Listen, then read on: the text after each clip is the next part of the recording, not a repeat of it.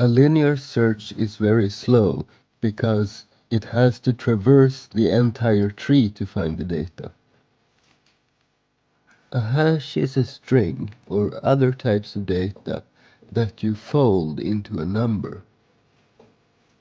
A hash table is a two-dimensional array pointing towards specific memory addresses of different points in the tree, and we use our hash number to index into that array.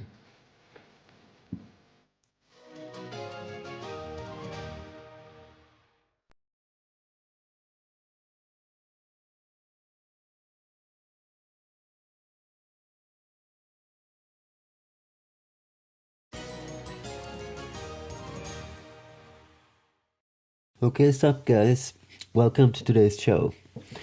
Today we are gonna talk a little bit about databases. So what I wanna do is I wanna create my own database. So what are we gonna talk about today? We're gonna talk about the actual design of these data structures. So when you design a database, you need to decide how to store the data inside of the memory. I'm not talking about disk space right now.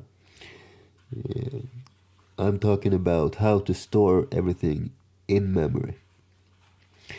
So we have a couple of options, and I have decided on using something called a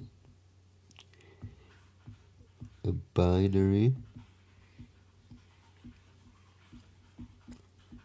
tree, or rather it's my own interpretation or my own design of which is based on a binary tree.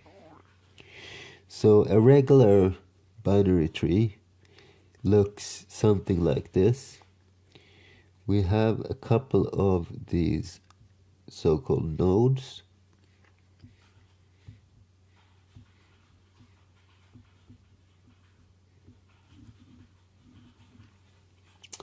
And then we have, let's say we have another node right here. And then we have a couple of leaves. So it's just like nodes and leaves on a tree. And each of these nodes and leaves have different kinds of connectors. So as you see, the nodes, they have two connectors downstream, which means that every one of these nodes can connect to two different data structures downwards. So this node connects to this and downwards to two of these leaves, while this node connects to another node. So it's one additional level. And then we can have, that's not right. And then we can have a leaf right here, and perhaps two leaves connecting to this one. So what are the difference between leaves and nodes? Well, these nodes are the hubs or connectors. They basically make up the structure of the tree, while they don't contain any actual value, no actual data. These leaves, however, they each contain one single element. And these elements could be like one int or one char, but it can also be one structure and perhaps a char pointer with a string inside, and that is what I intend to do. This is the standard way of doing a binary tree, but I'm gonna modify it a little bit.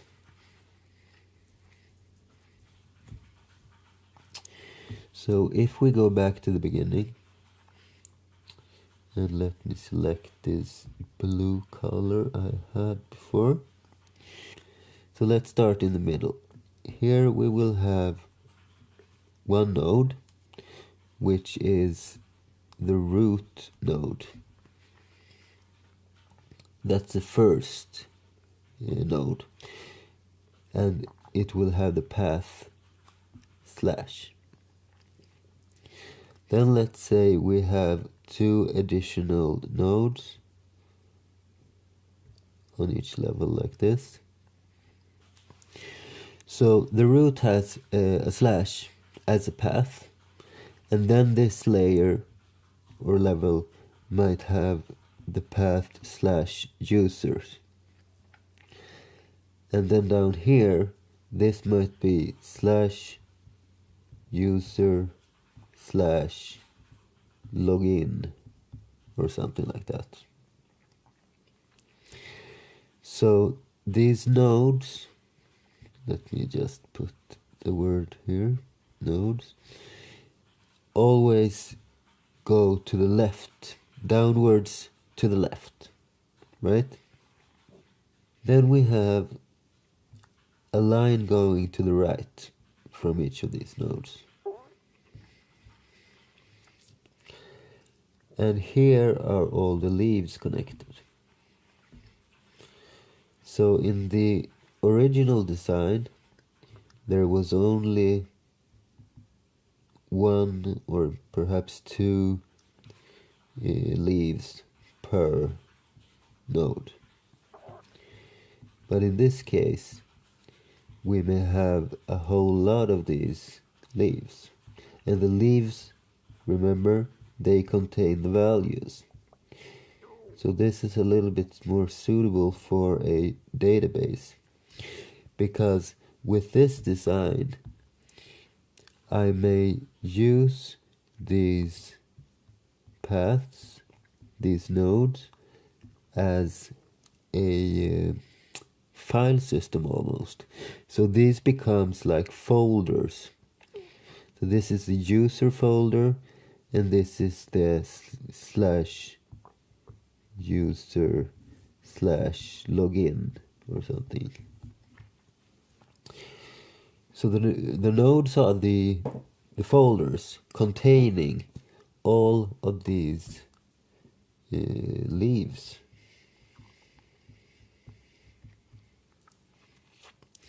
But how do we define a data structure of this kind in the C language? Well, as you might have guessed, we either store, at each level, we either store 1 out of 2 data structures, either a leaf or a node.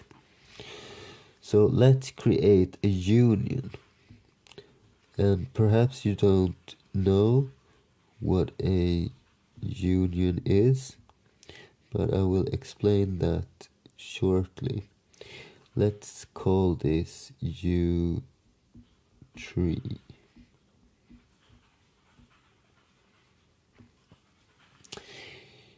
And what does this union contain? Well, as I mentioned, 1 out of 2 things. Either it's a node, and that's a struct s node, let's call it n, or it's a struct s leaf l.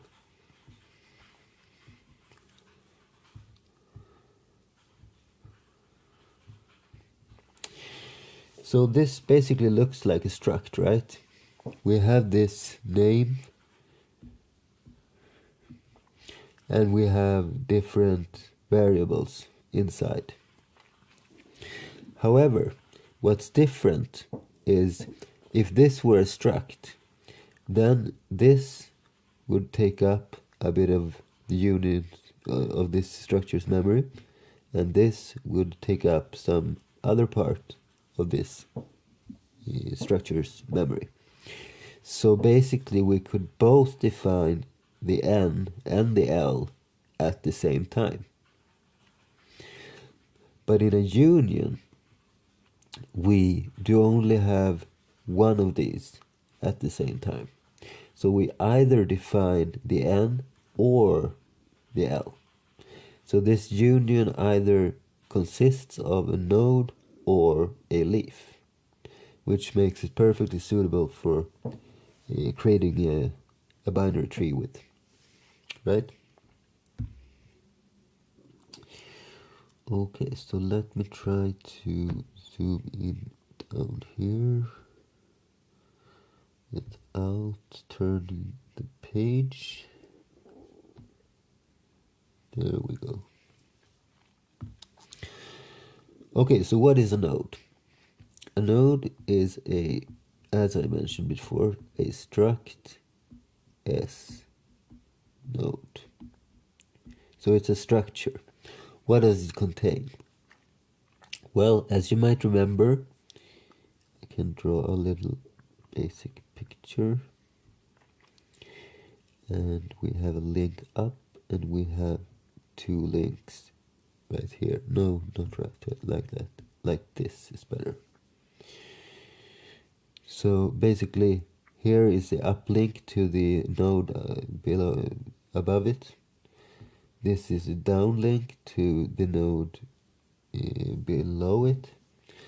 And this is the arm to the right, where we connect all the leaves. So how do we define that? Well, if we begin with this upper one, let's just do struct, and we know it's a node because it connects to another node.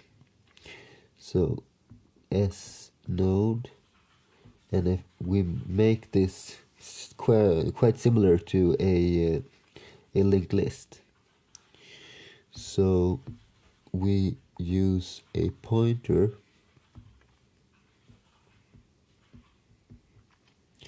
and let's call it up.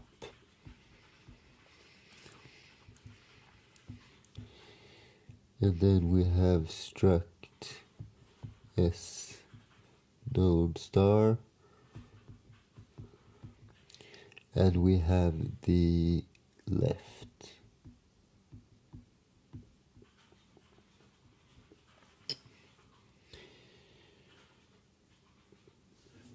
And finally, we have a struct S leaf and a pointer to the right.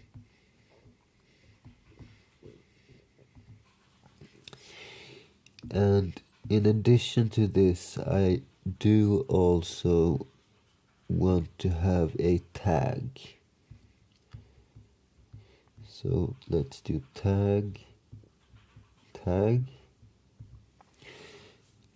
and that's just so we can define what kind of structure this is. So we can differentiate on the data level between a leaf and a node. I'm not 100% sure that it will be necessary to use this, but let's add it now and remove it in case we choose not to use it. But we do also need a couple of other things. So if I scroll a little bit here, let's say we continue this structure I want to have something like a path, so we can give this a path like /users or similar, like we did in the example. So let's just do this as I'm calling it char now. I will probably call it int8 later on, but let's do char and what should we call it? Folder perhaps, or just path.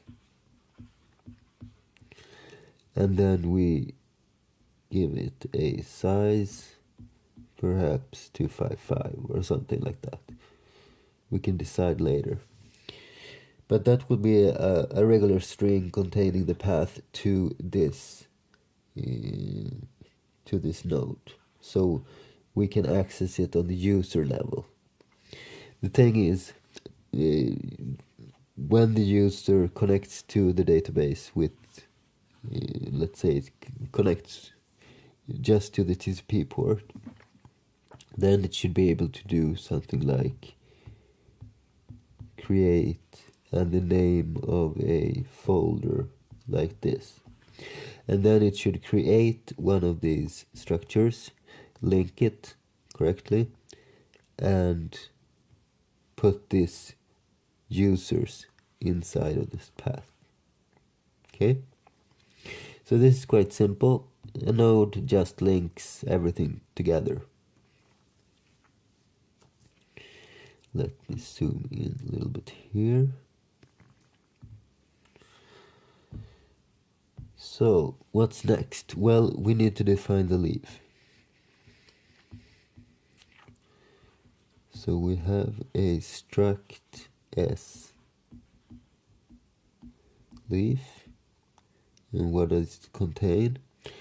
Well, we do have a link to the left. Right.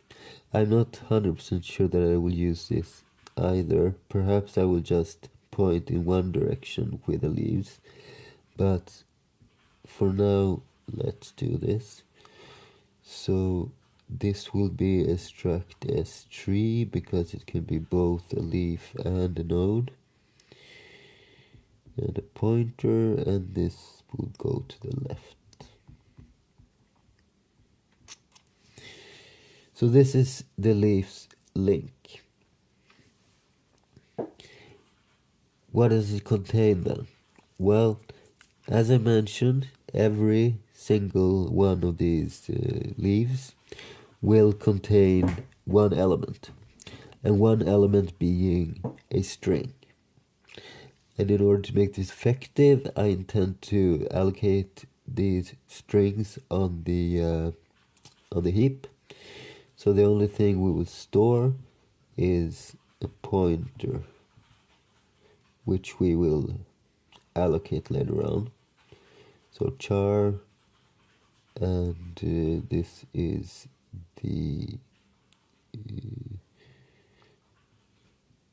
well, let's do like this instead.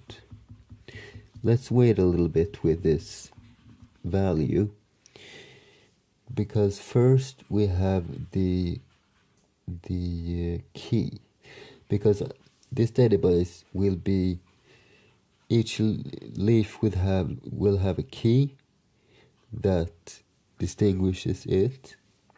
So char key, and this will be a string like this.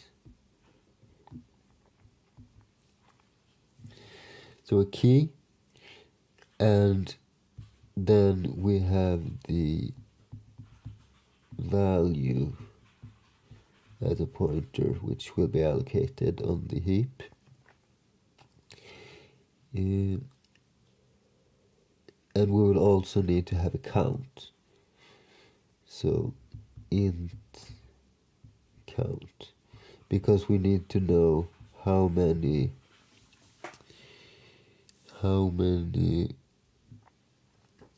characters this value will be. The key will be a standard null terminated string allocated like this, but the value should be able to be both bigger and smaller than 255 dynamically. So we'll allocate it on a heap. And then we have the count, and just like before, we will also have a tag.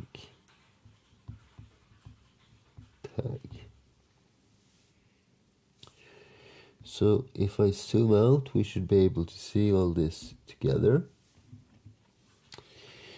We have a union of nodes and leaves, which we call a tree. We have this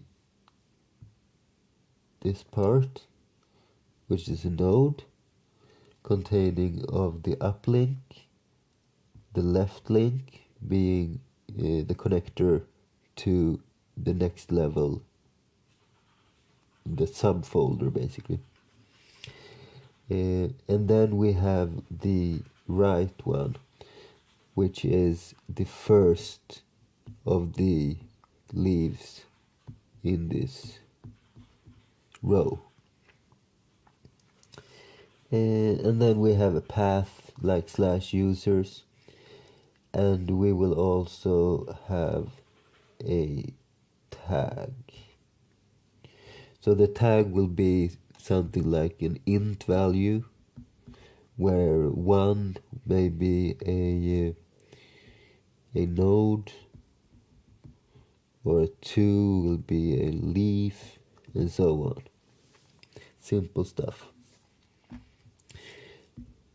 And finally we have this leaf, which contains the left connector, perhaps. It contains a key, and it contains a pointer to a value and a count of the bytes, as well as a tag. And using these two structures, or three, perhaps we can call them, we will be able to create this tree-like structure. Let me go back to this pen, where we have the nodes, one for each level, and we have all of these leaves connecting with an arm like this.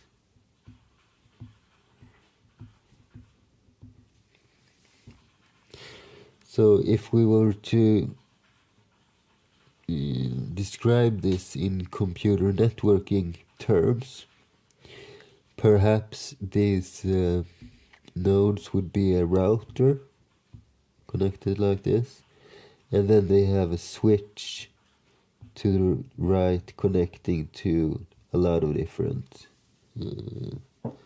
end user computers or something like that. So this is my take on a kind of binary tree with a little bit added to those. So in the next video, what we'll do is we will begin coding on this data structure. We will have a methods for searching effectively, and we will create all different types of nodes and leaves and stuff like that. Storing values, finding those values fast, and we will also be coding the actual networking database program. And this is basically all for today. If you like this video and this kind of content, you will be very interested, I think, in this series, at least when we start coding, right? Which is the next episode in a couple of days or so. So thanks for watching, thanks for liking, thanks for subscribing, and I'll see you real soon. Thanks for watching, and thanks for today.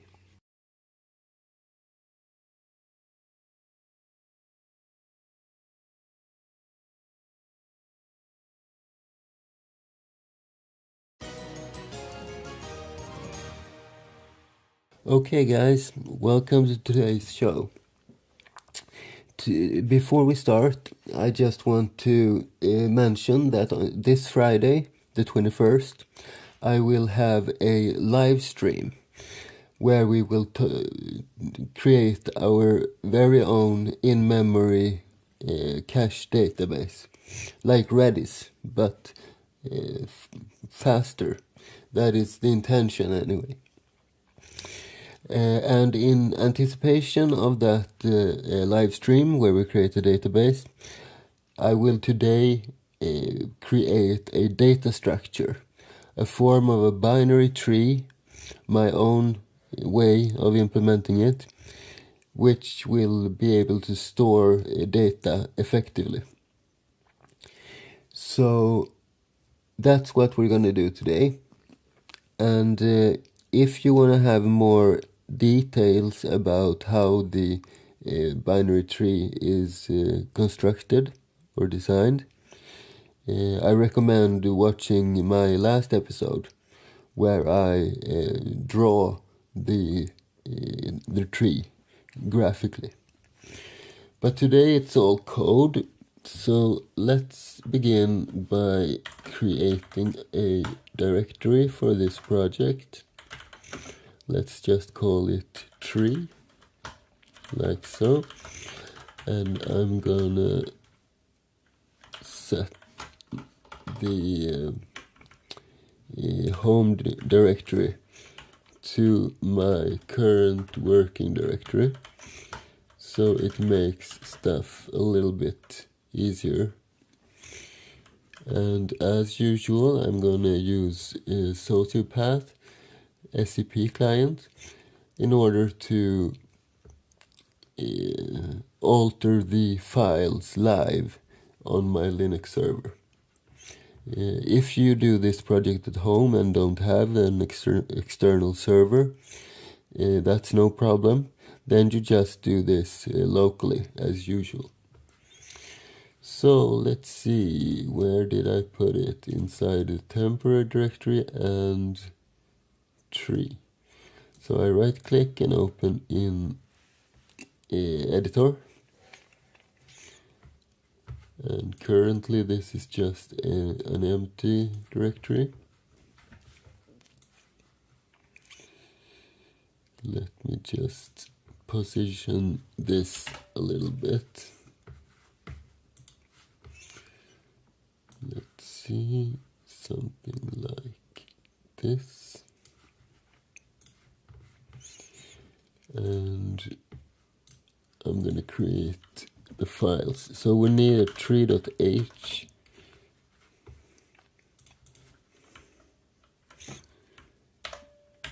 in order to keep all our definitions and stuff.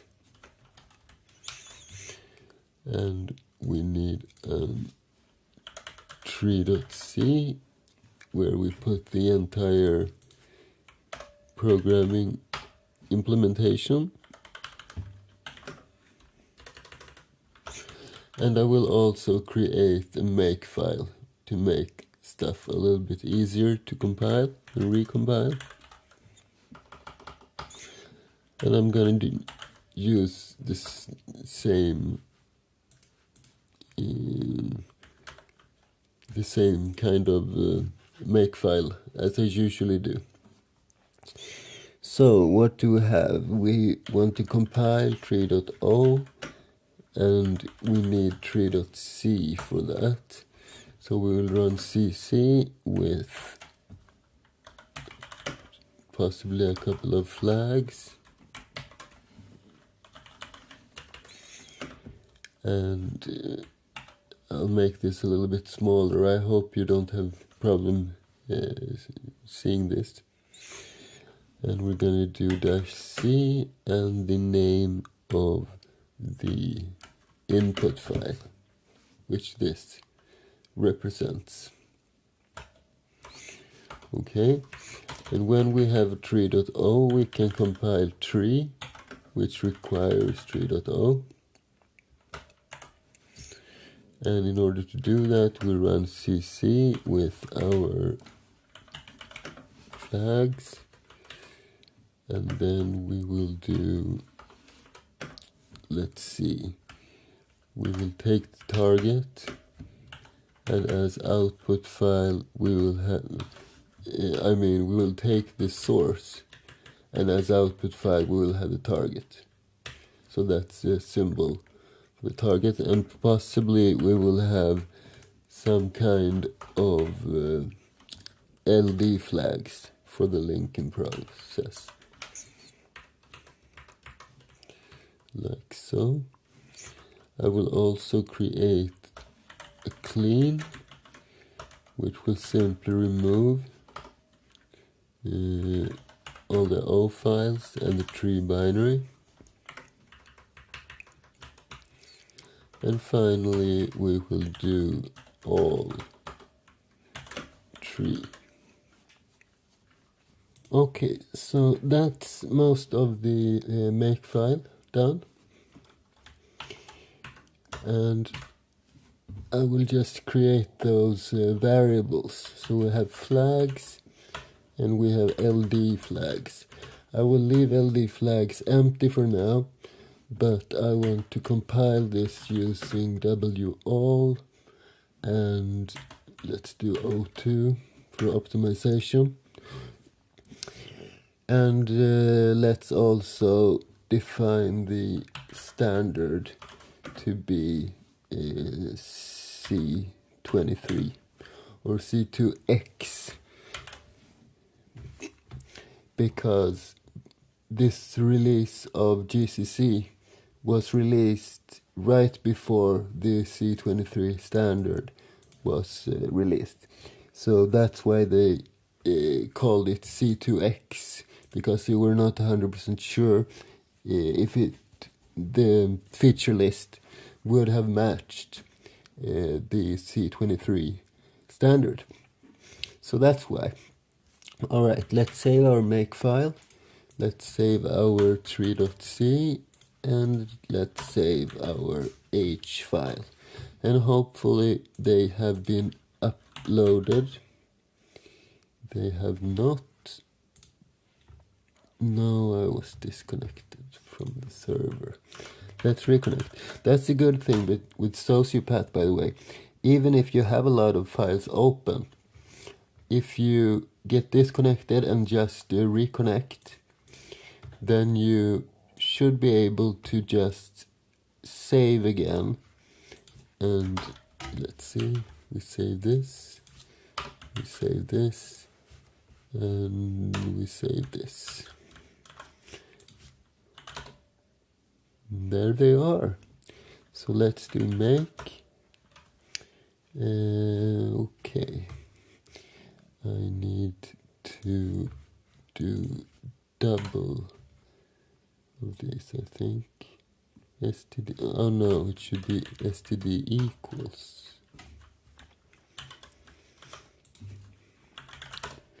There we go. So the only error now is that the file is empty. So let's remedy that. I will simply create an empty main, and let's do hello world, like so. We return 0, and we include std, no, not here.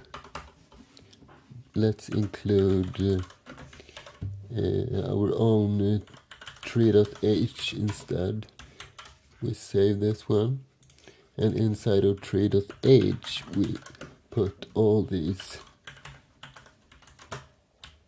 regular header includes. Okay, and if we just do make,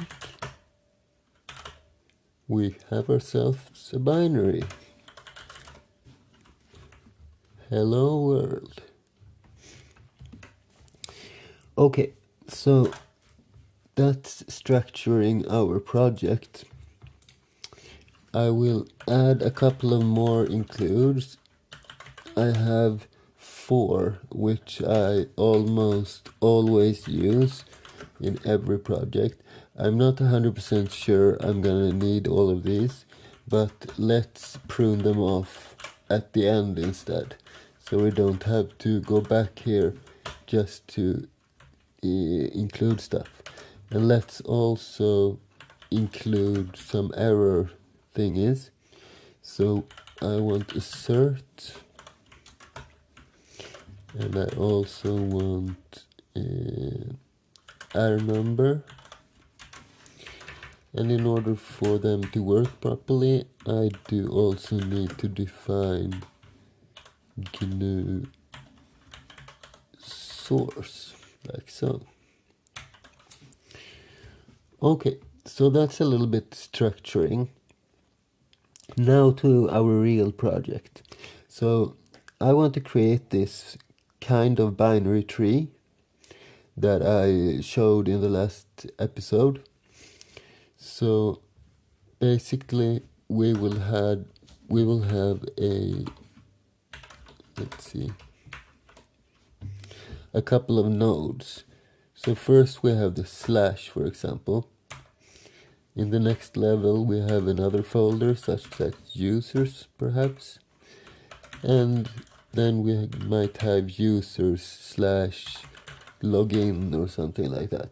And this grows like nodes in a tree. So we can have basically how many of these as we want.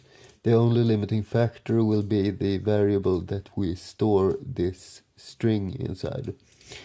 When I experimented a little bit on my own, I created a system that only saves this part, so not the slashes. And in this level we only save users, and in this level we save users and login. But I don't think I'm gonna do it that way this time, because what I want to create is a very fast structure based on CPU speed. I don't care if we waste a little memory, as long as it's not extremely inefficient. So if we keep copies of the whole string on each level, it might add a couple of kilobytes at most, and it will make our parsing a lot of easier. So I'll do that. And each of these folders, or nodes as I call them, can contain one or more values. So we might have, for instance, let's say we have users Jonas, we have users Jim, and so on. And those are the leaves. So this will contain a value, for example, and Jim will contain a value. And these needs to be unique in the folder, but we can have a Jonas inside of login as well if we like. So this creates linked lists from these nodes. So basically it's a couple of linked lists, one per folder, each including the value. And then we have the binary tree consisting of this folder structure.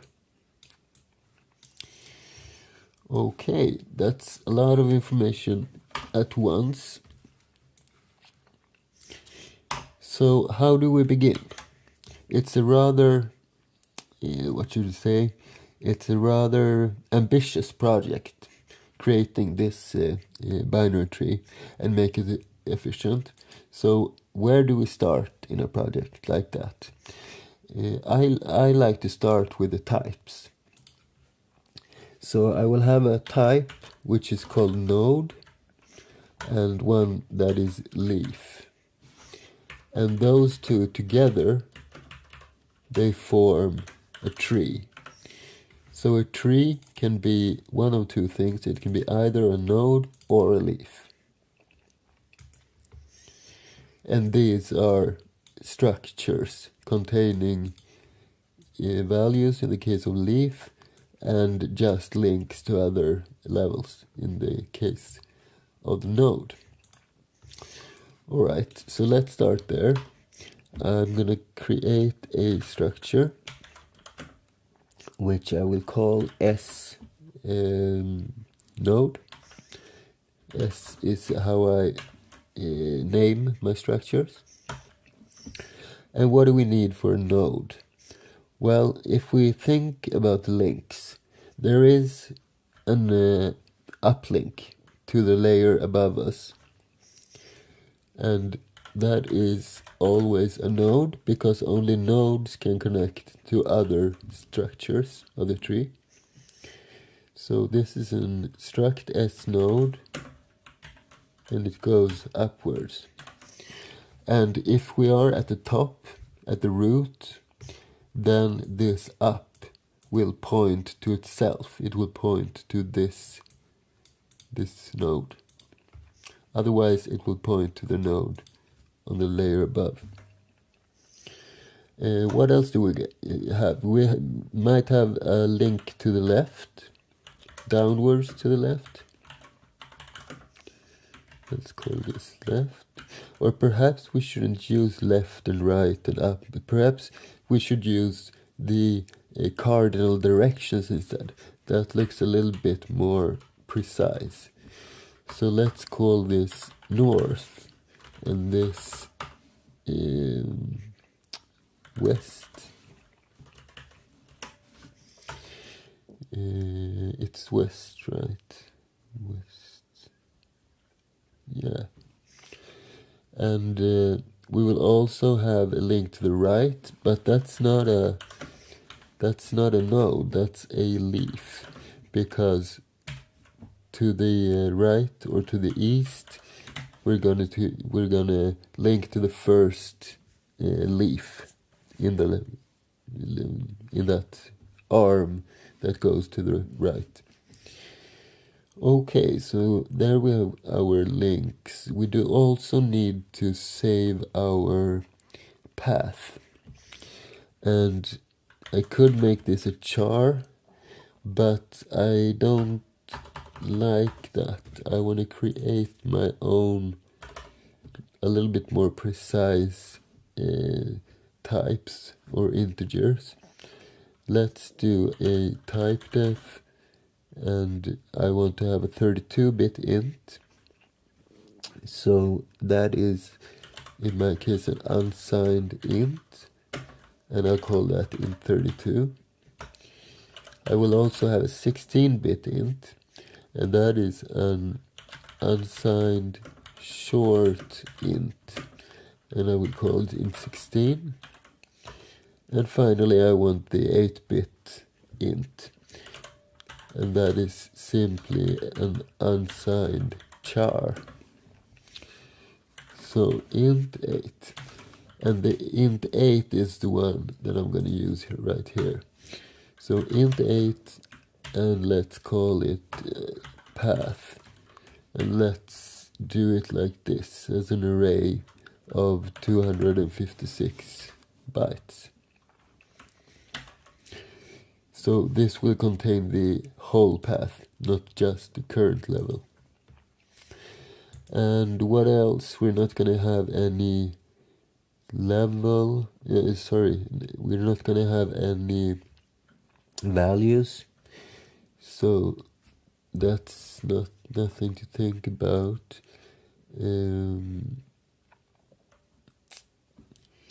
Perhaps we should do this as an U tree instead, because we don't know if,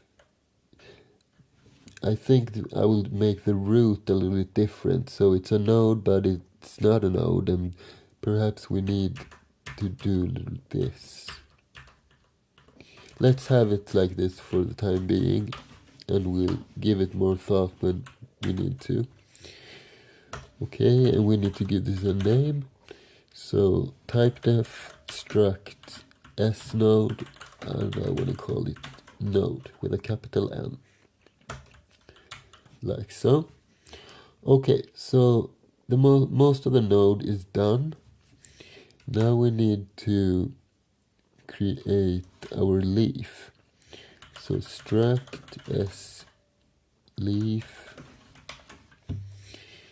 and what will a leaf contain? If we begin with the connections, it will have a northern connection, right? Or rather, it will have a western connection to the leaf on the left, or to the node if it's the first one. So I think I will go back here to, let's do an S node here, but here we will do a tree instead. So struct, no, not struct, it's a union, and I'm going to talk a little bit more about unions later on. So union U tree, and this will go to the west, and perhaps we will have a link to the right as well if there are more values. So it will be a struct s leaf, and it goes to the east. Okay, that's the two links. We will also have a path. So, and I don't think I'm gonna call this a path. No, let's call this a key, because it will be like a key in a regular object type data structure, which this kinda is. And let's say a key is 128 bytes. And we will also have a value, but the value I will not store inside of here. I will just do a pointer to the value. So we will allocate that separately and just point to that value, because the key can be rather small, right? But the value can be rather large. Perhaps we have a big JSON structure here inside of this or something. And it can also be a lot less than 128.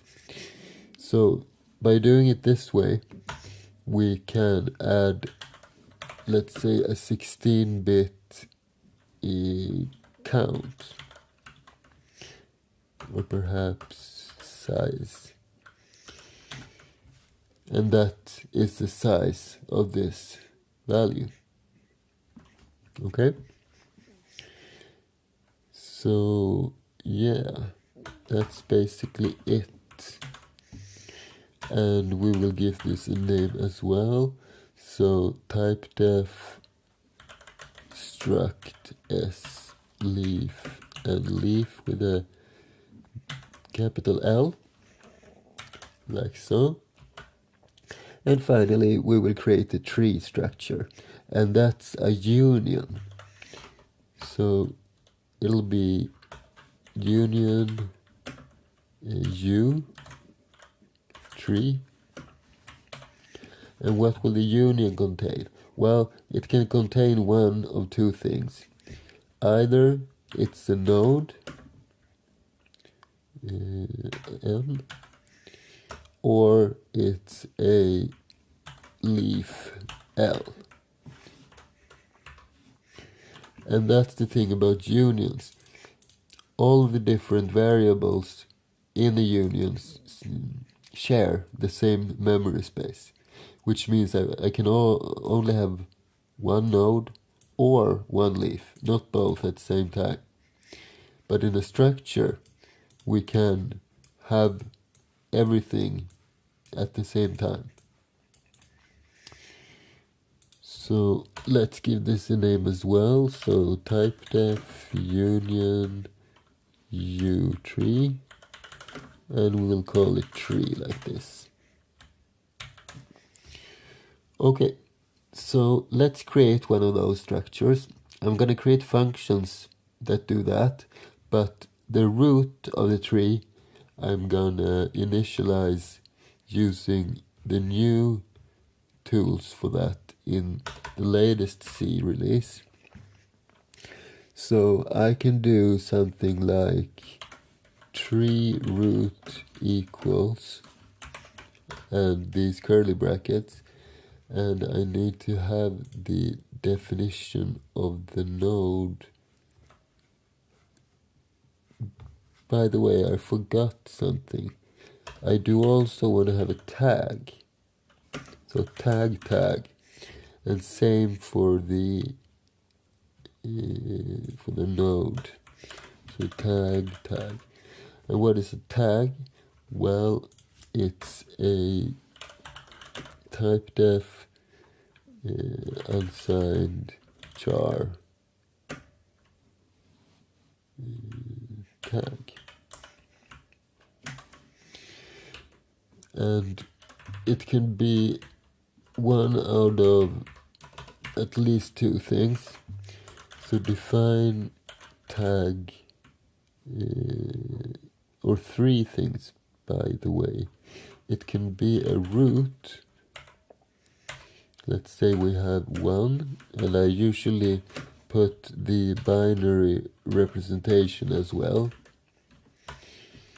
And we can have a node, a tag node, which will be 2, and that is 000010. And we can also have a tag leaf, which will be number 4, and that's 0100. And if you look at this 1, it goes to the left every time, which makes it possible to have one of these or several of these in the same variable. So this is how we is able to, if we look for a tree, for example, then we have the possibility of looking at this tag to figure out at runtime what kind of structure this is. Okay? And let's copy this into a comment so I can, or maybe we can, no, let's copy it into the comment. I think the screen is a little bit too small for split screens and stuff. Okay.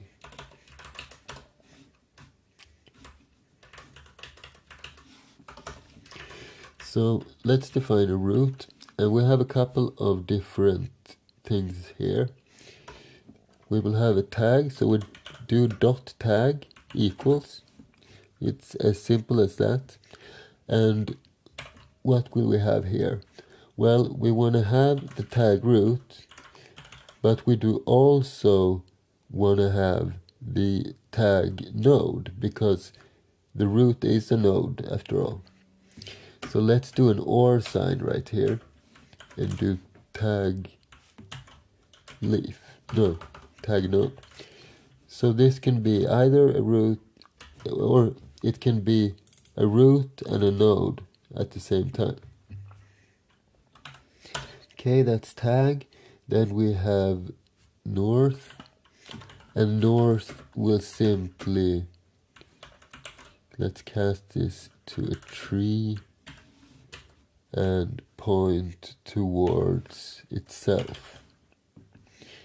So we know if it points to itself, then we know it's the root.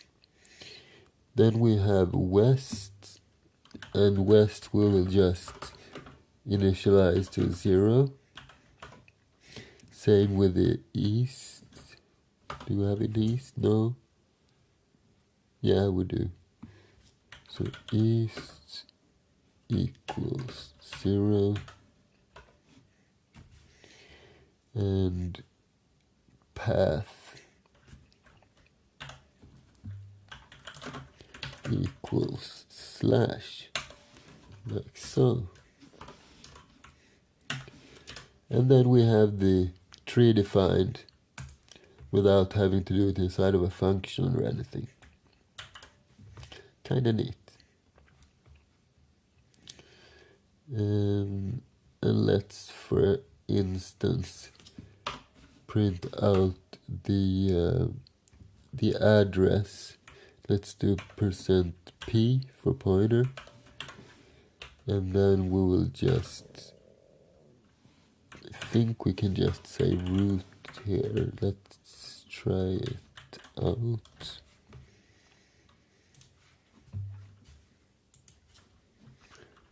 And let's change one thing in the make file, by the way. So where were we? Right here. I want the standard make command to compile the tree, but first do a clean, like so. Let's see what it says. Okay, that's a couple of warnings. Probably one of these that creates the rest. Let's see. Type def union utree expected blah blah blah before union. Oh, I misspelled type def. So let's see. This should be in the .h. I want to have this in the on the right. Let's see, where is it? Okay, this shouldn't be here either. Type def, like so. And now probably most of the warnings will have disappeared. No?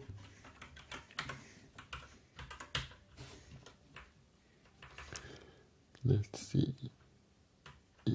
Tree has no member named tag. Ah, right.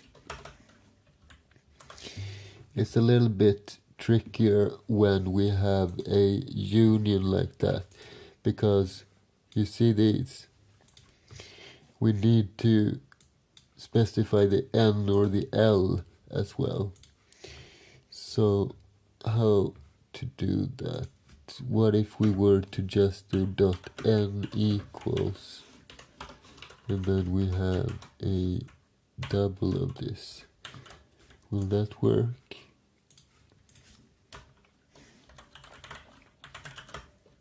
Okay, that's better. Initiation of struct as node from incompatible pointer type tree. Right, we should typecast it to tree. It is tree. We should typecast it to a node. So let's see. This far it has been very easy things to fix. Like so. And let's try it again. Okay, one thing left. Warning, format expects argument of type for star, but it's a tree. Okay, we need to typecast again. A lot of typecast in this project. And this will be it will be a void like this, I think.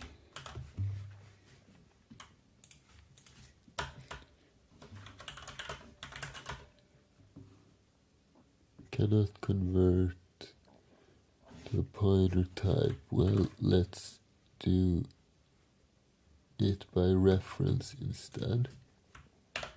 There we go.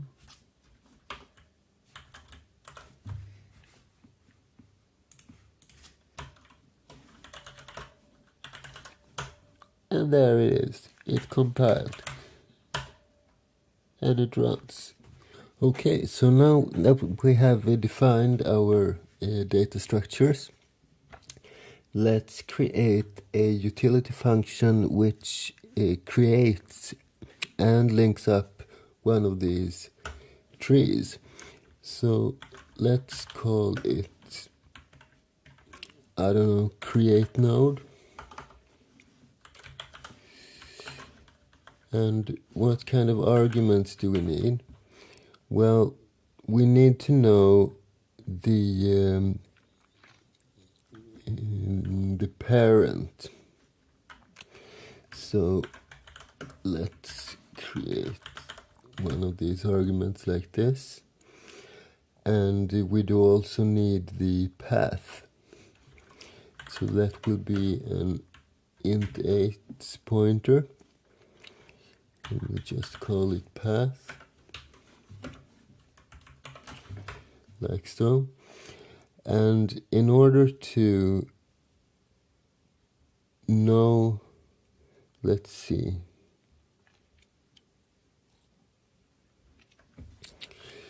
Well, we can do something like this. Assert that the parent is there, so it's not null. Let's create a pointer for the node. And let's see, we will need something with a size as well, I think.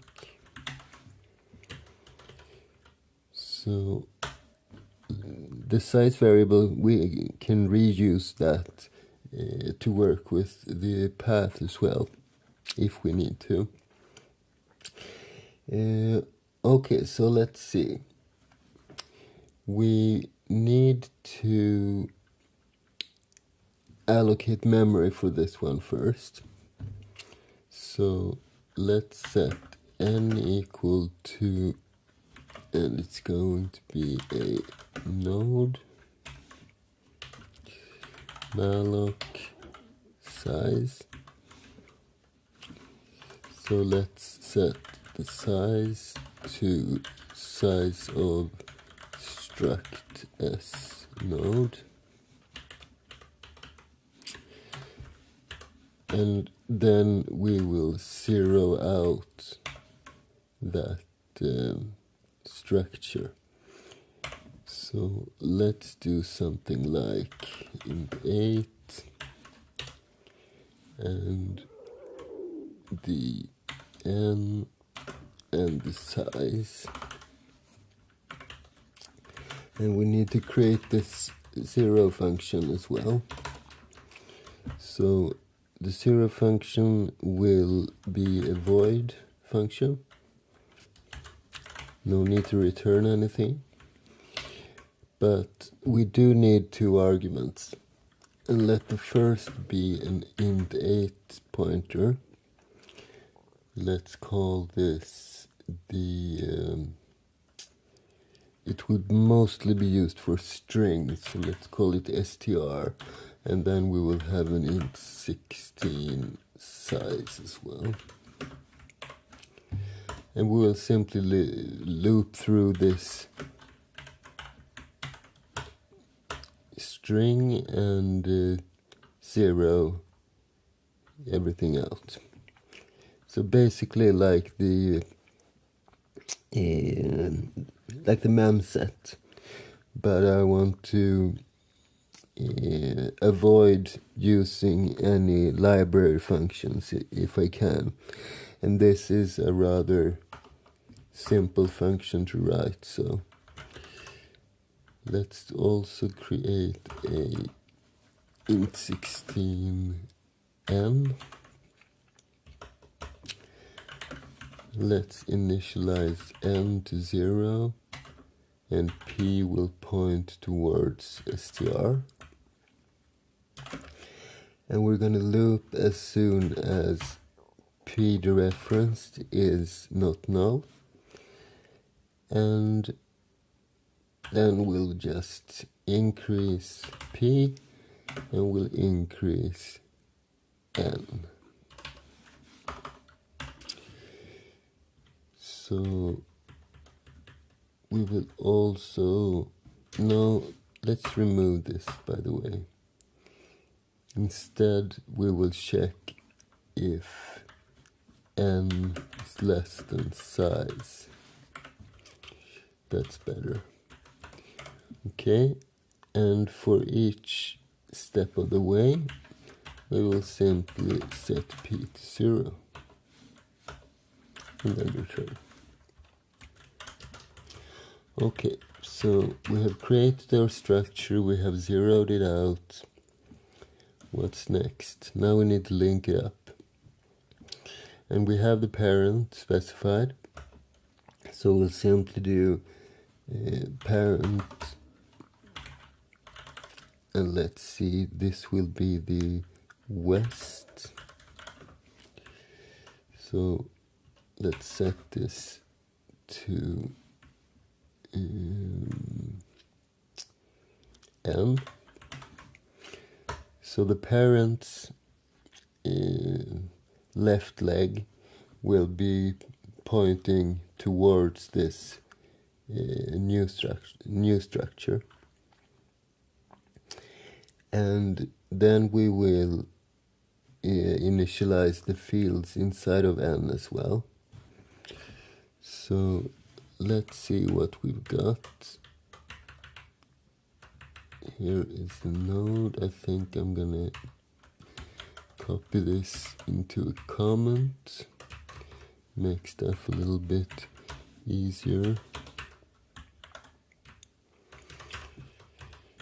So let's see, we'll set the tag to tag node, and we will set north to the parent. What else do we have? We have the east, which will be 0, and then we have the path. So let's do a simple string copy, and we will need to create cast this to char, and this will be n path. And what will we copy there?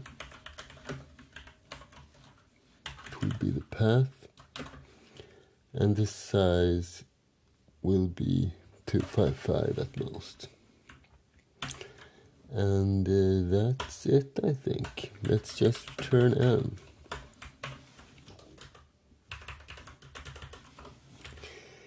So we have the tag, the uplink, the downlink, the link to the leaves, and the path. That's everything.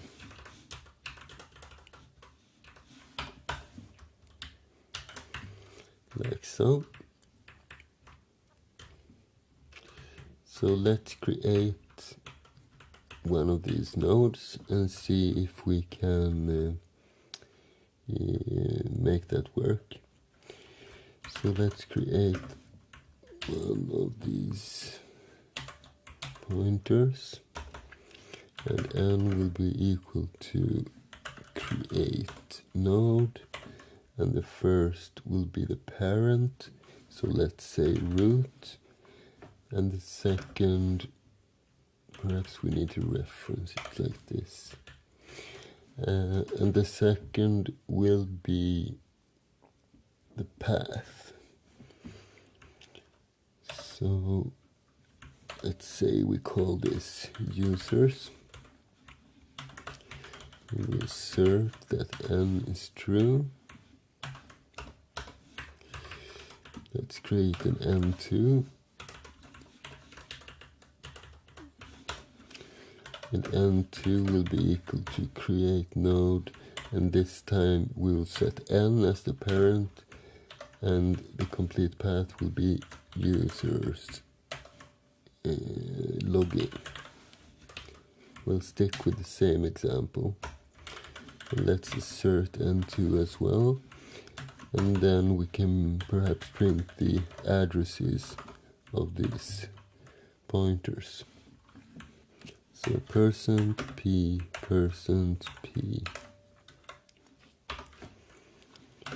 And the first is n, the second is n2. Like so. And then we will free n2, and we will free n, and return 0. Let me just check through this create node function if there is anything else we need to cast. So let's see, size of n equals malloc. This size perhaps need to be a regular int. 0 ought to be okay. And yeah, looks fine. I probably forgot about something, but let's go. Oh.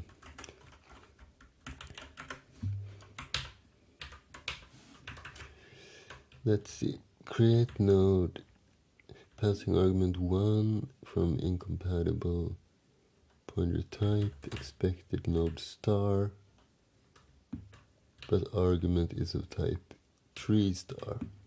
That's right. We need to cast the north link as a tree.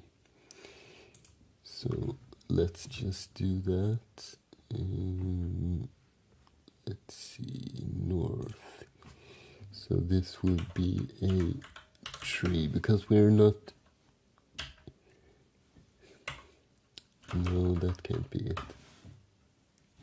Which one was it? Here we go. Create node. Okay. Expected node. Right. Alright. So it's this one. Let's cast this to a node because the root is also a node, and one error should be gone. Yes. Create node user. Okay, it defaults to a char string. So let's cast this to an int 8. This is the trouble when you are using your own variable types, but I think that it has a lot of positive effects as well. Besides, you become really good at casting after a while. Now it compiled. Let's see.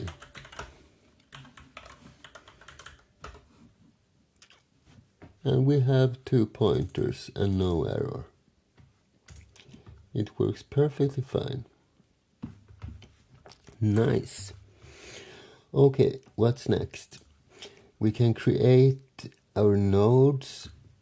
Perhaps we should create leaves then.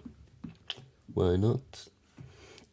So let's just create a leaf star. Create leaf, and what arguments do we need for this one?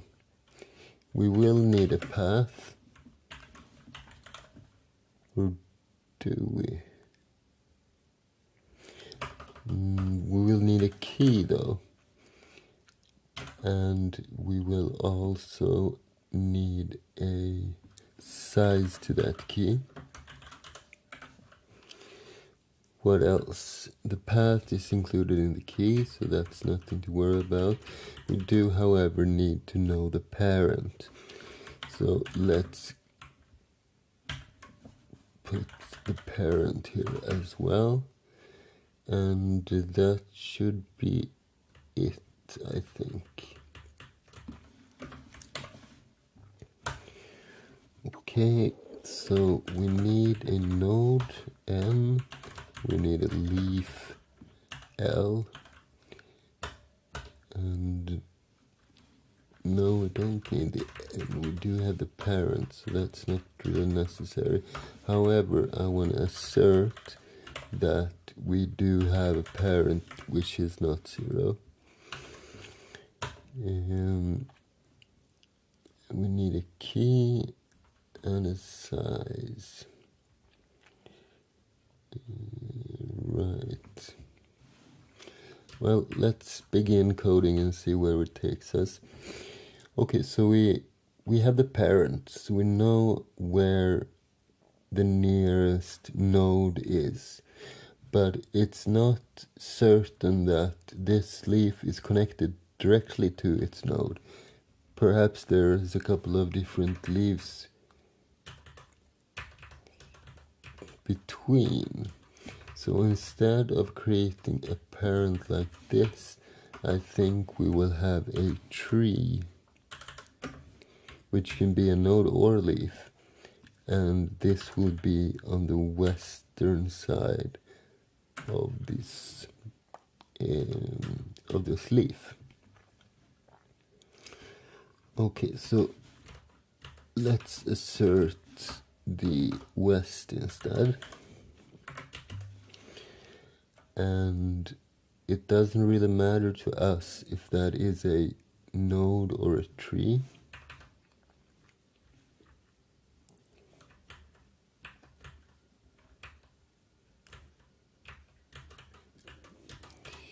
So let's create, I will create a variable for this. I'm not sure I'm going to need it, but what do we need to do? We need to be able to find the last leaf. That's a good solution, because it will look something like this. We will have a node, and then we'll have leaf 1, then we'll have leaf 2, leaf 3, and so on. So we need to find the last leaf in the chain, and if we don't find any leaf, we will connect it directly to the node. That's a good solution, I think. Okay, so let's create that utility function. So this will return a leaf, and let's call it, let's see, find last. And do we need to give anything? Well, we need to give a parent, or the nearest node.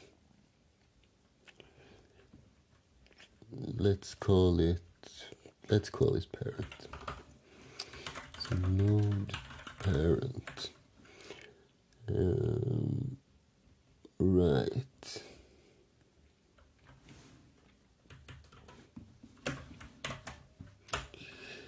So let's assert that we have a parent, and we need a leaf L, and we need a loop looking through this chain. Perhaps we should name this find last linear, because then we can optimize it later on and have like a find last something else, and then we can just alias that through a macro. So something like this: define find last x as find last linear x. And then we can simply change this one, and we don't need to change every function that calls that function. That's a good tip. Alright, so let's do a for loop. We point L towards the let's see, towards the east of the node. So the parent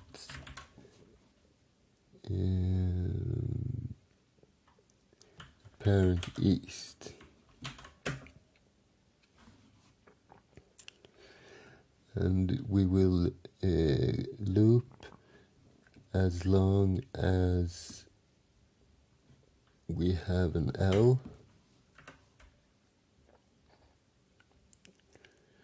So let's see, when L is 0, we stop. So it's better to loop as long as L have an east.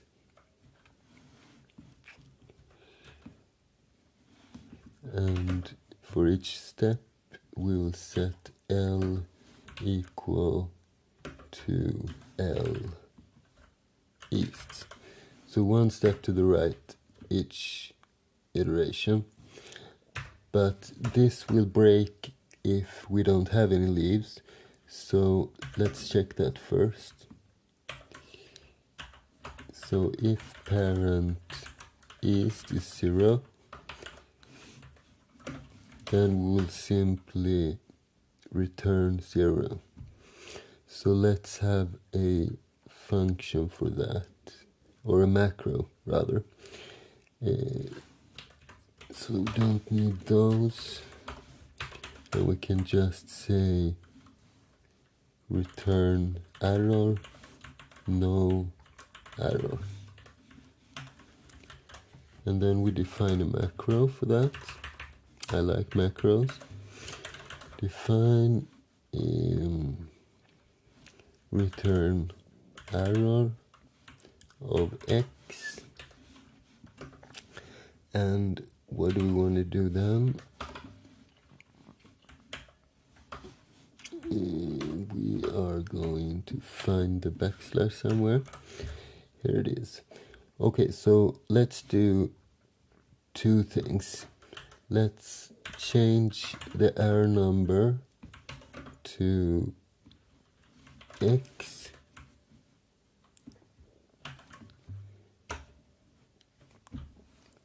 and then we will return,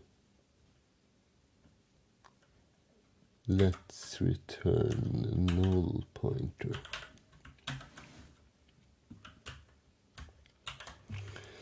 And what is a null pointer? Thinking, do we need to define that? That should be included in C23, but I'm not really sure that they did that properly, because that should be well, an object or a variable which always should be available.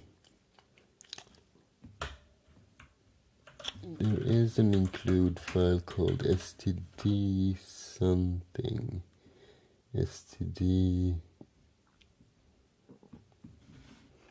let's see, so grep ri null pointer user include, and x86 something, there, basic file, type def, decal type, null pointer t, C++.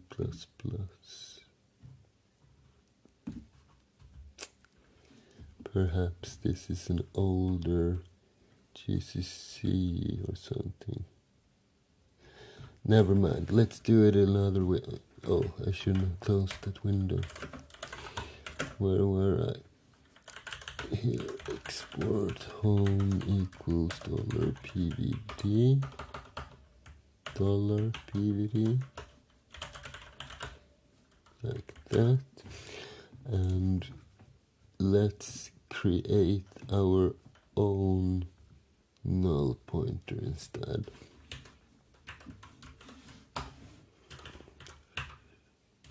So let's see.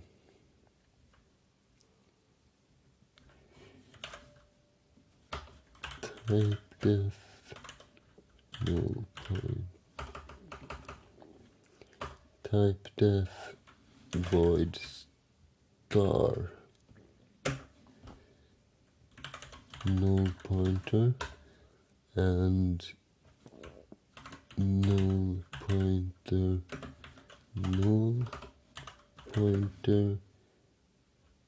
equals 0. That should do it, right? Right, return null pointer. Now we can simply do ret no error. Let's also set this to 0 at the beginning in case some library call alters it. Let's do the same here. Our number equals no error.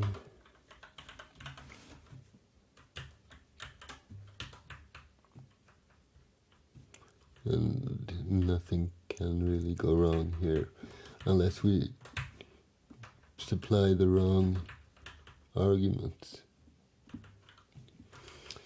Okay, where were we? Find last linear. We want to find the last in the chain. So for each step we don't really need to do anything. As soon as there's nothing to the east, we will break out of this loop, and then L will simply be equal to the last one. We can, however, assert, no we can, yes we can really do that. Let's assert that L is not 0, and then we will simply return L. Okay, so now we have a utility function that will find the last node. So let's set L equal to find last. And what do we need for it? We need the parent. So how do we find the parent? We do not have that. Tree to the west. That could be a leaf as well,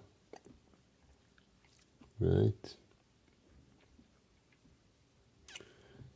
Perhaps we should do something like node parent, or possibly grandparent. Okay, so we have the parent, the nearest node, and that's all we need, right? Yeah.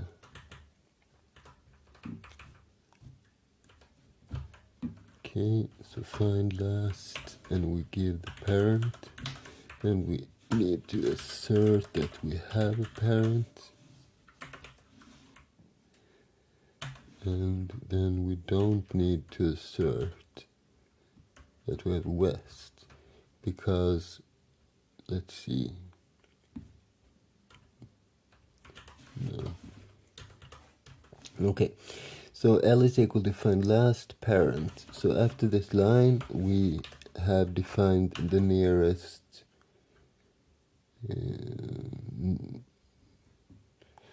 no, this is the last leaf. Right. So if this returns 0, then we know we are directly connected to the right. Let's just do this for now. Directly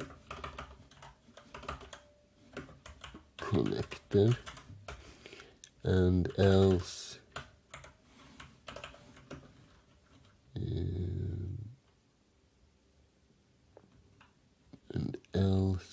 L is a leaf. Alright. So before we do these checks, let's create this leaf. So we need another of these variables. Let's call this new, or new perhaps with an L.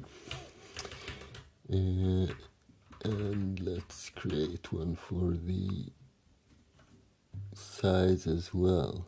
But we have a size variable already. Let's call this count instead. That's more accurate. And this will be a size. And size will be equal to the size of a leaf, struct s leaf, and new will be equal to a leaf casted malloc of size.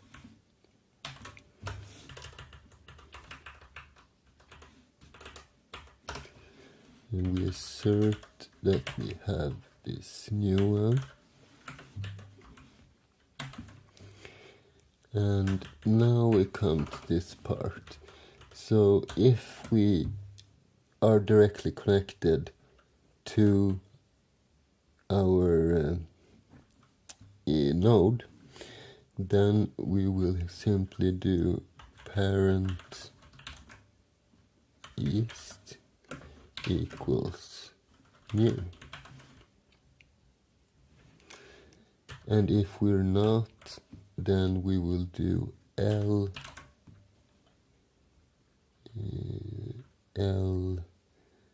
let's see, no, this is to the right, so the east, yeah, that's right, by the way. So L east equals new, like so. And now we will simply initialize the fields of the leaf.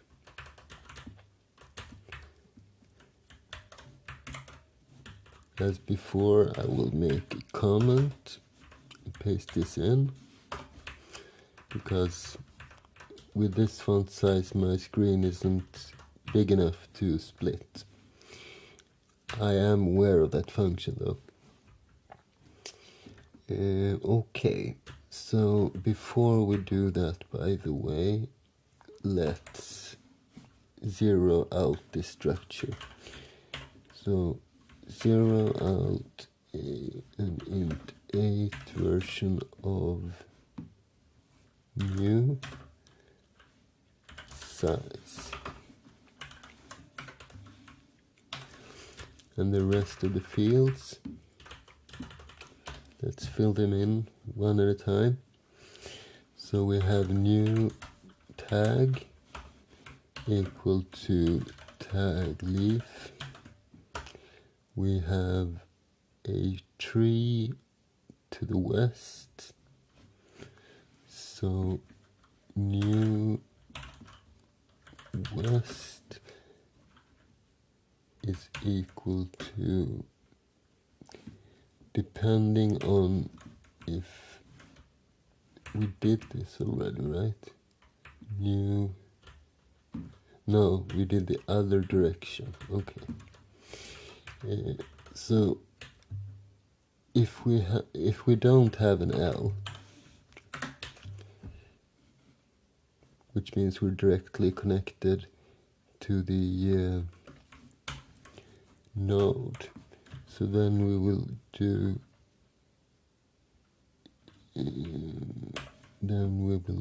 something like this. It will be a node of the parent.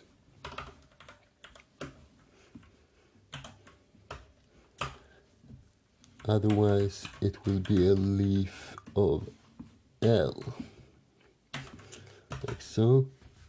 And this is a ternary, kind of an if statement. Okay, what's next? New, and we have done tag west east.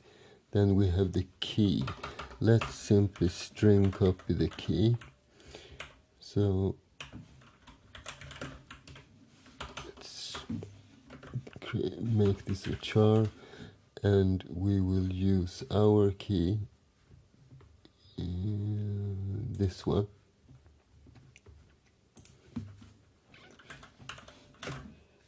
and we will copy to the key we copy our key. And how big is it? Let's do 127, so we have a little extra space, like so. And then we come to this part. So we will also have a value. So int 8 value.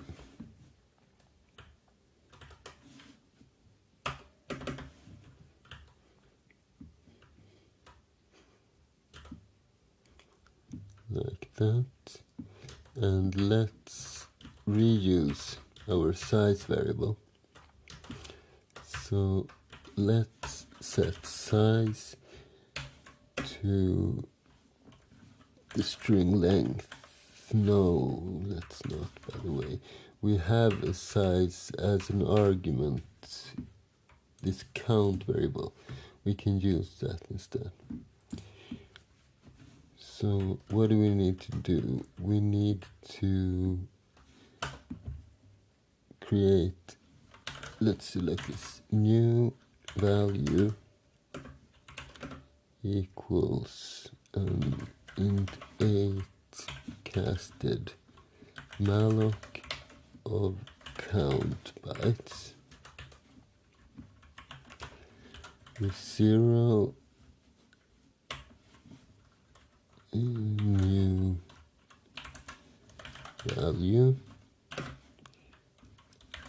count times, and then we will, let's see, we will simply string copy cast to char, and it should go to new value. Perhaps we should assert that new value was able to allocate those bytes. So new.value, and the source is also char casted, and it's named value, and how big that will be count. Okay, so what do we have? We have the tag, we have the west, we have the east, key, value, size is left. So new size equals count. Return L. And it is linked up and ready.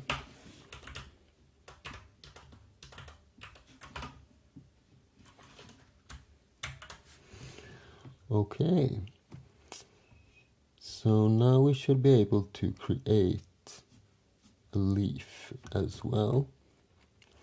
Let's see if we can do that. Before that, let's just see if it compiles. Probably have a couple of errors.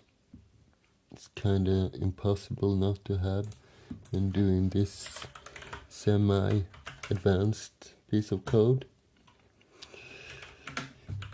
But it should be fast enough to resolve.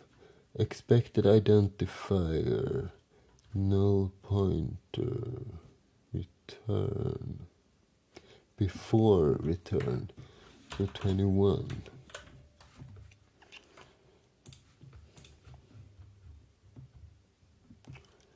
This is here. Let's remove this comment.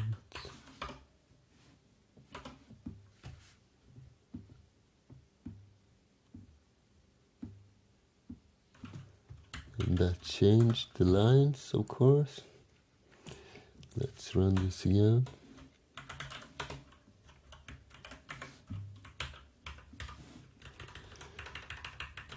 It's still on line 21. 3, okay, in the H file. Do I have a yeah, I do. Okay, line 21. Right, when we define a macro, we should end all the lines but the last one with this, and we should not have a semicolon. Alright. I hope the rest of the errors is as easy.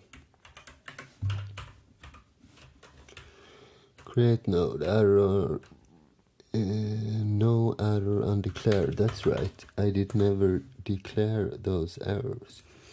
And as of now, we do only have one.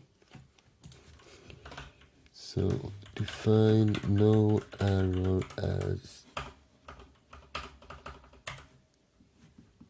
0, like so. And size 16, that's not right. 59. 59 in the other file. 59. Right. This should be a int 16, of course.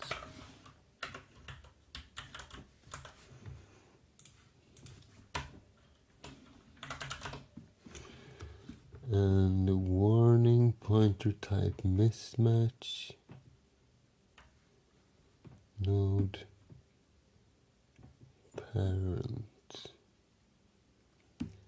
Pointer type mismatch in conditional expression. Cast a pointer from integer. Okay, that's another error. Let's see where we had this. Okay, newest equals node parent, and parent is node. Yeah, we should probably, let's see, where were we? Here. We should do the other way around. This should be tree, and this as well.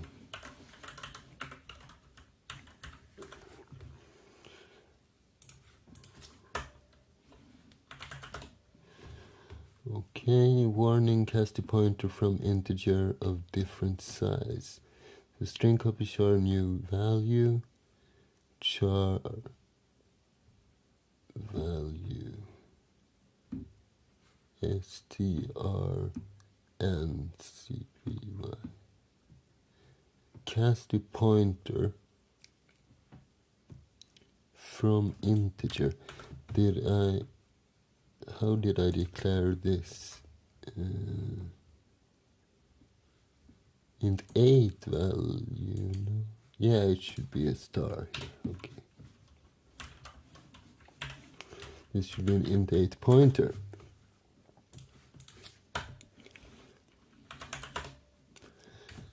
And new size equals count L value required as left operand of the assignment.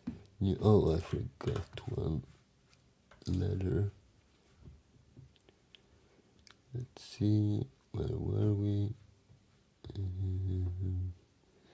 Find last linear, create leaf, and new arrow size.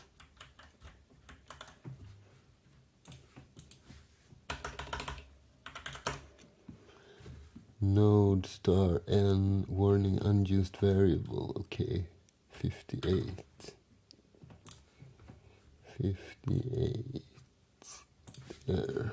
Let's remove that one. And now it should compile. There we go. Great.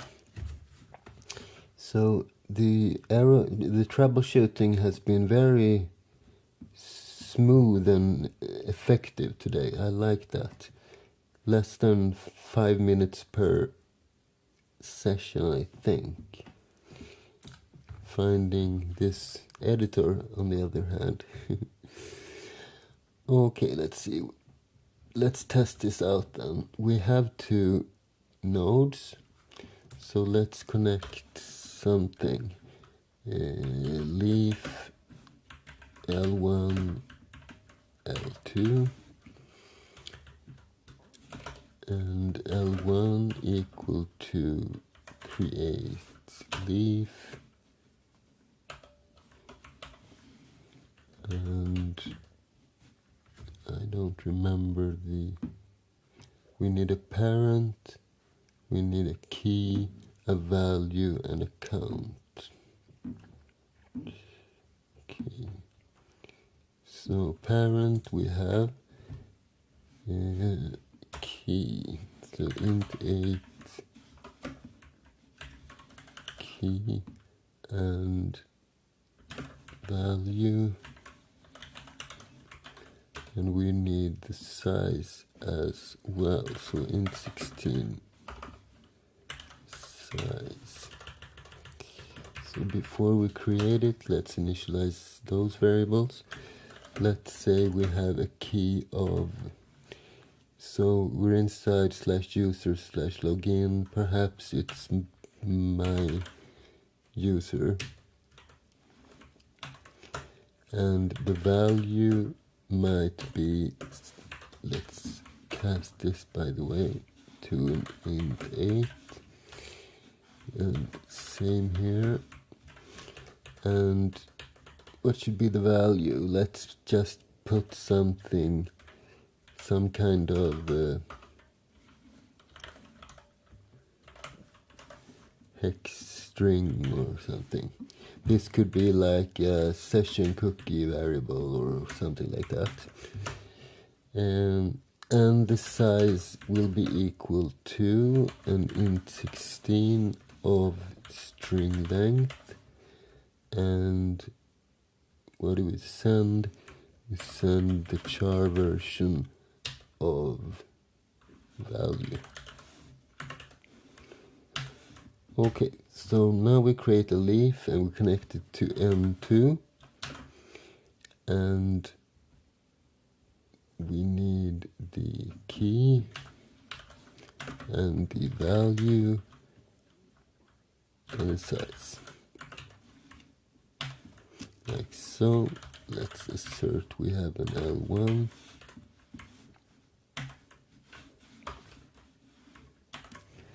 And if we do, let's print something from that L1. For example, let's just print its value. So L1 value.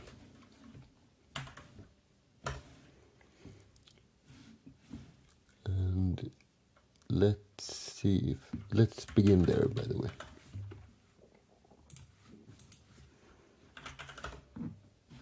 What did it say?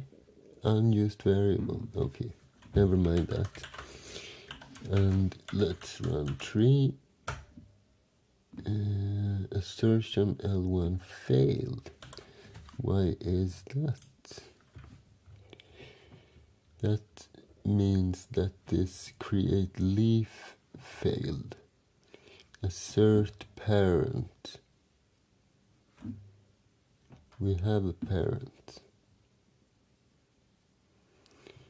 Find last. New equals assert new.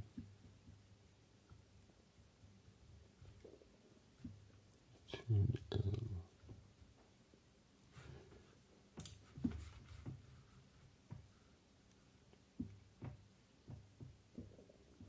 103, that's probably down in the main. Assert L1. We should have an L1. If we didn't have an L1, this function's assertions would fail, right? What are we returning? Return the L. And what is the L? Ah, right, we should not return the L, we should return the new. Of course. This is why these assertions are so necessary. Okay, this time it went through, and as you can see, we printed out the value inside of the leaf.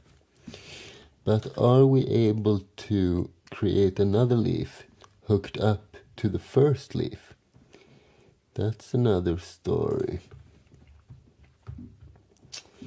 So how do we do that? Let's reuse some variables. I will create another key. Let's call this John. And we will have a value, which simply will be another string, like so. And the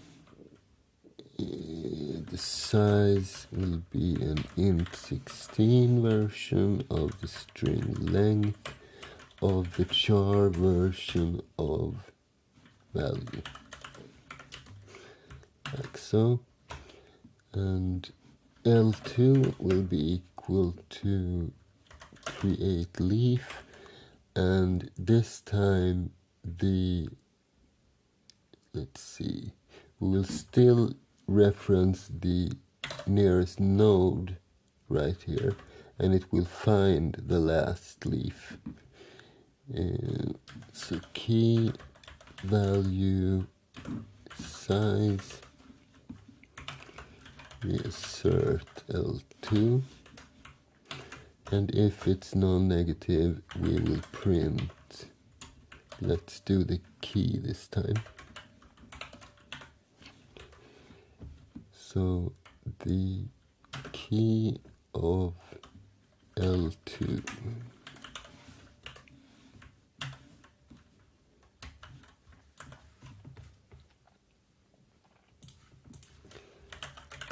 Let's compile. What does it say? Warning, pointer, target, and assignment.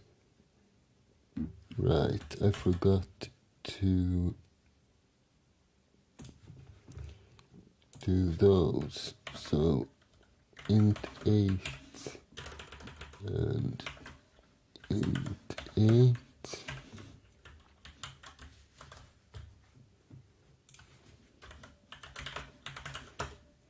There we go. And let's see. We get John, we get this, and no error. So everything we have coded today has worked very fine. This is as long as we can go on in this episode. It's probably a lot more than an hour anyway. If you like this episode, there will be more in this series, and I hope you can like and subscribe to the channel. And on Friday I will have a live stream where I code the networking part of the main database program in C. So if you like this one, you will like the live stream even more. I see you Friday. Thanks for watching and thanks for today.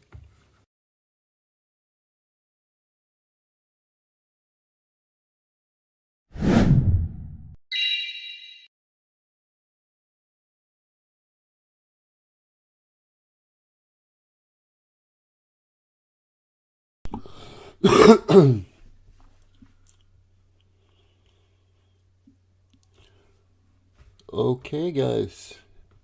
Do you hear me okay?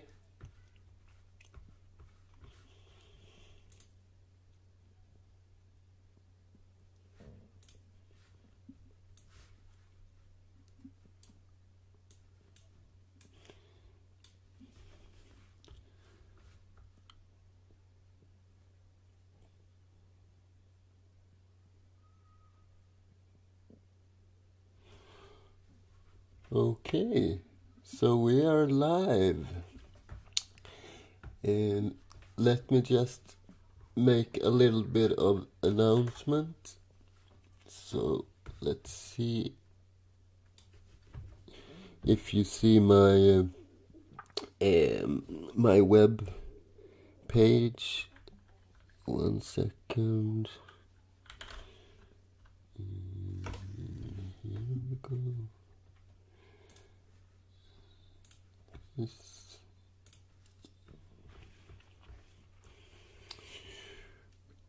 Alright, so I'm just gonna type something like we are live.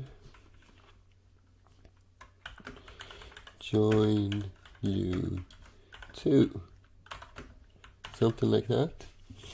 And then I should be able to click this one and that and so.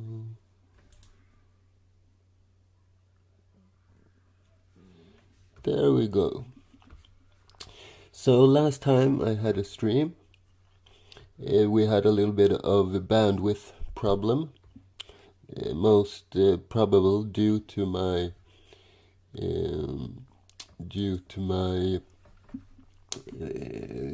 Wi-Fi connection. So this time I have connected through cable and I hope that everything is all right. And according to my indicators, the quality should be good. What do you say in the chat? Is the sound okay, quality-wise?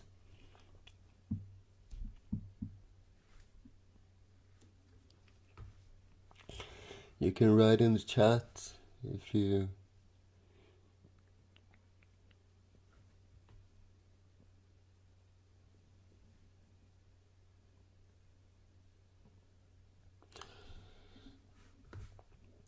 Okay, good. Hello, Noel, and hello, Robert. Hi, Arnob and Angel, and Through Float. Hello, hello. Who else do we have in here?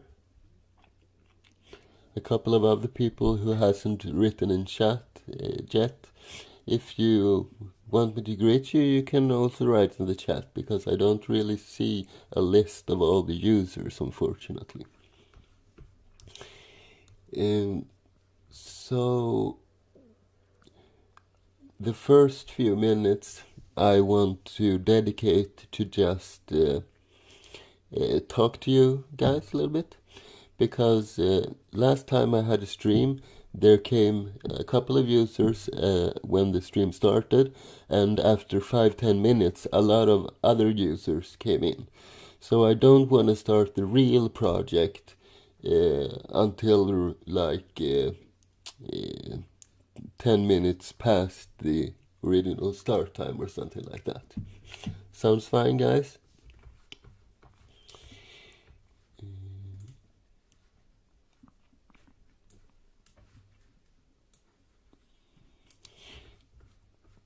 Hello, Nob. How are you?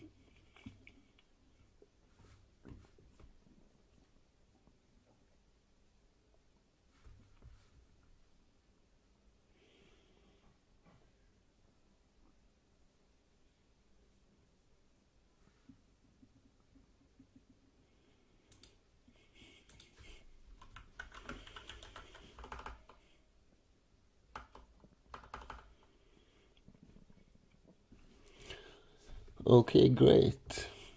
Very good. And as you all guys know by now, Angel is my trusted moderator, and he will keep external spammers away. And a little later, because I'm thinking that we are gonna have like a schedule, something like this. So at 90, let's do 00. So 00, that's the time when the stream started. So it's 1900 in my country, Sweden, but it might be quite different for you guys. So let's say that 0000 is when the stream starts. And I'm thinking the entire stream will be perhaps 3 hours, something like that. And I understand if you don't can dedicate 3 hours, but I hope you can, and you can always watch the recording, which I will release in a couple of days. But I really enjoy you guys being here live with me.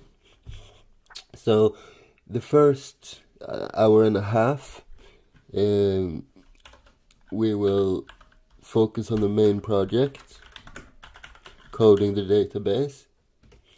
Then in the middle of the stream, so approximately 01:20 or something like that, after 1 hour and 20 minutes, we will have a 20-minute break.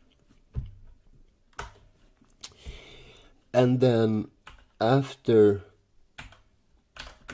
the break, we will dedicate 10 minutes or so at some other stuff, or maybe I should say other announcements. And then from this to something like 0300, we finished the project.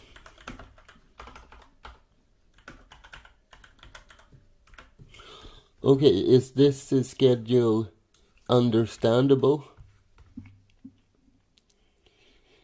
The time at my place, it's 7 in the evening, so 1900.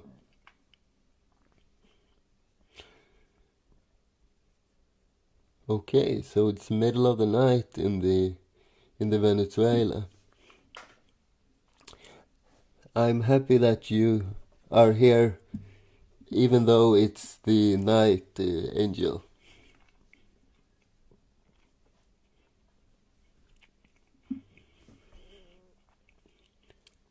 And you're from India, Arnav. India is my biggest audience, actually. When I look at the statistics for my regular episodes, almost 20% or something like that is from India. I really like India. It's a beautiful country, and Venezuela as well. I haven't been, but I will go someday.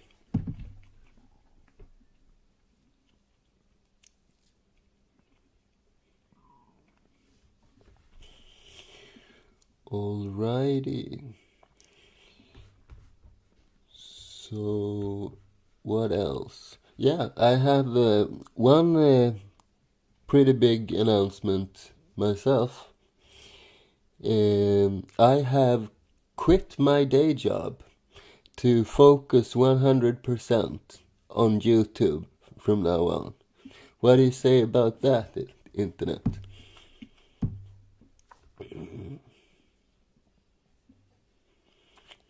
I'm glad to hear it, Arna.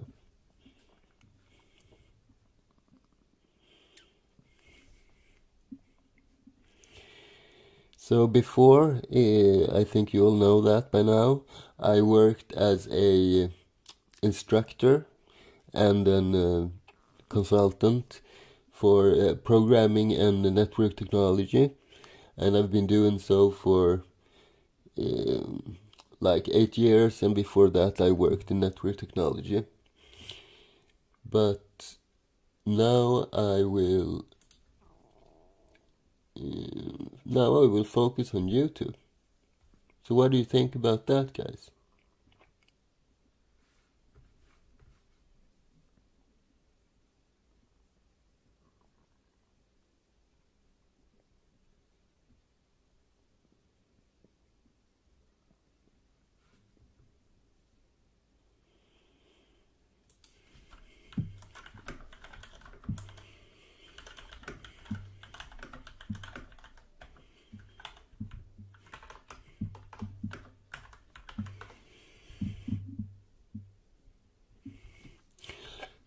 Arnab, I will do something like that actually.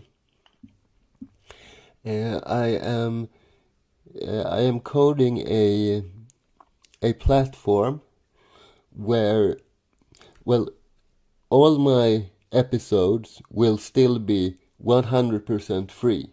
That will always be the case, okay? But I will create a website where you can uh, pay for the episodes if you want to. So it's voluntarily, you know. So if you go and watch one of my episodes and you think that you have learned something and you like the episode, then you can voluntarily, if you want, give a small sum of money to me. Thank you, Robert. Yeah, I think so too.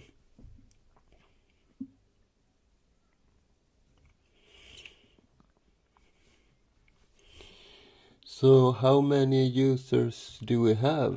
I'm not really sure if I can see that from here.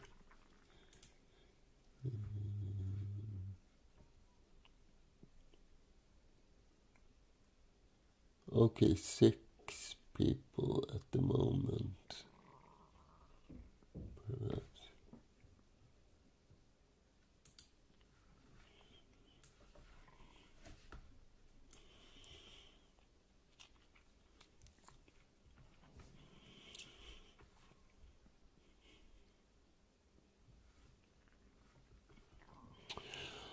Okay, so the time is 19:15 here. Let's start talking about the new project. 1 second, I'm just gonna look for my image.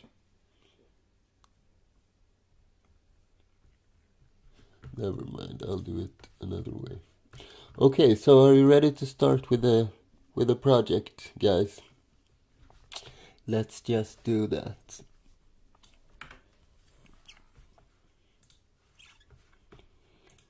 Let's see, and now my chat disappeared somewhere. Sorry, one moment. Okay, it went here.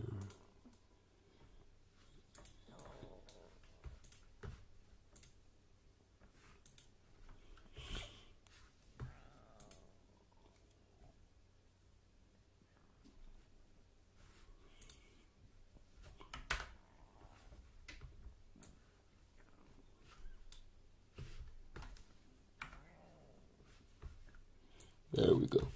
Okay, so the project will be something like this.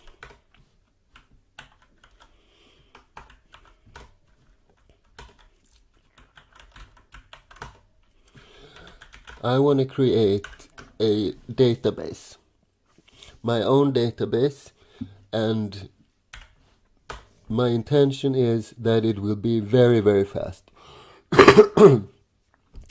So I'm gonna call it Cache 22.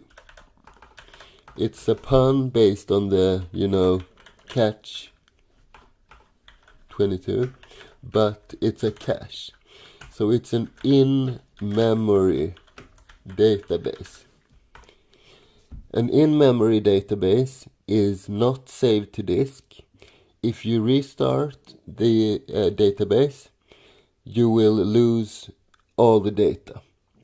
So it's basically like a RAM memory, and it's saved in the RAM only.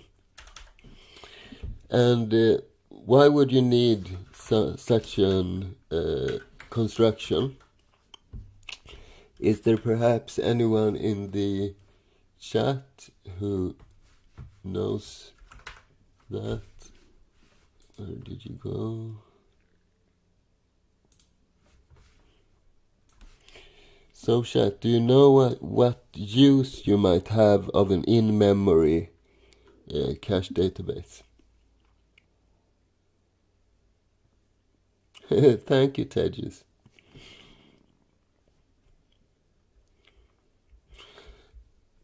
Anyone who's made any web development, perhaps?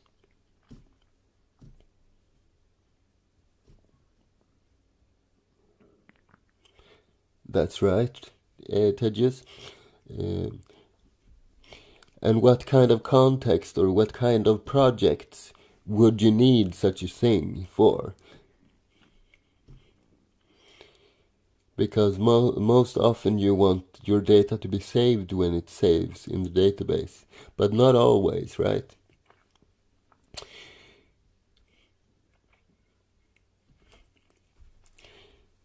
So the idea is the following. If you do any web development, for instance, and you have a login procedure. So you have a couple of users and they log in to your website. The user information, like the usernames and password and of such things, they need to be saved in a regular database that writes to the hard disk drive.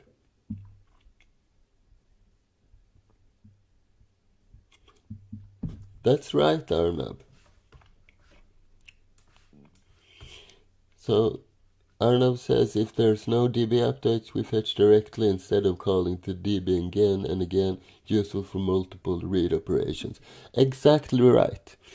So we use the cache database as a step in between the regular database, so we can easily grab our data if it needs to read the same data again.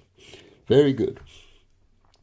And there's one other case as well. So if you have the login information saved in the real database, when the user logs in, they get a session ID.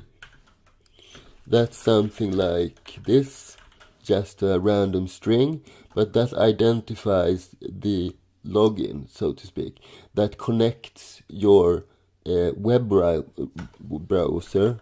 So web browser, it connects to the server. So every time you send a request with your web browser, you include this session ID as a cookie, and that defines your connection, so you don't have to log in again and again. It remembers that you are logged in. And that's exactly that kind of temporary information that you benefit from having in a fast in-memory database, because as soon as you have logged out, this information is deleted. And if the information would be lost, like if we have to reboot the server, that's not a complete disaster, because all you need to do as a user is log in again. So that's a very common use case as well for an in-memory database. And the most known or used memory in-memory database is called Redis. And that's what gave me this idea. So, one sec. So I was looking at Redis website, and I found something peculiar.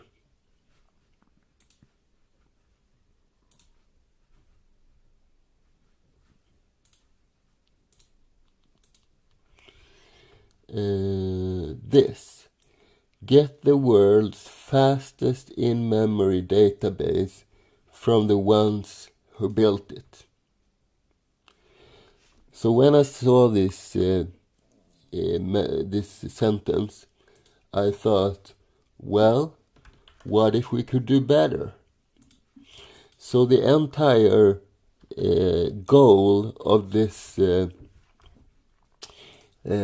project is to make it faster than Redis and force Redis to change their website and write from the almost fastest or something like that for the second fastest.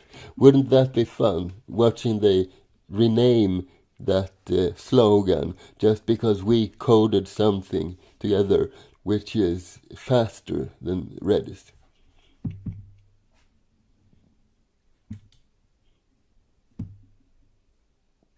And that's right, Angel. Exactly. We can have replicas of the original disk DB to query data quickly. That's exactly right.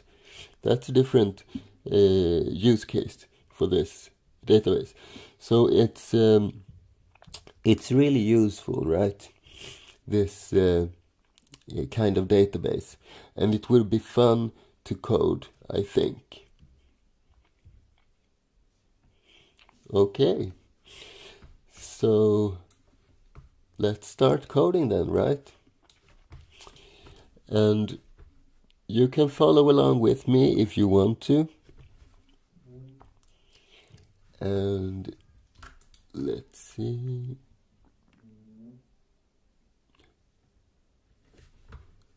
Okay, that's very interesting. Redis is not free anymore. Okay, so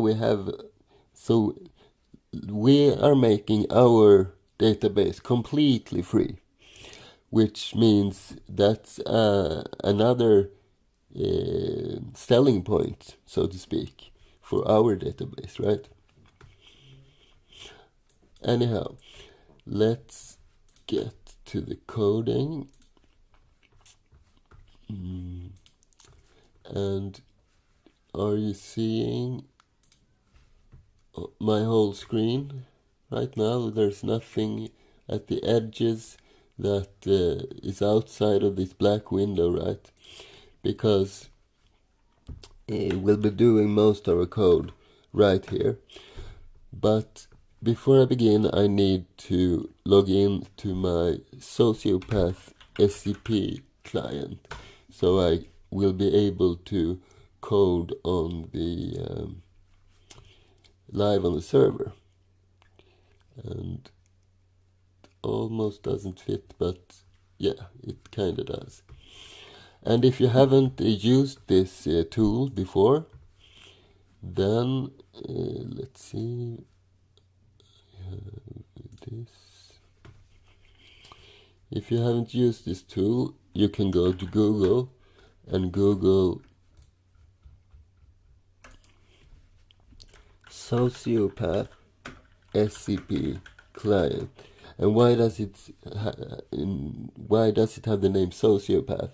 Well, that's because it's an SCP client, and I think it's a fun pun to go from SCP. And then you should come to a page similar to this one.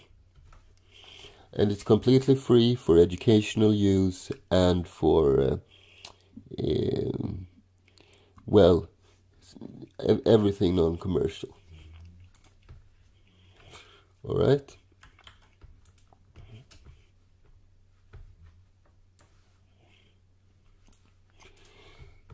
So I will log into my server, and this works on every Linux server by default because it uses the SSH protocol in the core, so to speak. And I will create a new temporary directory, which I will call cache22. And then I simply right click to this and open in editor, and then we can live edit it directly from VS Code. So it created a new window. I need to kind of resize this a little bit, I think.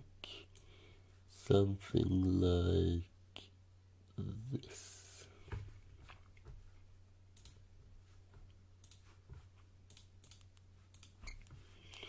And let's minimize this. One trick is to click on one of those and then click outside, because if nothing is selected, then the TCP keep alive kicks in, which makes this connection will almost never disconnect, which is kind of nice. Alrighty then. I think I need a little bit more space, like so. And what kind of files do we need? Well, as usual, we will need a make file. So right click on the folder, new file, and let's call it make file, like this. And all these annoying pop-ups, which I don't know how to remove. And let's call this cache22.c. And an annoying pop-up again. And cache22.h. And yet another annoying pop-up. Isn't it wonderful? I wonder who might have coded this. Can it be Microsoft, perhaps? King of that kind of stuff? Never mind, I like this editor. It's a very good editor. And let's just put some temporary stuff in here. cache22.h this is. And I want the C file first.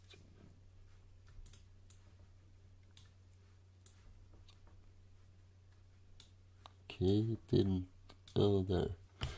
And then I want the H file, and last I want the make file. So let's just put something in here for now. And in the C file I will do a comment as well, cache22.c. And now I have saved all three of them. So if I go into this, I need to log into the server first. Start my screen. And this will be 367 perhaps. No.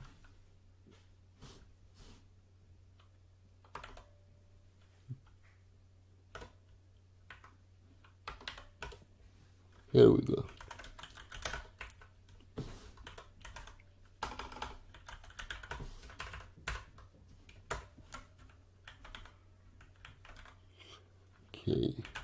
this is used for other stuff.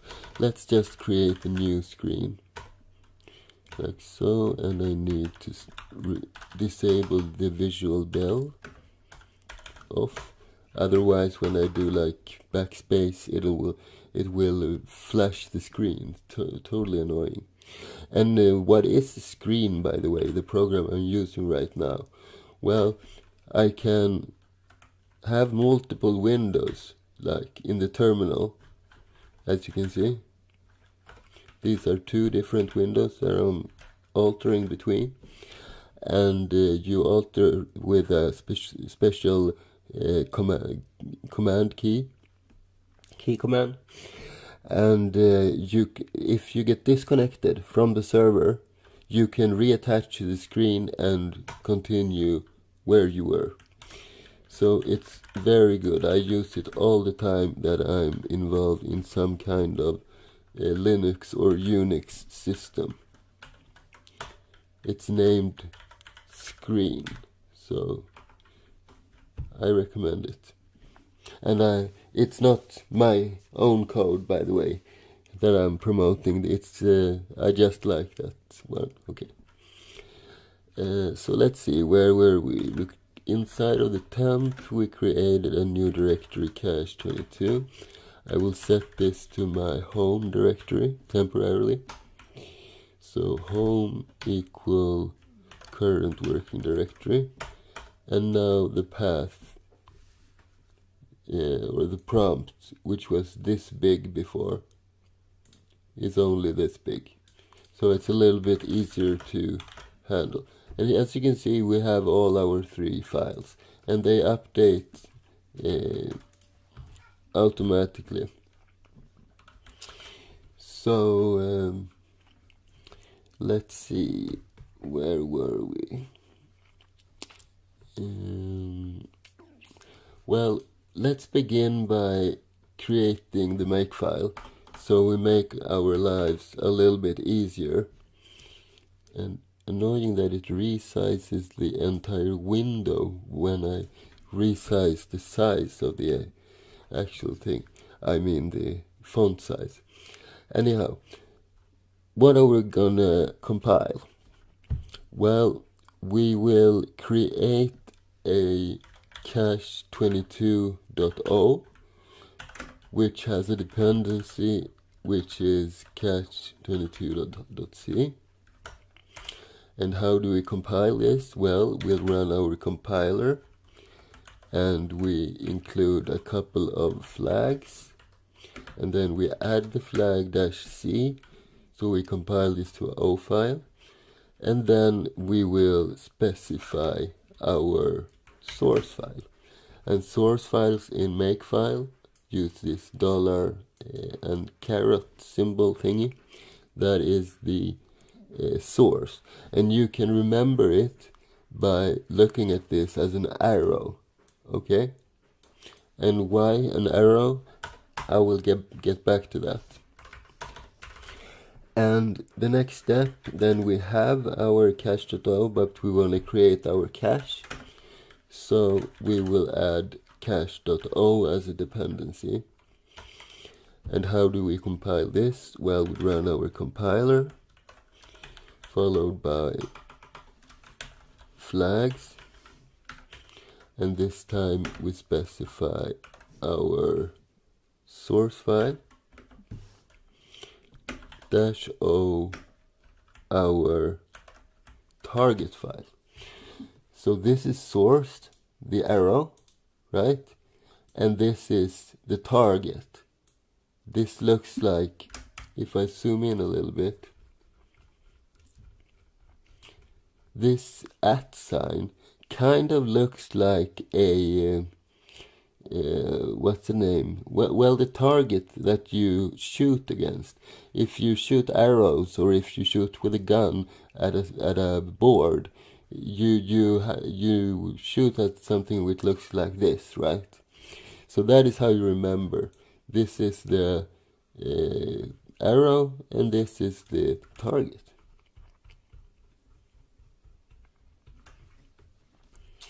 And in addition to that, we might have some which I call LD flags.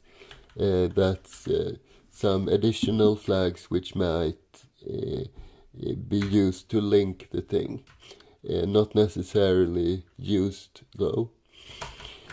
And when we just do make, then it will run the all thingy.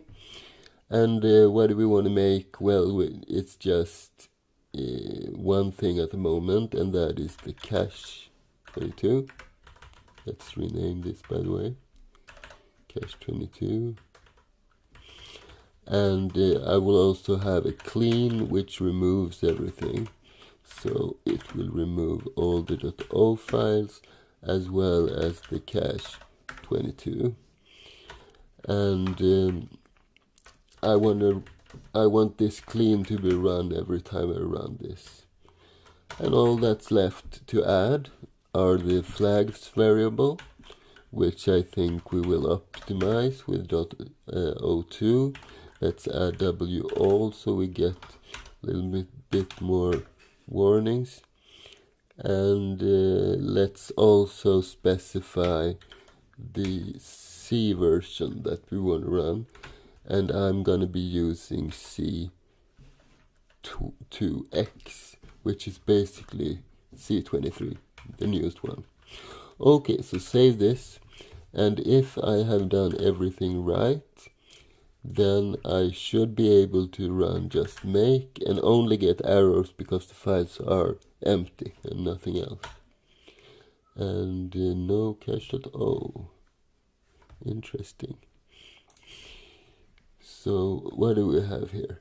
Cache 22.o, cache 22. Oh, I just did cache here. It should be cache 22. Easy mistake. Let's try it again. And this time it works. It creates our O file, as you can see, and also it gives an error because the files are empty, but that's what we want. And if I do make clean, everything is clean.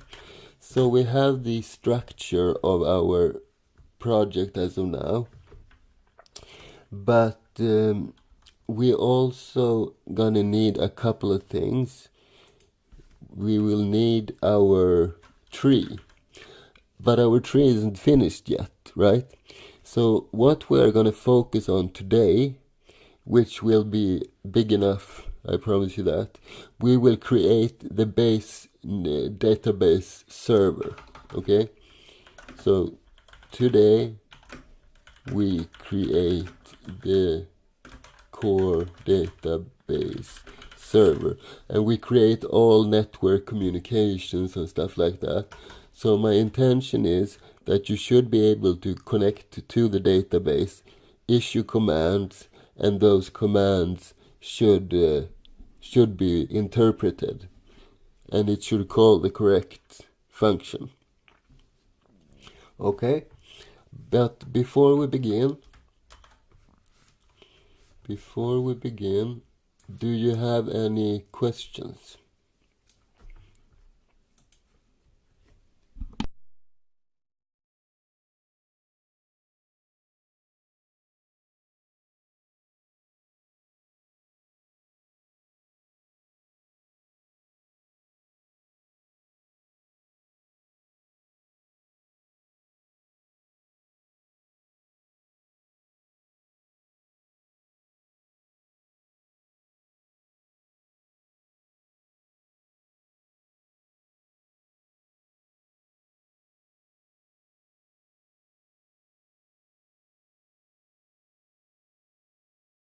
Okay, the chat is a little bit empty. I hope you can still hear me and that everything is okay. Okay, there we go. I think it's a little bit delay when I say something and when it happens on chat. Will it support the Redis protocol? No, it will not support the Redis protocol because we will be coding our own. However, what I intend to do when the database is finished is create a JavaScript library which uses the database. And the API will be exactly like Redis. So you can use the JavaScript Cache22 API the same you would the Redis API in your web development.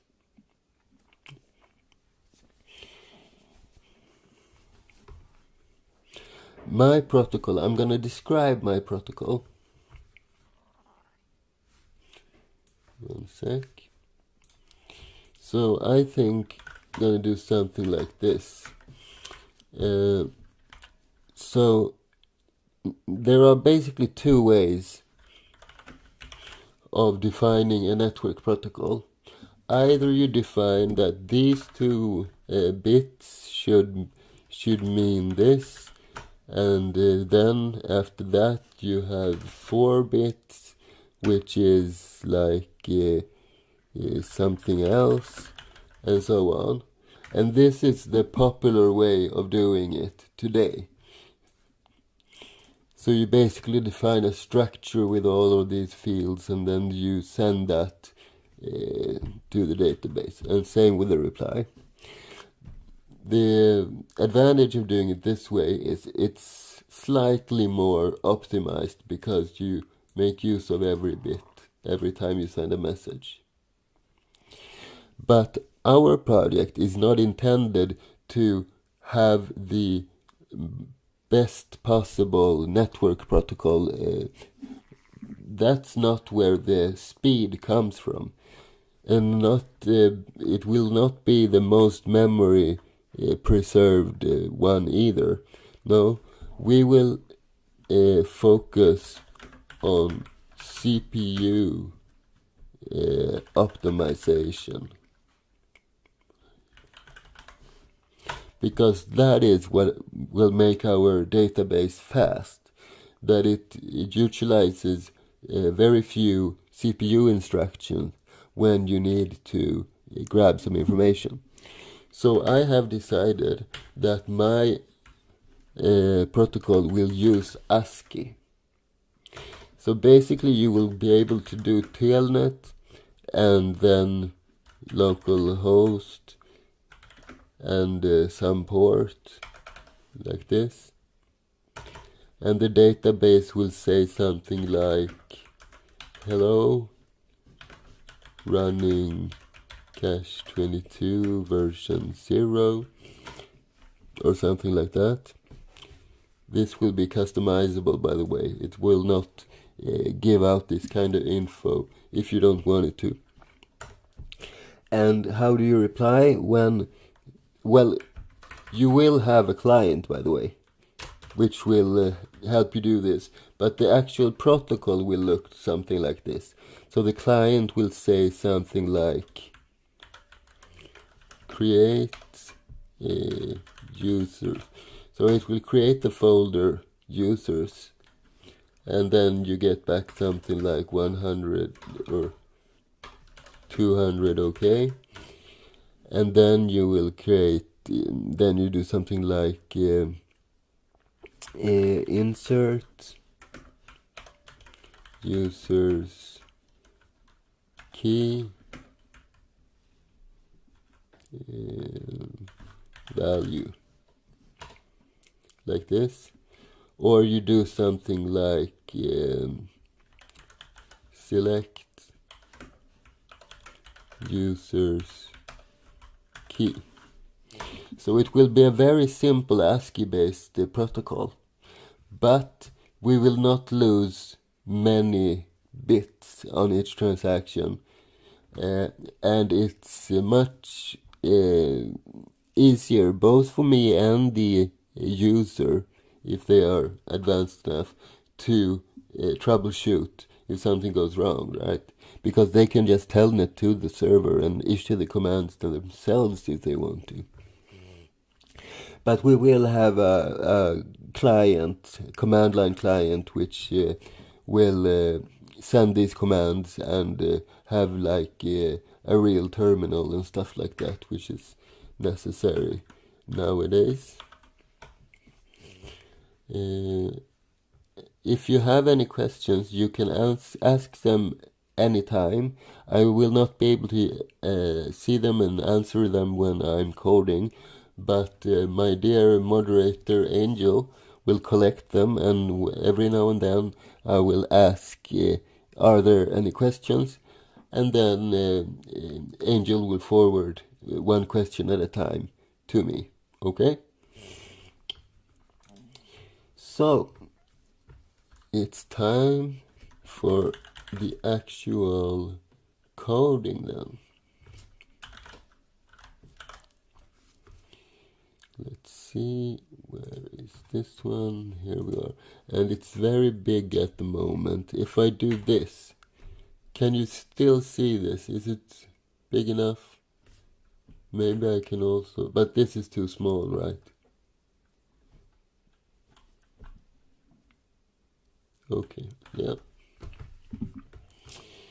Let's see. So,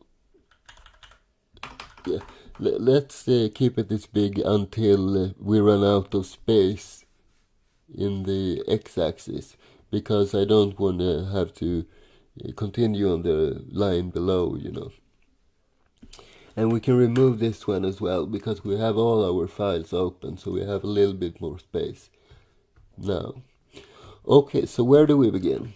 Let's start by including our own include, that is cache22.h, and then I will just create a small regular main process as usual, and let's print something like okay, and we return 0, like so.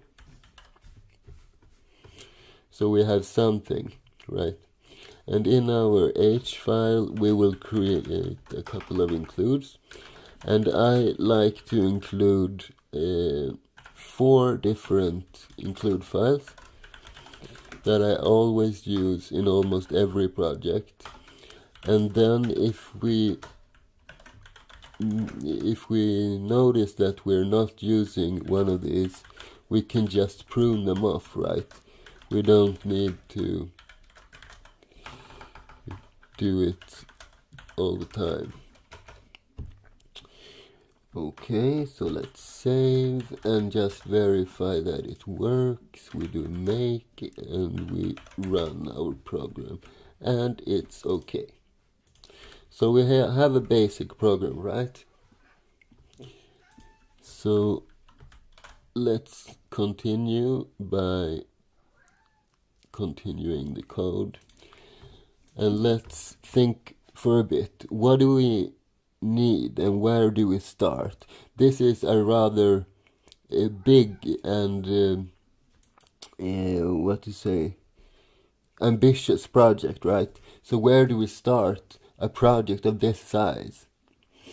Well, we have already started with the basic internals of this program when we created our binary tree, right? But that binary tree isn't done, so we're going to focus on the other part of the program, which is the actual server software and the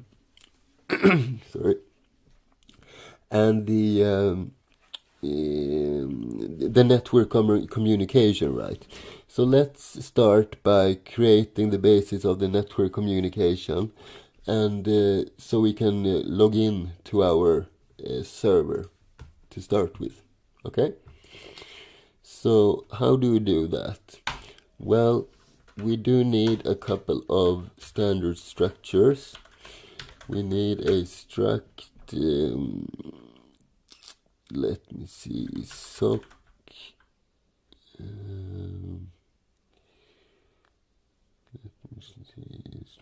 sock address in, and we need, let's start with one of those.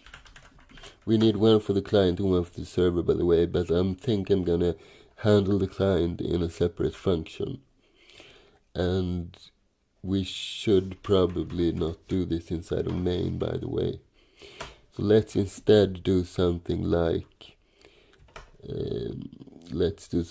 while and we need a global variable. So let's say we have a variable which is a bool, and let's call it continuation, and this is the server continuation. So s continuation, and the s continuation from the start, s continuation, will be equal to true, and as long as the continuation is true, we will loop our main loop. So when we quit the program, we set s continuation to false, and it will quit the program. So while s continuation, we will run our main loop, like so. So we get a little bit structure. And as I create the functions, I want to add them inside of the h as well. So let's do and we need the bool as well, std bool.h. Where were we? Yeah, with the function declarations. So we have an int main, which takes an int and a star,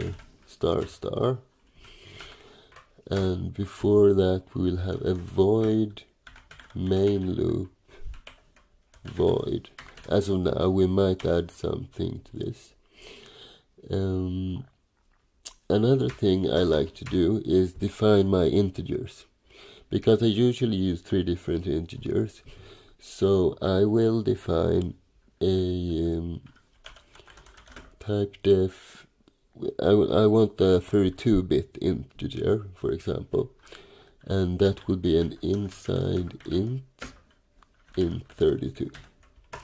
I will also need a 16-bit integer, which will be an unsigned short int 16. And finally I will need an 8-bit integer. And an 8-bit integer in this case is a char. So int 8 is char. Something like this. And that's basically so I have a little bit more control over the size of the variables, right? So let's see. Okay, the number of viewers is increasing. That's a good sign. 10 looking at the moment. It was 6 last I checked. Hope you like what you see as far. Okay, so where were we? Our main loop, right? And this will be a void main loop. And I leave this like this. Do you know, by the way, what the difference is between this and this? You would think void, that's nothing, right? So it's basically the same. Well, the difference is if I have a void, it's wrong to call the main loop and do something like 1, 2, 3. That's not okay. But in case of empty, we can give them as many arguments as we like. You didn't know that, right? Anyhow, that's a parenthesis. Let's go back to where we were. So struct sock address in sock. We also need an int s to hold our file descriptor.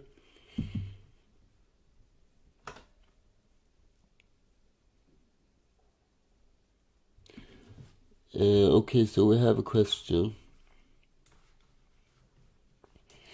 And the question is, if the CMake file on Microsoft Windows can use the GCC compiler.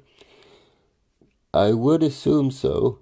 I have heard, I don't know much about CMake and I don't know much about Windows in general or Microsoft stuff. But I have compiled programs, I think, in Linux which were coded in C, not my own, but other people's programs, and they used CMake. So I'm not 100% certain, but I think at 95% certain that it will work. You might have to tweak some settings though.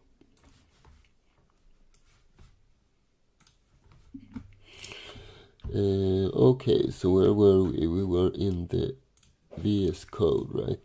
Okay, so now we have our structure. Let's begin by preparing our structure, and there's 3 fields in there that are interesting. We need the SOCSIN family to be AF INET. That's basically a standard thing that we're using internet protocols. Then the next thing is our port. And what should that be? Well, we need a function which puts the data in the network byte order. So if it's, for example, in hex FF55, we need to do 55FF. And in one of my episodes I coded my own function for that, but we're not going to waste the time on that today. So instead we are going to use the standard C function ageTONS, and we put our port right here. Yes, or perhaps, yeah, let's do it like this. So inside of here, let's define our port as, what port should we use? Any suggestions? It can be basically any value from 0 to 65,535.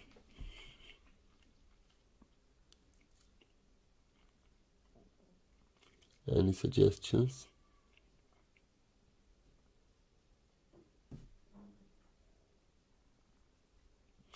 Well, let me define this as something for now, 12,000 or something.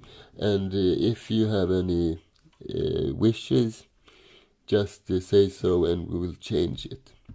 Because the port number when we are designing network protocol server programs is like an identifying factor to your protocol. It's unique usually for your protocol. So let's select something beautiful, right? And what else? Well, we will have to define where to listen on that port. So let's do 120 and 49. Okay, I think it needs to be a number which is easily to remember by the admins. If not, then nobody will care, right? So I think a 4-digit number is better, and something which is easily remembered. But thank you for the suggestion. Okay, so let's do define host, and we want to listen to localhost, which is 127.0.0.1, like so. We go back to our C file and we do the SOCSIN address, source address, and we use a function called inet address, because this too will have to be changed to network byte order. So an IP address looks like this in hex, and we need it to look like this. So that's because the internet wants all the important data to be sent first. So that's basically why. But we use this inet address function in order to convert. So all we need to specify is a string, and let's define that as a constant for the time being. I'm going to change it to command line arguments later on. So what did we call it? Host, like so. And now we have successfully filled in our structure. Next step is we need to initialize our socket. So let's do s equals socket, and we pass AF inet sock stream. That means it's going to be a TCP connection eventually, and 0 at this last field. That's always zeros when you use sock stream. Let's check if the now I remember I need to have an include assert.h and also the error number.h. And if we want to use all of those functions inside of there, we have to define this odd GNU source definition. Otherwise, it will not find our functions that we need. And by the way, let's check what h-tone-s needs for including. So we do man3 h-tone-s. And as I have told before, when you are trying to look something up, when you coding functions, start with a 3 and do h-tone-s. If it fails, like if you do select, for example, then it fails, then you select 2. That's the best way of always finding the correct information. So this time it wasn't select we were after h-tone-s. And let's see, we need this include, right? So let's go into our h file and add these. Let's do these together, and then we have all of this network stuff for one own section. And we also need inet address. So these 3. Here we are. So that and this, and this was a duplicate, so let's remove that, like so. And which reminds me, I want to have some protection against duplicate stuff in my Edge file as well. So if not defined cache 22, then we define cache 22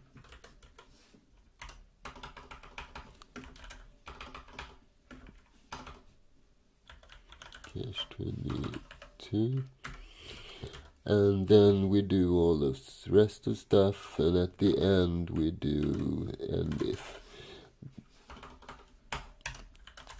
So why do we do this? Well, the first time around cache 22 will not be defined, so we define it, and then we do all this stuff, end if. Next time, if you include it twice, then cache 22 will be defined, so it will not do all of this again. It's a quite smart and standard way of doing this. Okay, so we create our socket. If that fails, we will quit the program, right? So it shouldn't fail. If this fails, something is very wrong. So assert that S is positive. Let's just double check the return value so I'm not lying to you. Man, okay, let's try my thing here. So we need to check out the function socket, right? So let's begin by doing man3 socket. And we don't get a hit. But if we do man2, we do get it. Because if you do it the other way around, you will sometimes get garbage. And if you don't leave out that number, you will a lot of times get garbage. So remember this order of events. Return value, that's usually down at the end almost. So let's see. Unsuccessful file descriptor is created. On error, -1 is returned. Okay. So assert that S is greater than, let's do 0, because it should never return 0 either, then something is really odd. Let's do it like this. Alright, so everything works as of now. The next step is to bind this socket together with this structure, right? And we use a command called bind for that, and it takes the socket file descriptor as its first argument. The second argument is our sock, but we need to cast this to a struct sock address star, and we send the reference. And as the third argument, it's just the size of sock. Okay. And what is, I think bind is a little bit reverse when it comes to return values. So man, let's do to bind instantly because I know it is. And let's see the return value. Yeah, on success 0 is returned. That's a little bit odd, right? But that's just the way it is. So let's do an if clause. So if bind sock address is not 0, then we will fail by doing assert p error number. So this basically checks the error number, which comes from this. Perhaps we should reset it first, and then it basically quits the program with this reason. Okay, so it's a combination of print error and assert, and it's a standard function, believe it or not. That's why we need that super weird definition. Alright, so the socket has been bound. What else? We need to listen on the port, right?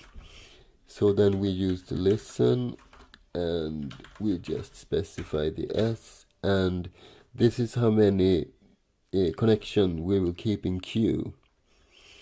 So if we do 20, we can accept the 20 connections at a time, basically. And that will be enough, I think. We can begin there anyway. When we are completely done with this program, this will be customizable, of course. Let's see. We have something in the chat.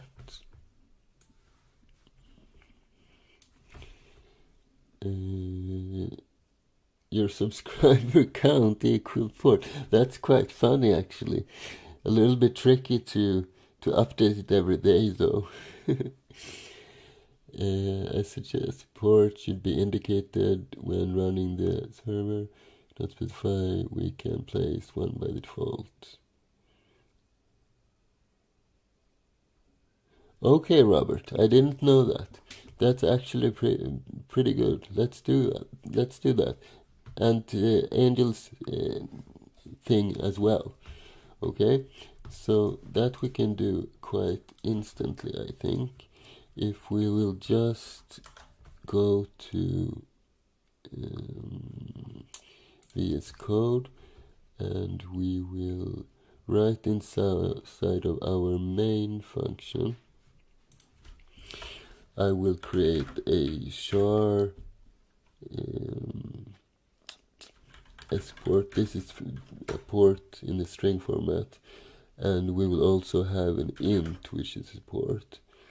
An int 16 is enough, by the way. So int 16 port. If arguments is less than 2,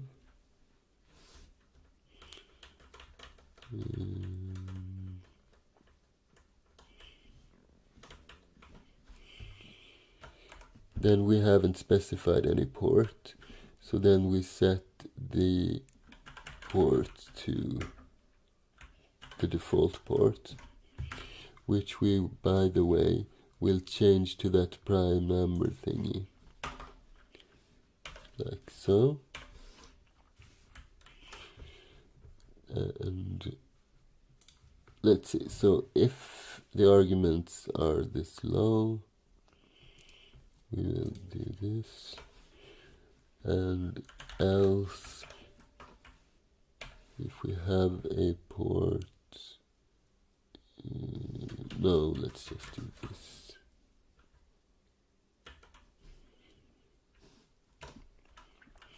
Else port equals argv1, then we will set the S port to the int 16 representation of let's see what it's called, A to I. And what will we send? We'll send the port like this, and then we need to send it to the main loop port.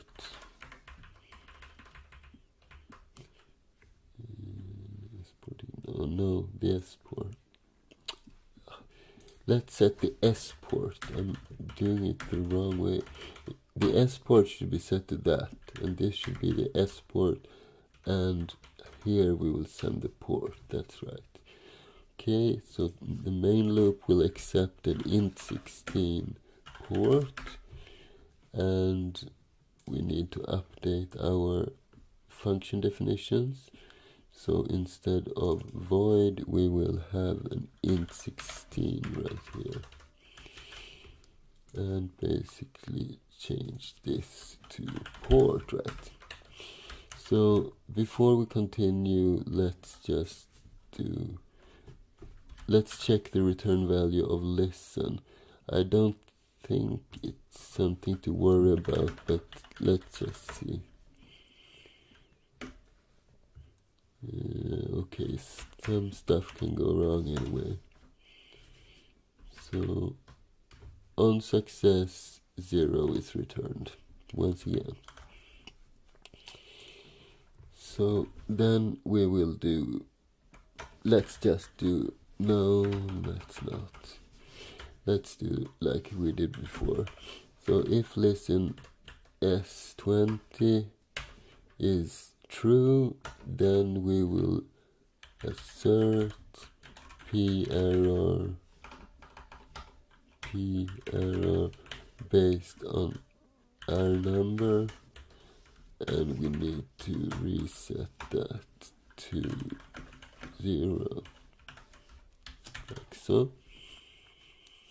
And let's just try our program before the break. So there's something wrong at, oh, a colon instead. So let's see, where were we? Inside main, I think. Oh, I forgot one there. Is that one? And we enter down a couple of times, and we do make again. No, 26. Okay, in the H file. So let's see the H file. We scroll up, and we look. Oh, there. Let's space down and clear and make. And now we only have a warning. Assignment to char from int. That's right. We need to save this as a... where were we? Here. We need to save this port as a string instead. And let's run make, and it compiles, and we run the code. And where did it fail? Address already in use. Okay. Address already in use. So it basically say that we already have a service on that port, right? That's that dash and grep dash y 120 49.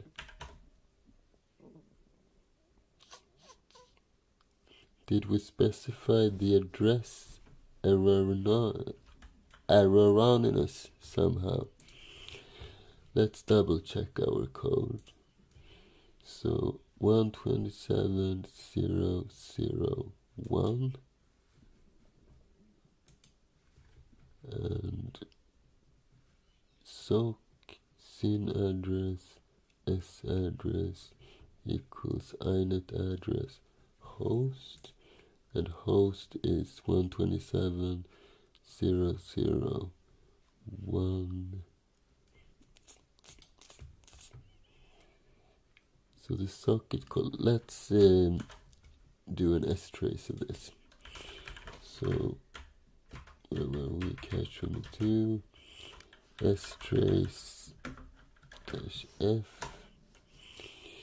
Okay, what is going on here? So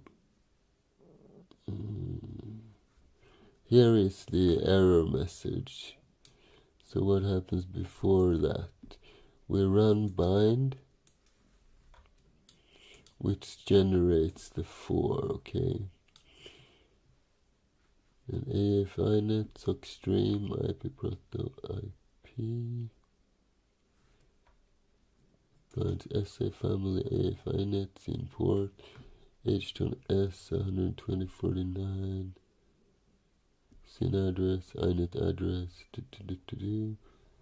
address already in use. That's a weird thing. Let's check the man page for that. The given address is already in use. If we run ifconfig ENS 192, no, hello. Let's do. Oh, so we can just do this. Has been ifconfig. Hello. 127.0.0.1. Let's check one thing, by the way. What if we were to run this temporarily on any host?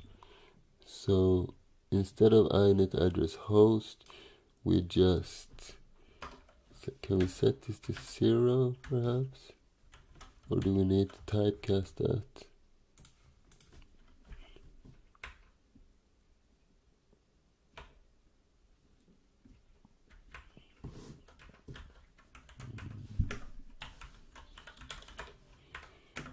Let's see, 369. No, that's not right. 367.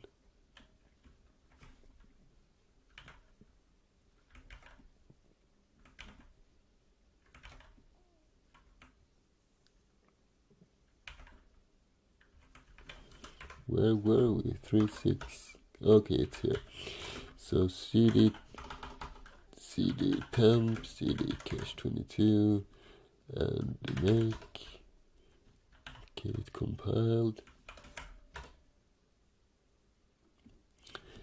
What if we change that port then? Does it change things?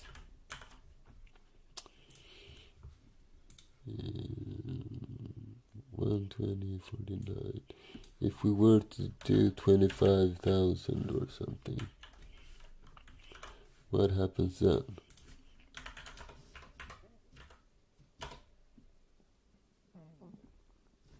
Address already in use. I must have done something wrong when I prepared the structure or something. Let's see now. You can do one thing 100 times but still make mistakes. So socks in family AFINet, socks in port hton s port, sock sin address s address equals 0, s equals socket IFINet, sock stream 0, and bind. So if bind is not 0, struct sock address in sock, size of sock,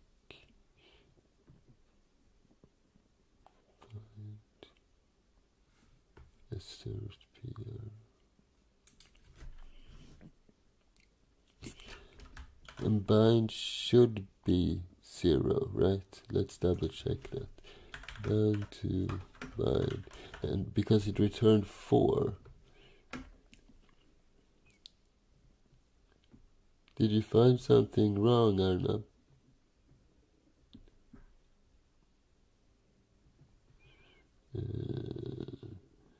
On success, 0 is returned. Yeah, I did have that before, instead of the 0. But 0 is any address, right? We can also, to be more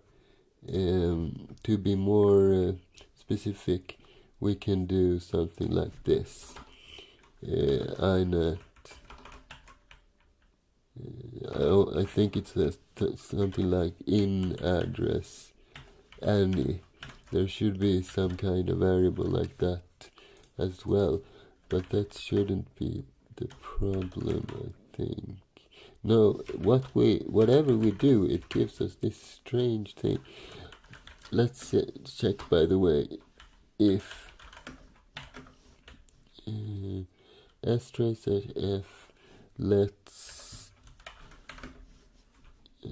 2t and 1.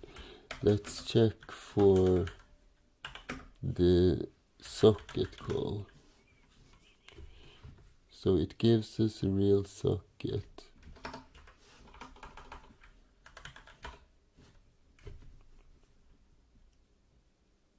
But the bind fails.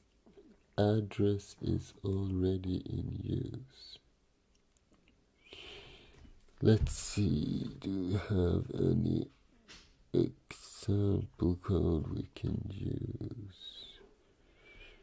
Web server. Or maybe something is wrong with my machine. What if we run this as root?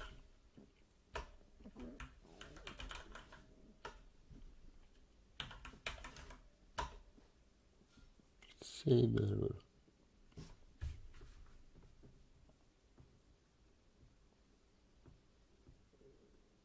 $25,000. Maybe it's, but that shouldn't be it. But maybe let's try something. What if, because we are sending a int16 value currently, what if we were to cast this to a regular int? Maybe that's the error. but it was a very bad. Oh, sorry. We were in temp and we were in cache 22. Make this. No, that's very weird. Address already in use. I've never seen such a thing.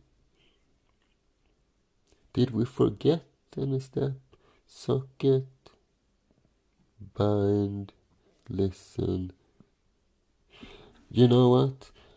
We are past the schedule, so let's take our break now and we continue troubleshooting in 20 minutes. I will while we are having a break, I will see if I can find a solution as well. Sounds fine with you, chat? 14 and 15 line. I just need to check this real quick. 14 and 15. Well, that shouldn't be a problem, really. The problem is that bind doesn't give. Never mind. Let's do the break. So I can do something like if I. Let's do this. 20-minute break. Be back soon. And okay, so we see you guys in 20 minutes.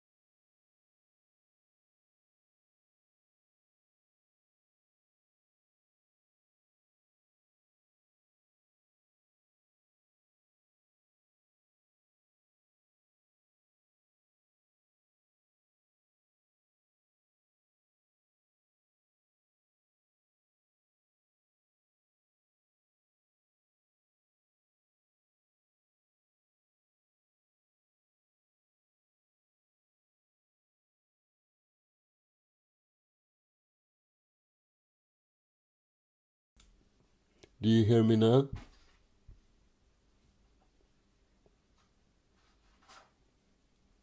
Do you hear me now, guys?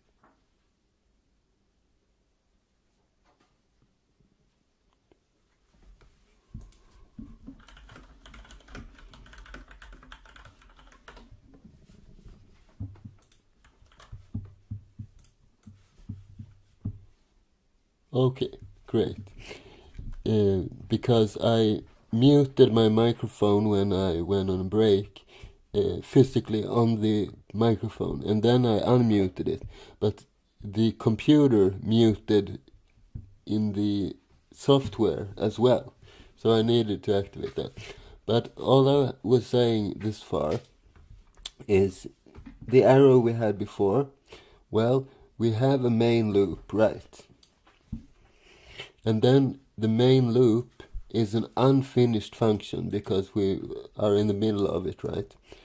So what happens here? Well, we bind to the socket with the address, and then we exit, or then the main loop is done. So then the main loop function will run again, right? Because it's a main loop. So the next time the bind runs, it will fail, because then the port is no longer free. So it's quite embarrassing, but well, you know, that happens. So if we simply do something like temporarily s continuation equals false, so we don't want to continue. And if we now were to compile this stuff and run it, it works, right? Because it shouldn't output anything if everything works. If something is bad, it will output the error. So yes, the problem is the main loop, right? Because we have an unfinished function, but now it works. So basically we need to finish this. I think we're gonna rename this one, by the way. Let's call this init server. And then we will simply have a, let's put it here. So we will have a main loop as well, in 16 ports, and inside of the main loop we will run our init server. So this should only be run once, right?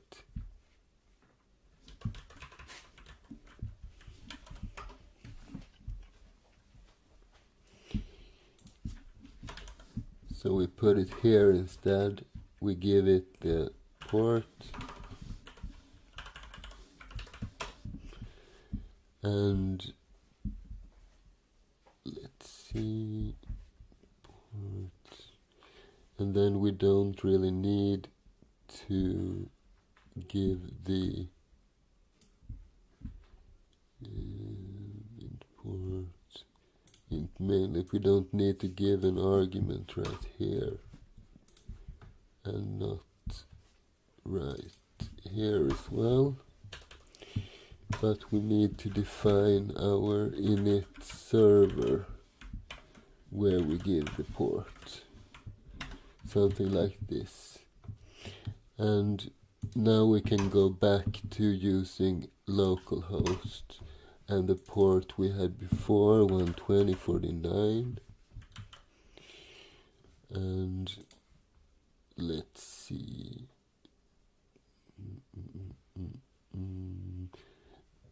We need the s, by the way. Int s. Int. So let's see. We do init server, and then we should return the s from here. So let's do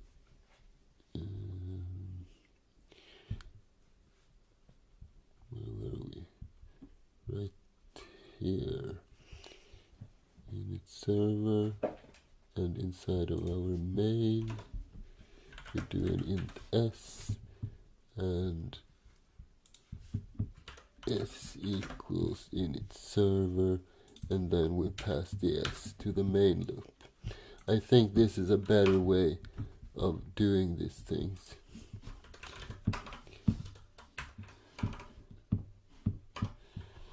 And let's put in a message which says that everything is fine. So something like print, or let's do log, by the way. We'll create a macro with that name. So we will log that server listening on this and this. And this will be our host and our port. And then we will return the S.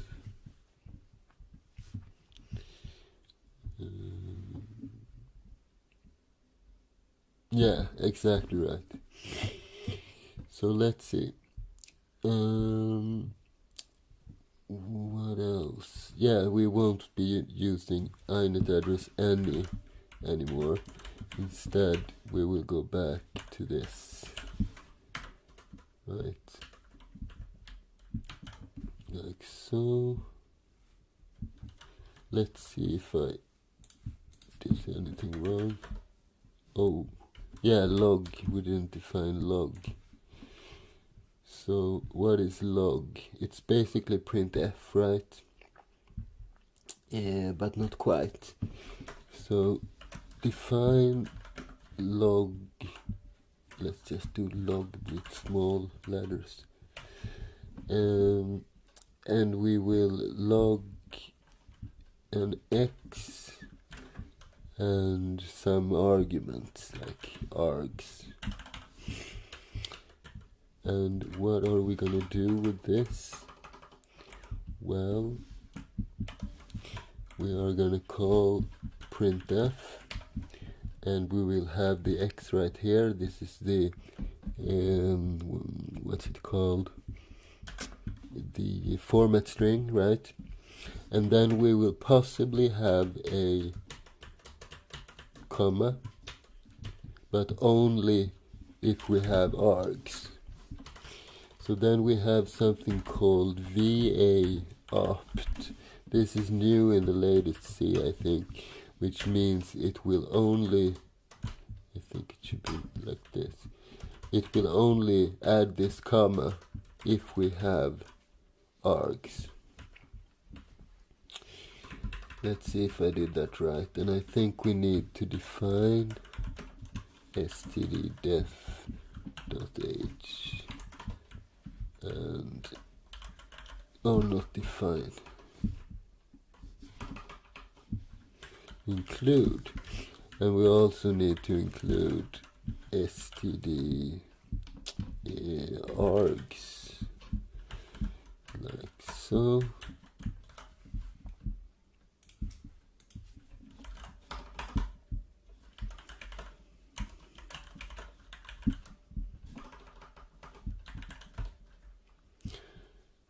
Isn't it std-args? std-arg, I think it's singularis.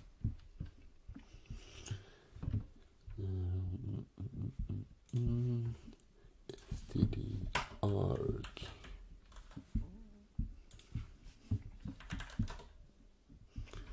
And what did we miss?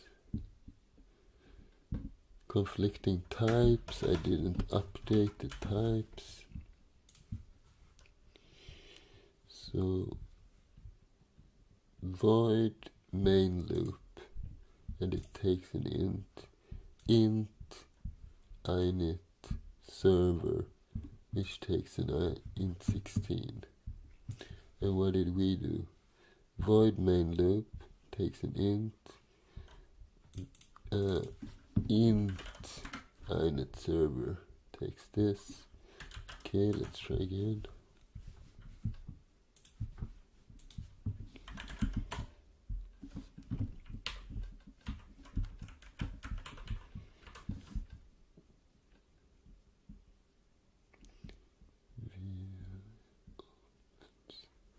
It didn't like that construction. VA. Let's wait a little with that. I'm not feeling too eager to define that. I probably will always use it with args anyway. So let's do it like this.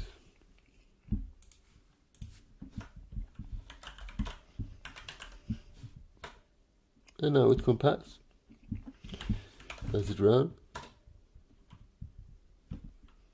It didn't print anything.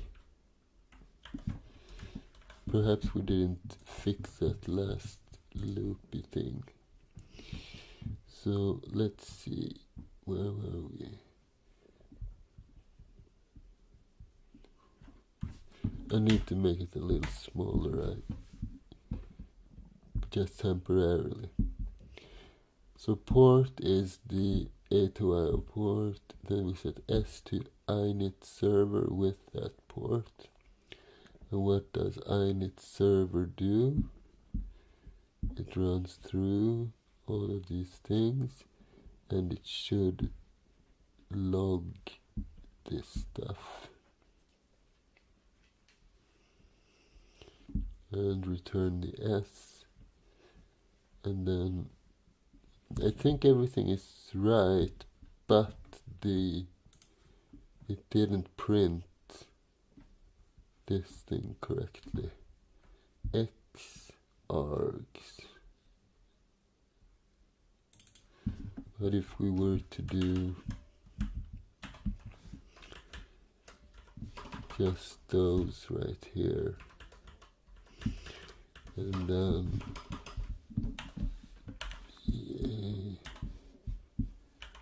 args,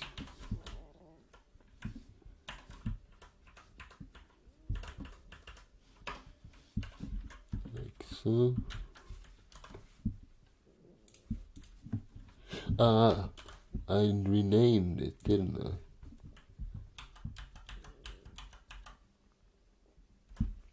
Log with small letters. Did I change that here? Logged. Where did you put it here? Yeah, I kinda did.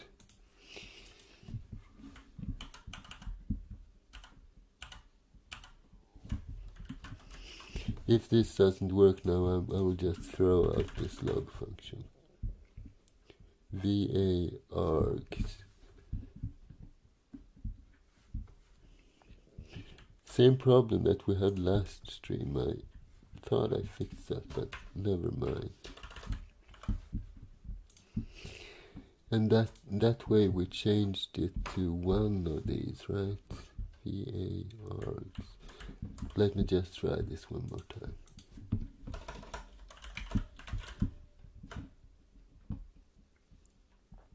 We are probably missing some include, but never mind. Never mind. We can use printf like normal people, right? So let's remove this for now. And we go back and we just do printf. The general idea between having a regular printf and a log macro is we can define something that doesn't show these log messages if you're not running in debug mode. So that's basically why. But let's skip this for now. Make, now it works, and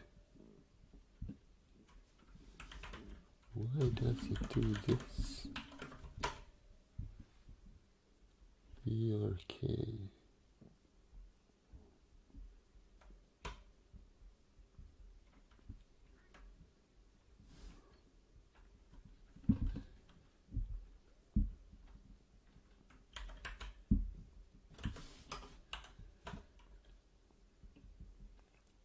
It does print it, right? It should at least. Perhaps we need to flush it. Yeah, now I see what's wrong. If we look at this printf, I don't end it with a new line. And if I don't end it with a new line, it doesn't get printed to the screen until it's either gets flushed or it encounters another new line. So one way of fixing it is adding this new line. We could also have done a flush std out like this. So now it would work 1000% certainty. And there we go. We have a listening server, you guys. All we need to do now is accepting connections and handle that input. But before that, I promised you something else, or I mentioned something else.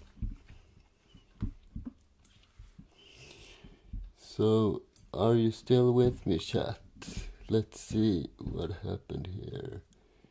I remove the cast int on the port variable.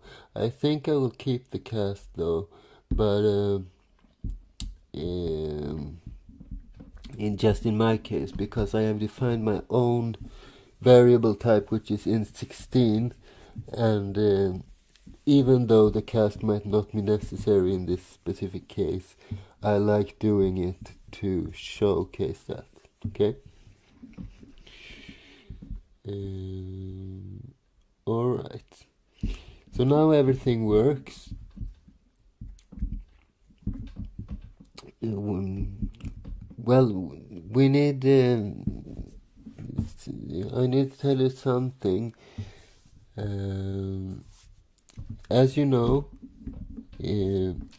Angel has been a moderator for us, and I have decided to promote him to a chief moderator because he has done a great job. And this means that he will be allowed to employ, so to speak, to regular moderators, which he will be the boss over, so to speak. So, Angel, do you have any special someone that you want to offer the job?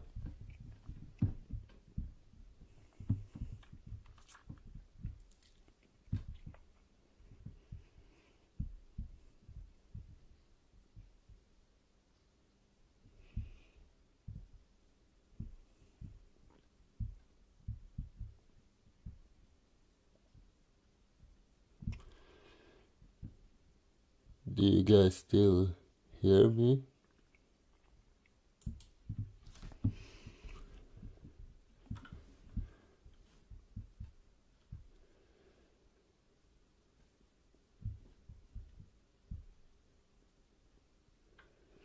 Maybe it's a little bit delay, I'm not sure.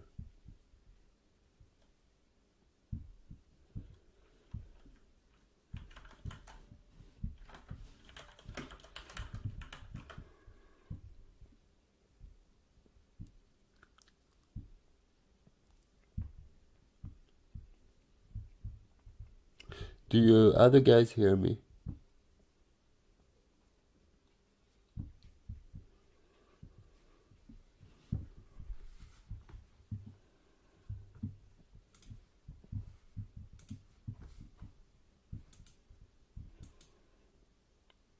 Is it some problem with the sound? Does it... I don't know, do you hear me, for example?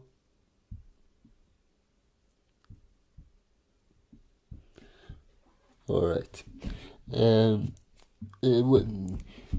When Angel comes back, please notify me and we will take this part then instead.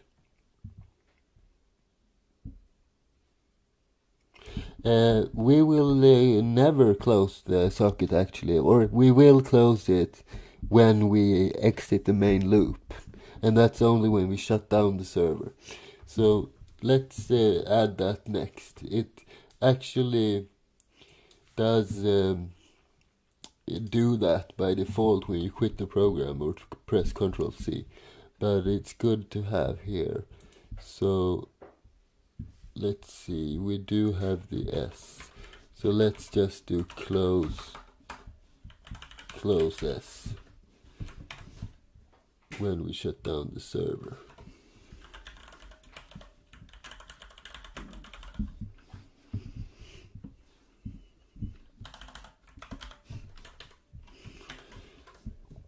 Like so. And yeah, so next step is to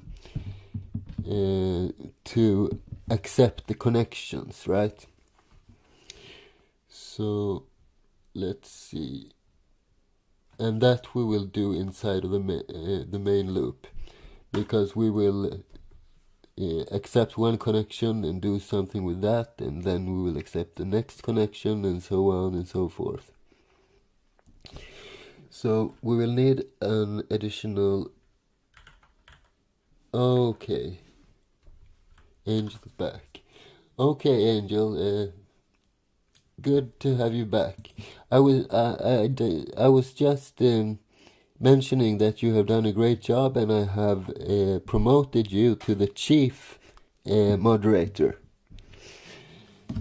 which makes it which means you will employ 2 of your moderators, and you 3 will form a group where you will be the boss. So I will keep coding, by the way, but while I am coding, you can take care of this part, Angel, and offer someone or 2 people, up to 2 people, the job. All right?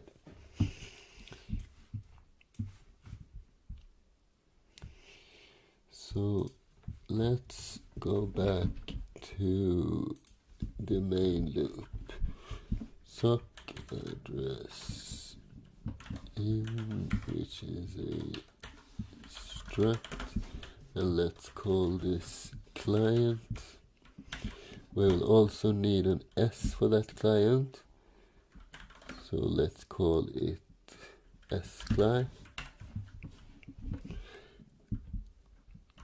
No, let's just do S2.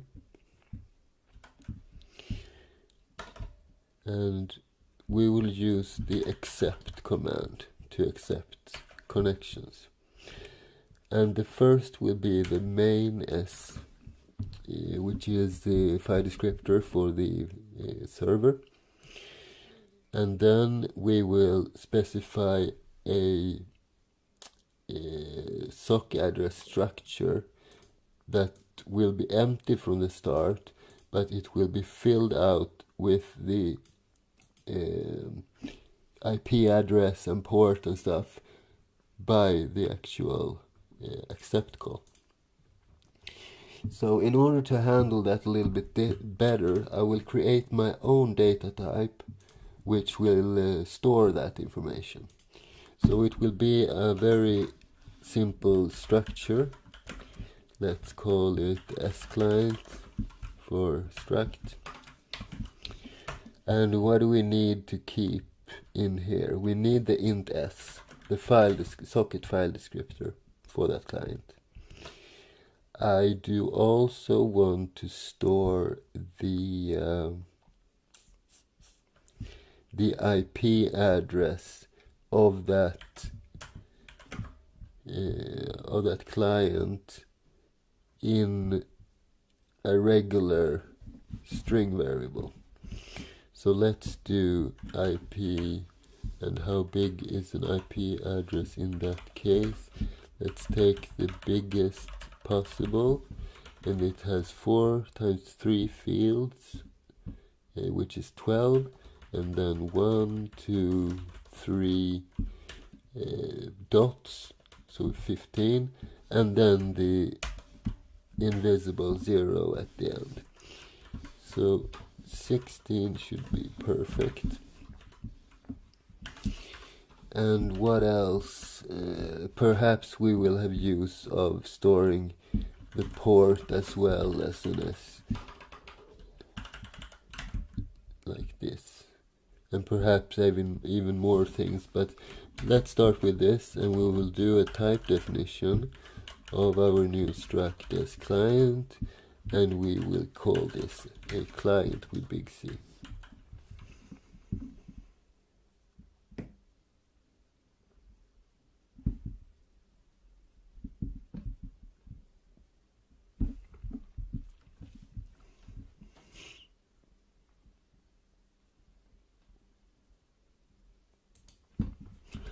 I did the close, right? Here.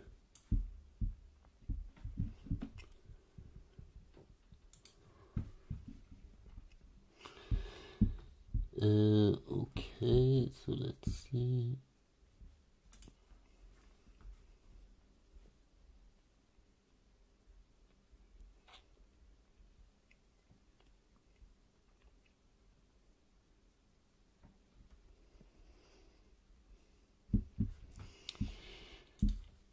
Okay, so we will accept the connections, and let me just check the return value of the accept system call. Right, we have a third variable as well, at least. Let's see. Okay, we need a pointer to somewhere to store the address length as well. Right. So let's check the return value at the same time. So on success, it will return the file descriptor. On error, -1. Okay. So it's here. And the second argument is the client structure. So struct sock address star, and we give the client, and then we give the, let's call it len for length. And what is len? It is a int length, and we need to send a reference to that.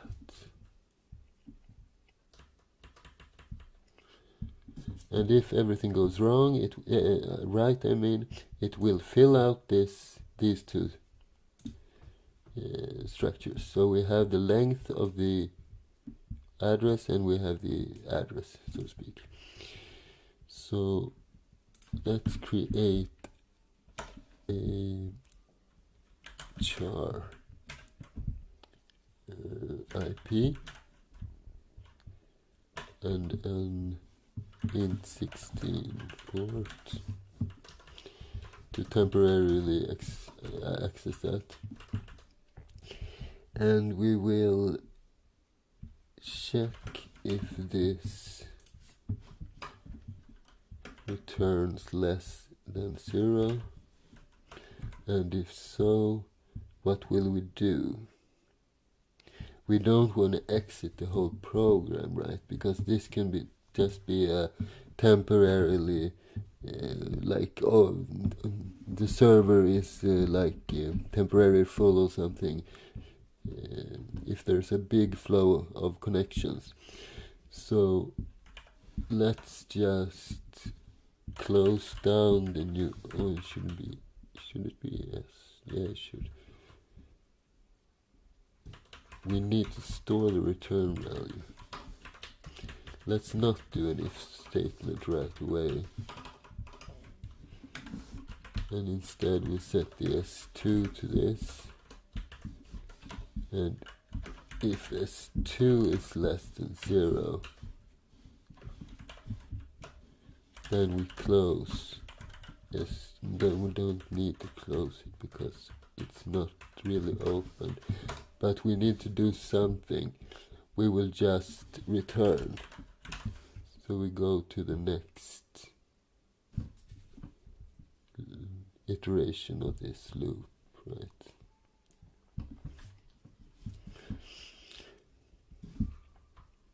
Perhaps we should do some kind of sleep before that.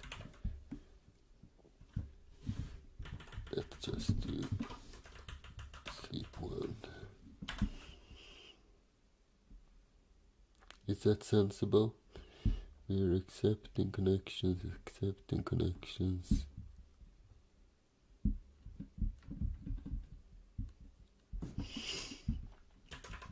We can try it this way first.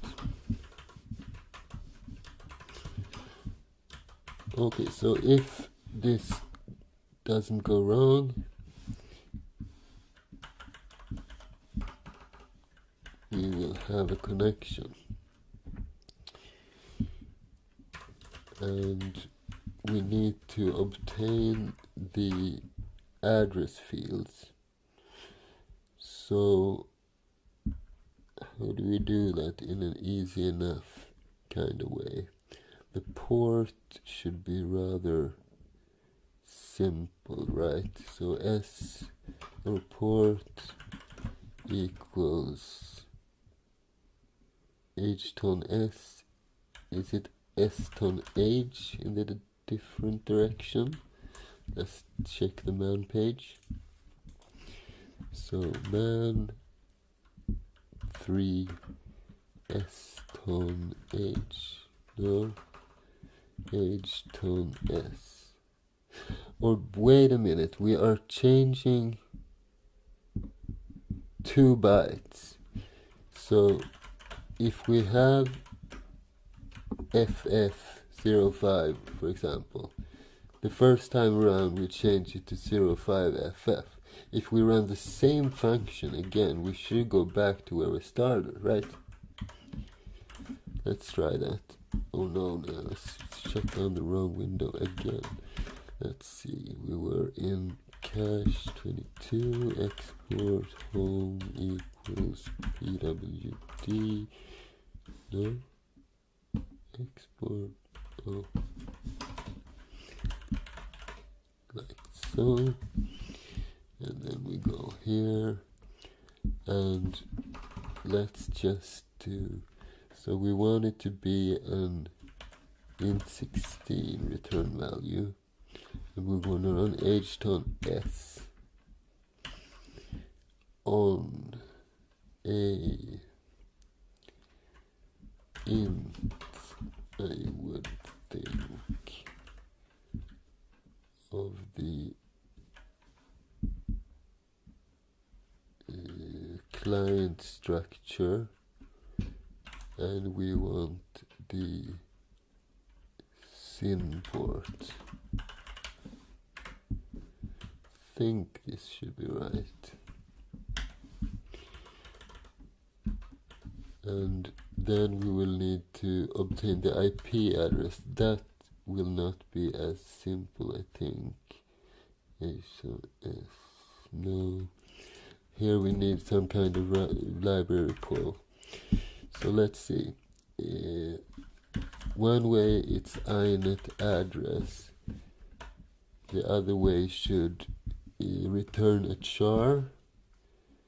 This one does. It's deprecated, but I think I'm gonna cheat a little and use it even though it is deprecated, and perhaps we can fix that later on. So struct in address in, okay, it just needs that part, okay. So, and what was the name of the function? inet n20a, okay. So the IP will be inet ntoa of the client's S address, right? And then we will just print out connection from SD, and we will do IP and port. Let's do this to begin with.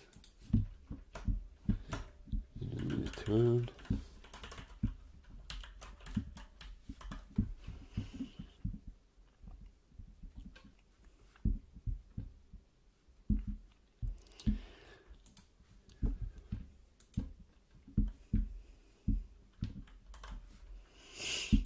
And let's just check the chat for a little bit.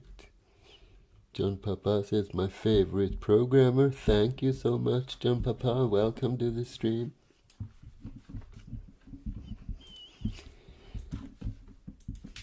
And let's see. Let's compile this thing, right? Oh, where did we do a mistake? Pointer targets in passing. Argument 3 of accept differ in signedness. Alright, it will not accept an unsigned. Alright. And what did we have? Len, int len. So if we do unsigned int len, perhaps we can even do int 32 len and cast it to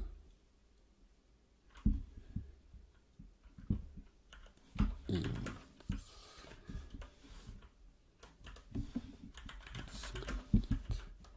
something like this, making use of our own data structures, right? Okay, that's better. What does it say? Invalid type argument of star. Perhaps it should be dot,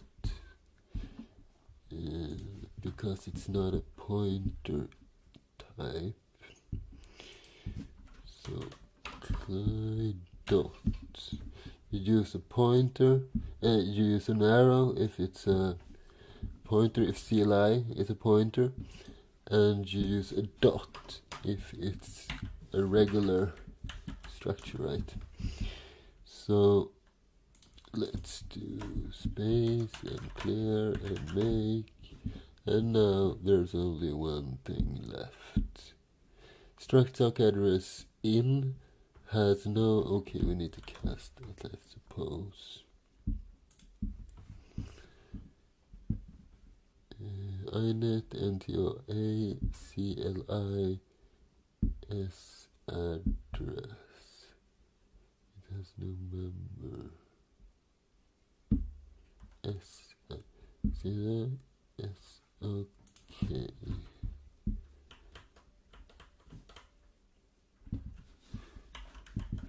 Struct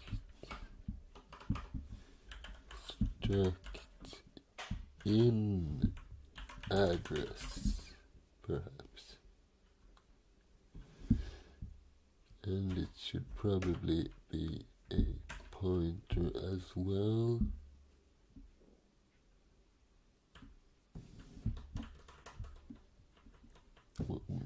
Or let's try it this way first.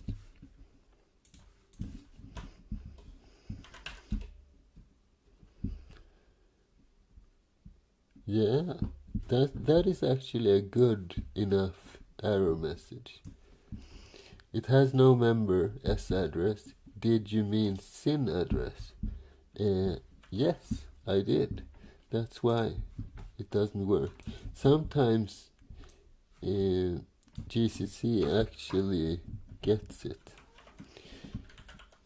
So let's just do that. CLI SYN address. The address of all SYNs.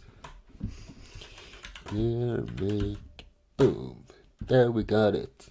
And if we run this thing, it starts up Very nice. And if we telnet to it, 127.0.0.1, and now my cat is soon everywhere on my keyboard.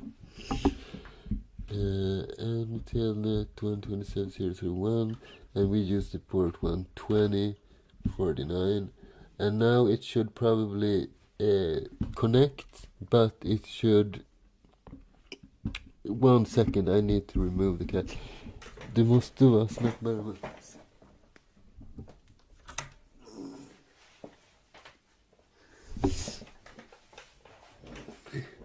Sorry for the interruption. My cat can be quite eager sometimes.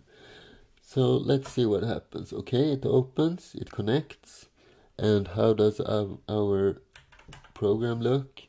Connection from 127.0.0.1, and this port is the client port, by the way, the other side of the connection, so it's not wrong, probably not. Let's do a netstat an, and we grep for string colon 120. What was it? Let's paste this instead. Okay, so this is our connection. This is the server side, 120.49, and this is the client side. And then we have the other direction as well. So this port is right. Everything is working perfectly this far.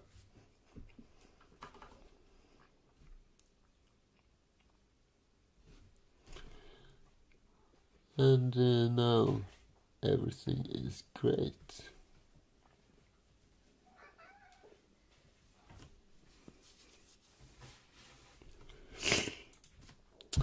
Alright, so we can accept connections, you guys. Let's close this down. So the next step is to, let's see, how do you do this on a Mac? It's always funky to find. There we go.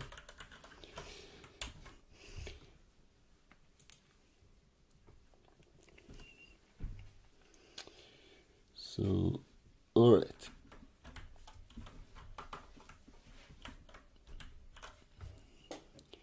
Now we have successfully accepted the connection and recovered their IP and port information. Let's create an instance of our own data type and fill it out. So what we need is a client,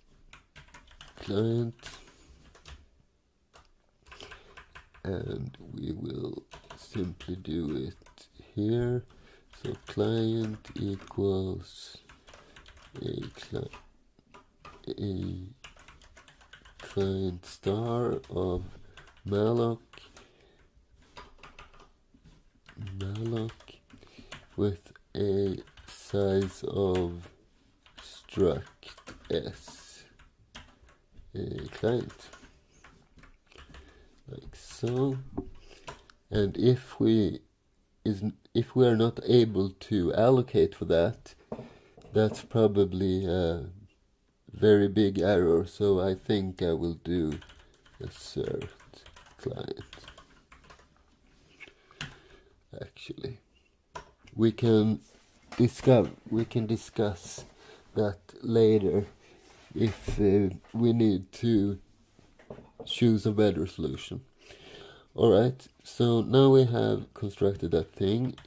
Inside of that we will have an s will be equal to our s, and this time we should have the arrow here, because client is a pointer.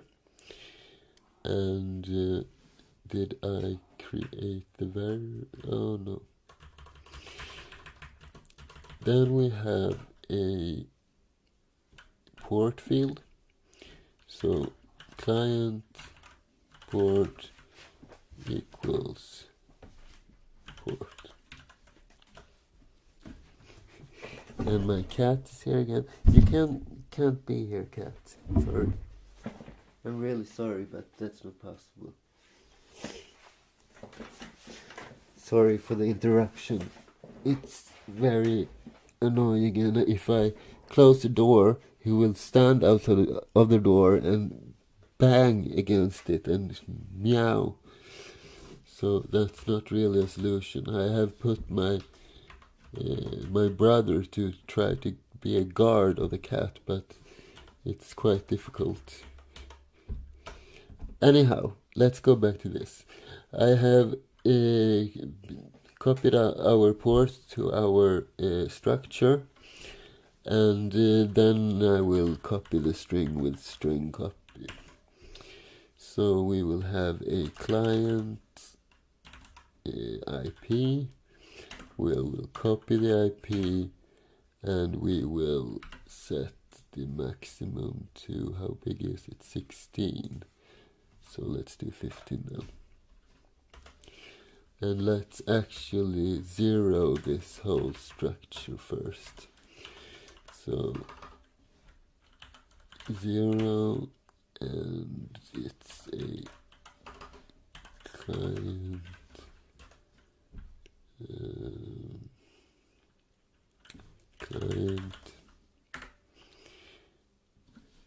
and it's a size of struct s client, and then we will need to create that function. So it's a void 0. It will take an int 8 buff and a int 16 size. We'll need an int 8 p, and we will need an int 16 n for n equals 0, p equals buff, and we will loop as long as let's see, as n is less than size, and each iteration we will increase n, and we will increase p, and that will be almost it. And then we will do like this. So p equals 0. Yeah.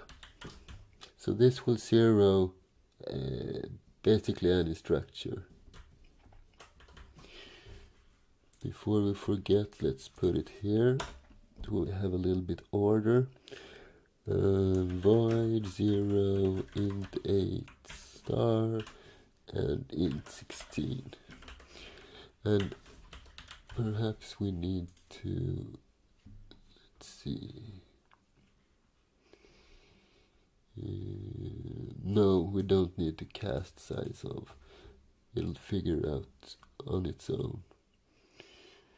So if we copy the maximum to this string, we still have a 0 at the end because of this, right? Alright, so what will we do now? This is the main loop. So we will do something. We will fork, right? So we need also a PID. It's a PID T. PID T PID. And what is forking? Well, you take the current process and you fork it. So you split it in half, and your program continues in 2 independent parts. So we can run things concurrently. So we'll simply do n PID equals fork, and this is quite simple actually. If we have a PID.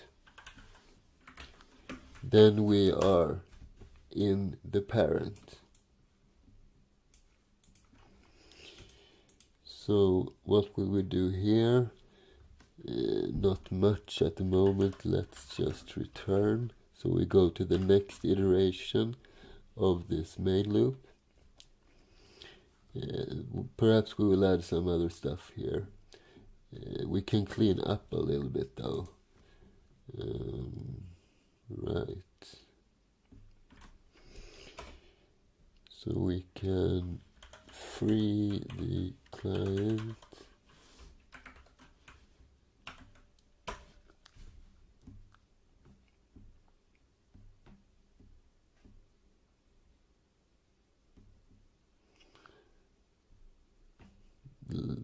Let's leave it at that.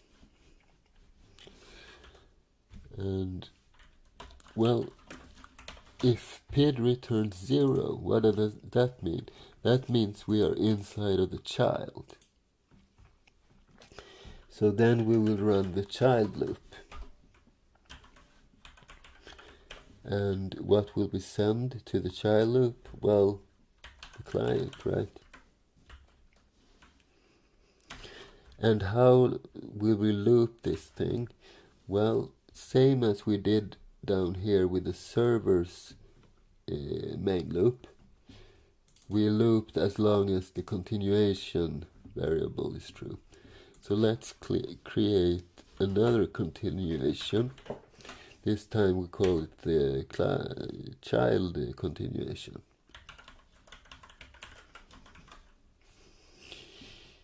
And where are we? Right here. So basically we set the child continuation to true, which means that we should continue looping. And then we will just do while C continuation child loop. Simple as that. And when child loop is finished, we will close the S2. That's a socket. We will free the child structure, the client structure, and we will return 0. Okay, something like this.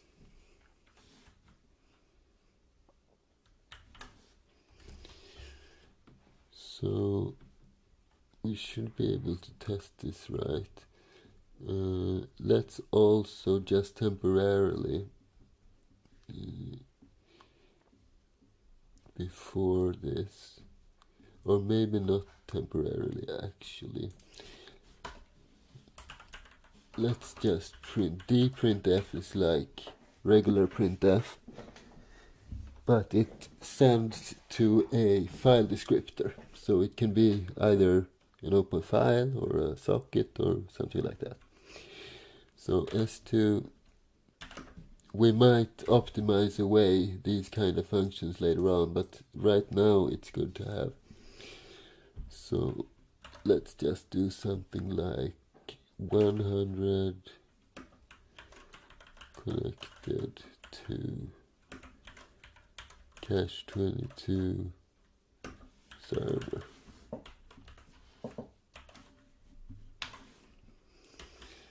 And we will also, let's do dprintf S2, yeah, something like that. And the child loop this far will not be much, so let's just do void child loop client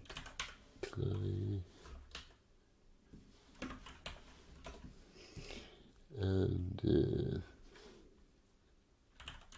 sleep one return, just temporarily. And let's add this as well. So void child loop, and we will send a pointer to a client structure like so. Alright, let's see if it compiles. We missed something, probably a typecast or similar. Passing argument 1 of 0 from incompatible pointer type. Client. Okay, we typecasted this a little bit weird. Where is it? Here. It should be int 8, right? Because that's the format we want it in. So we can parse 1 byte at a time. Okay, that's better. Implicit declaration of child loop. Okay, I use those annoying underscore thingies.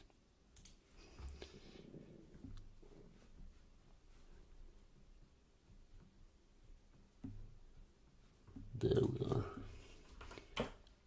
Remove that. And it's still as readable, right?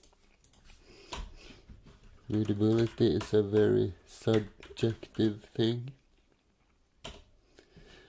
And return 0 from a void, that's right. Where was it? Child loop. Return 0. Is it this 0? Yeah, probably is. And make.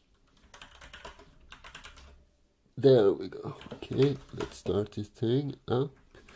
And did we have the other window? We don't anymore. Let's tell it to localhost on port 120.49.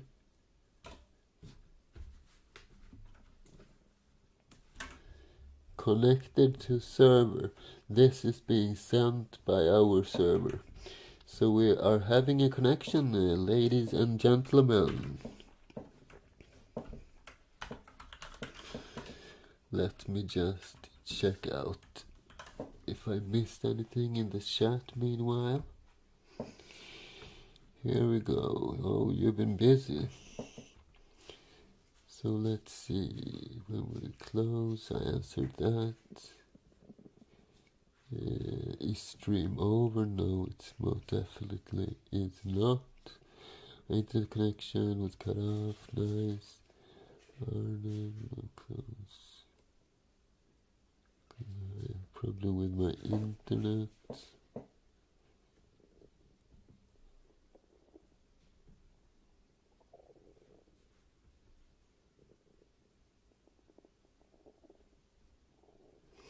Uh, 200 is server okay, that's correct, but this is not really a server okay.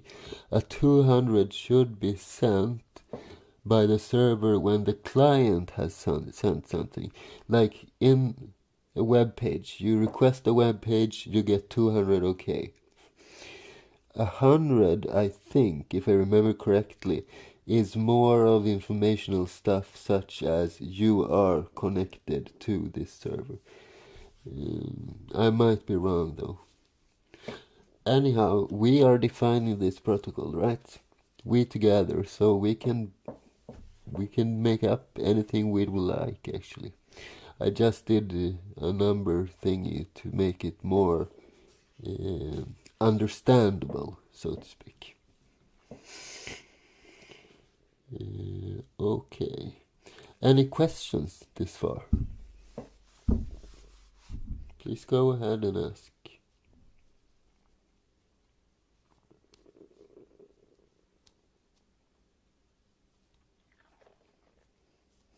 Are you back with us, Angel?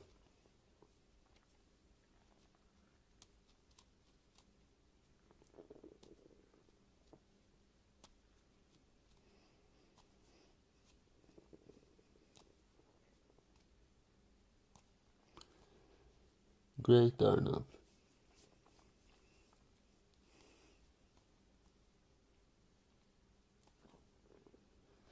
Great, Angel. If you can hear me now, I would like you to choose a moderator, because you are being promoted to the chief moderator, and you will have up to two sub-moderators that will help you with the job. So you can do that while I continue a little bit further. It's like 5 minutes left of the stream. Perhaps we should... Yeah, let's just do this, because I said 3 hours and I want to keep the times, okay? So, however, we will have a stream very soon, perhaps even next Friday, where we continue this project, because this is a big project. It will take multiple streams before we are done, and meanwhile, in the middle of these streams, I will still give out a regular video every like 4 days or so. So in those we are currently working on the binary tree, and then we will merge the binary tree implementation with our database server implementation, getting a real good, hopefully faster than Redis in-memory database. Sounds kind of cool, right?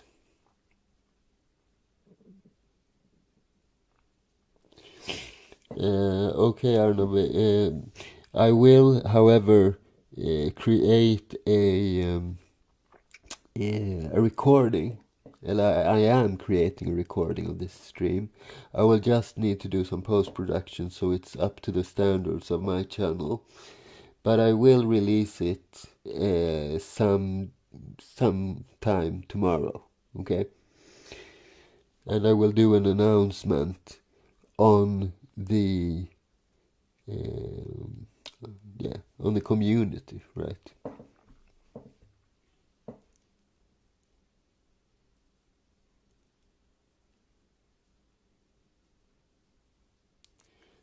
Thank you, Angel.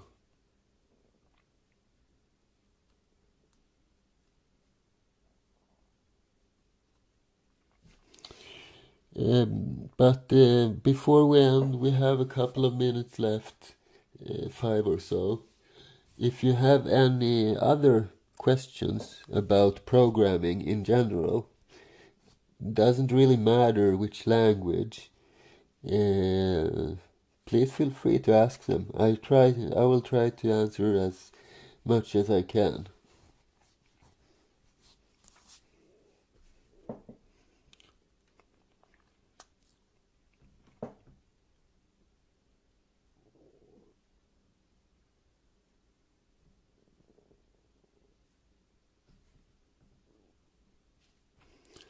Okay, that's very interesting, Arnab. The thing about the process.age.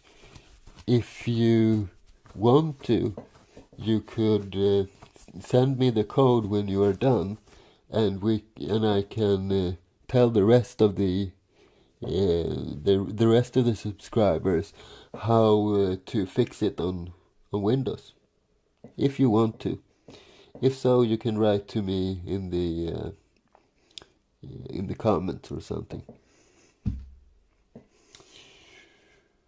Okay, but thank you, Angel. If you guys don't have any additional questions, I will thank you for showing up. I hope I see you next Friday as well. And take care, everyone. You know I love you guys.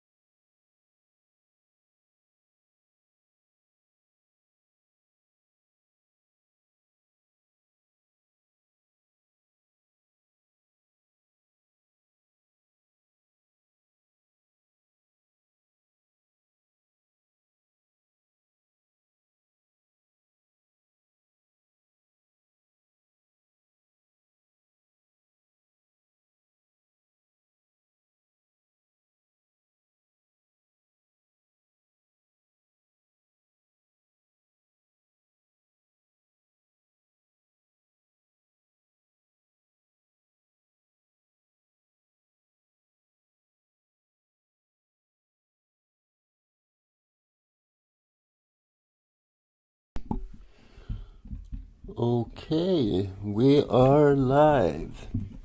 Welcome everybody to yet another stream of mine. This is my third. Let me just verify that everything is working as it should be. Can you hear the sound okay? If so, please write in the chat.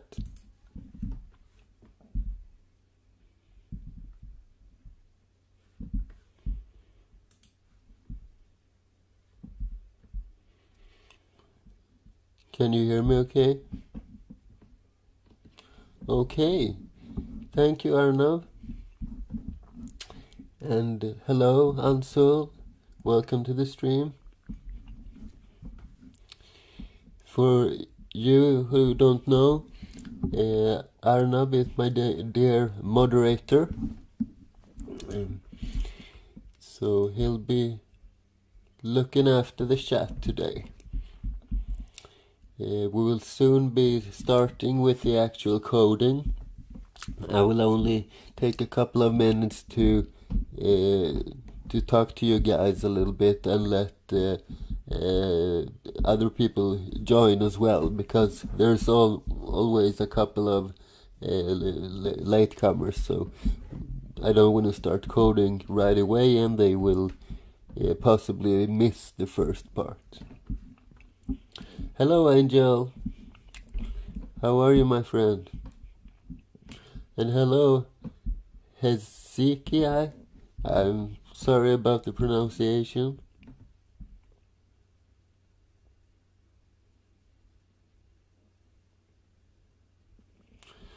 Okay, hello, Mr. 21. Yes, and we are not just doing Redis, we are coding our own Redis. And hopefully it'll be faster than Redis. So I can take... and hello, Imoris. Welcome to the stream. I can take a little bit of... I can tell you a little bit of information about the project that we are going to do. So let me show you what I stumbled upon. I was checking out the Redis. For you who don't know, Redis is an in-memory cache database. Probably the most used in-cache database in the world. So I went on to this web page and I found something. Let's see, this one.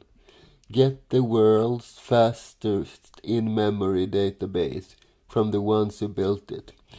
And I thought to myself, well, what if we can do better? What if we can build the fastest in-memory database in the world and force Redis to change their homepage and write something like, get the world's second fastest in-memory database? Wouldn't that be kinda nice, everyone? So that's a general idea. And my thought is we're gonna build this on a binary tree, and we're gonna optimize it using our own implementation of a hash table. So that's basically what we're going to do today. We have, I think a lot of you have seen that episode where we build a binary tree. So we will finish that binary tree and integrate it into our database, and then we will try to optimize it, and we will do some testing to see how many collisions and stuff. I will talk more about how that works a little bit later. Let's see. Hello, Coffee. Welcome to the stream. And hello, Zuzu. That's right, Coffee. We have a new moderator.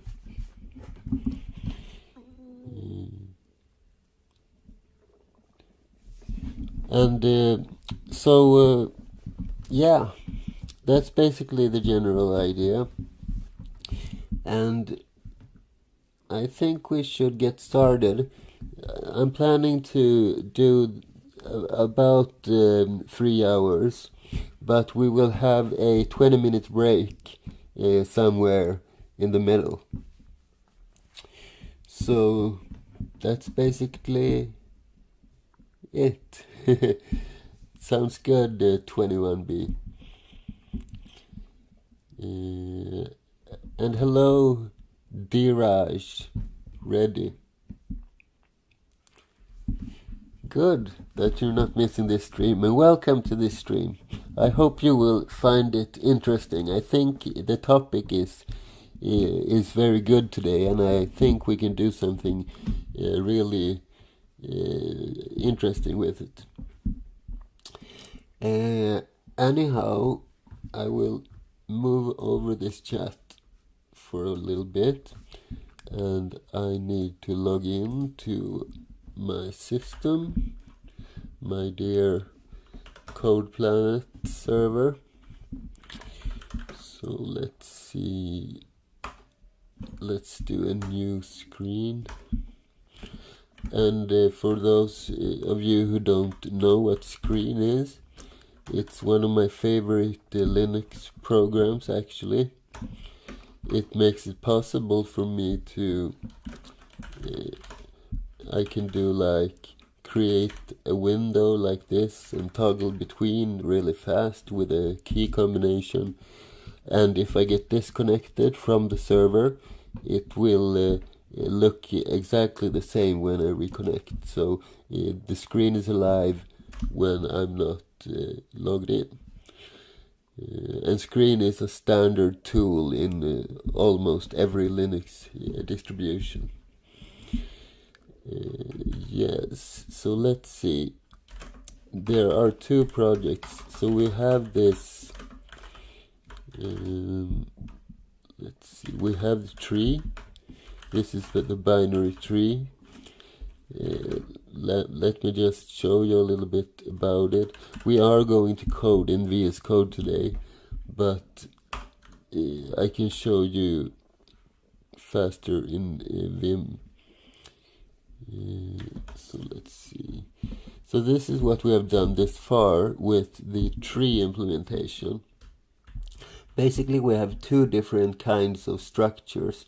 We have nodes, which connect to other parts of the tree, and we have the leaves, which contains the actual data.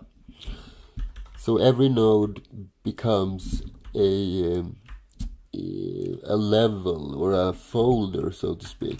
So basically, we can have like the root as the first one, and then maybe we have one folder for the users, and then we can have a lot of the leaves inside of these folders. So we can have like users and login or something like that. And the general thought is that when we search in the optimized version of the algorithm or whatever we should call it, then it should be able to find stuff in every folder without having to go through the entire structure every time. So that's the idea. And there's only a couple of functions in this. We have a zero function that just puts 0 in a variable or part of the memory. We have a create node, which creates a node, so a folder. We have a function for find last, and when I do these kinds of functions, I usually call it something like find last, and then I add a suffix. So this is the linear version, and later, and I use like an alias a macro which called just find last. So from the beginning I point that to this function, but then when I create a more optimized version, then I can just point the alias, and I won't have to alter a lot of different parts of the code when I want to use the other function. And then we can create a leaf with this one, and then we have the main. And we will not have any main in this part of the code when we are done, because this is going to be more like a library. But it's good to have this when we are experimenting and double checking that everything works and so. So this is the tree implementation. We're gonna keep building a little bit on that. And then we have the actual server. It's called Cache22. So this is where all the server stuff happens, the network connection and all that. So what we did last time is we set up all the different networking stuff. So we prepare it to listen for a TCP port, and when we do get a connection, it will let's see what we did.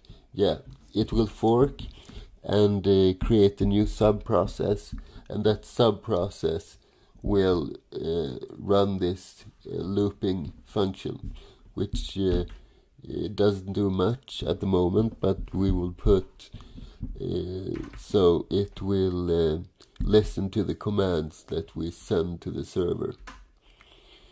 So this is a lot of boilerplate stuff mostly at the moment, but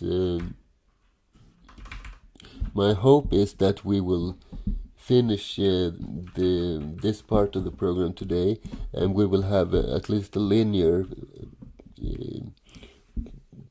implementation of the search algorithm, and possibly more than that.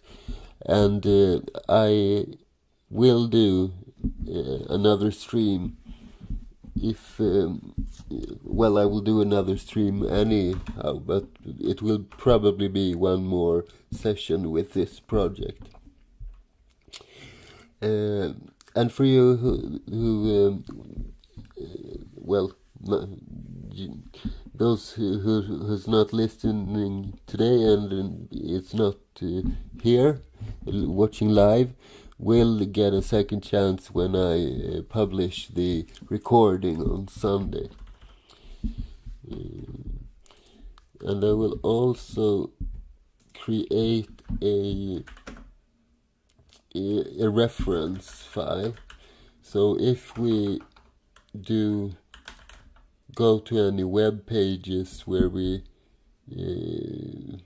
get any information or stuff like that, I can write down the link, and afterwards I will put this in the description of the recording when I release it. So that's basically what we are going to do today. So what do you think about that chat? Do you think it will be an interesting project, perhaps?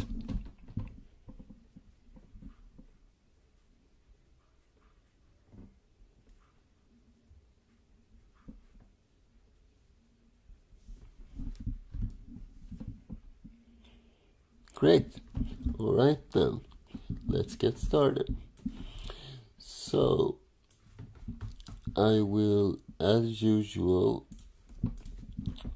go into this and set my home directory to this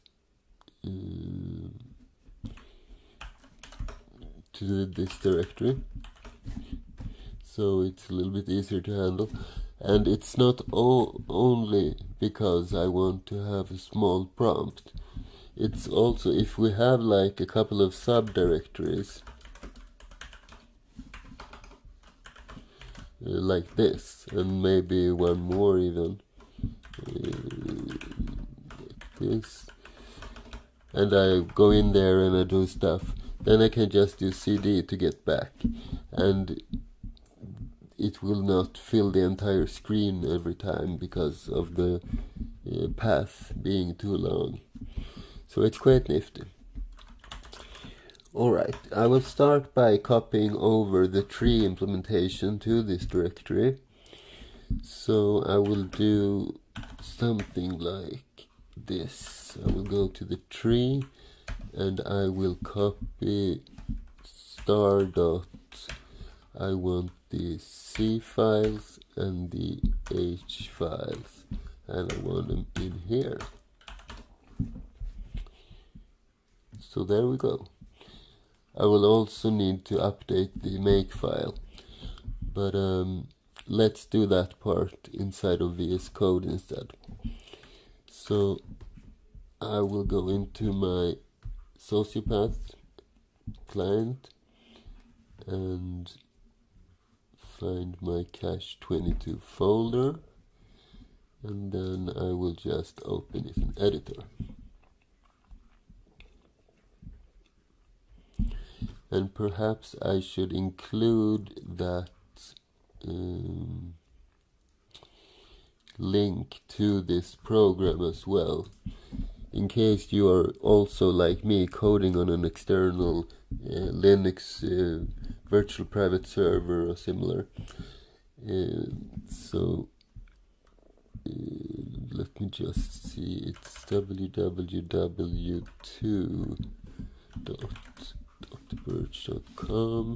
and Sociopath. So this is the page, and it works for Mac and it works for Windows. So I will save this link and put it inside of this reference. So Sociopath SCP clients remote edit your code like so, and let's see where my VS Code went. I need to make it a little bit smaller so it should fit on the screen. Something like, I think we can do like this actually. Like so. I hope the text is big enough for you. On small screens it might be problematic sometimes. Alright, so let's open all of these files.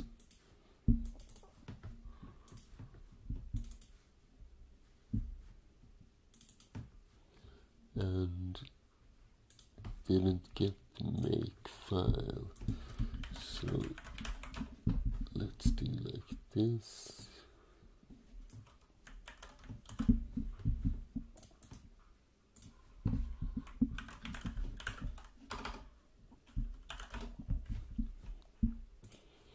The reason it didn't get the make file, by the way, is because you configure the SCP client by telling it what kind of file extensions you want to use. So I have configured it for .h files and .c files, etc., but not for the make file, so that's why. But that's easy to fix. You just edit the configuration file. It's quite self-explanatory. Alright, so we need to add the tree implementation as well. So what do we have? We have a tree, or we want a tree.o, and it's coming from tree.c. We want to run cc with our flags, and then we will have -c and the source file. So this is for the source file. When we have an O file, we can compile the actual tree binary, and we need the tree.o as a dependency, and then we will run cc with our flags, and we will have the source file -o and the target, and possibly some LD flags as well for the linking. And we'll do clean catch22, let's do tree in between here, like so. And so now I should be able to do make tree.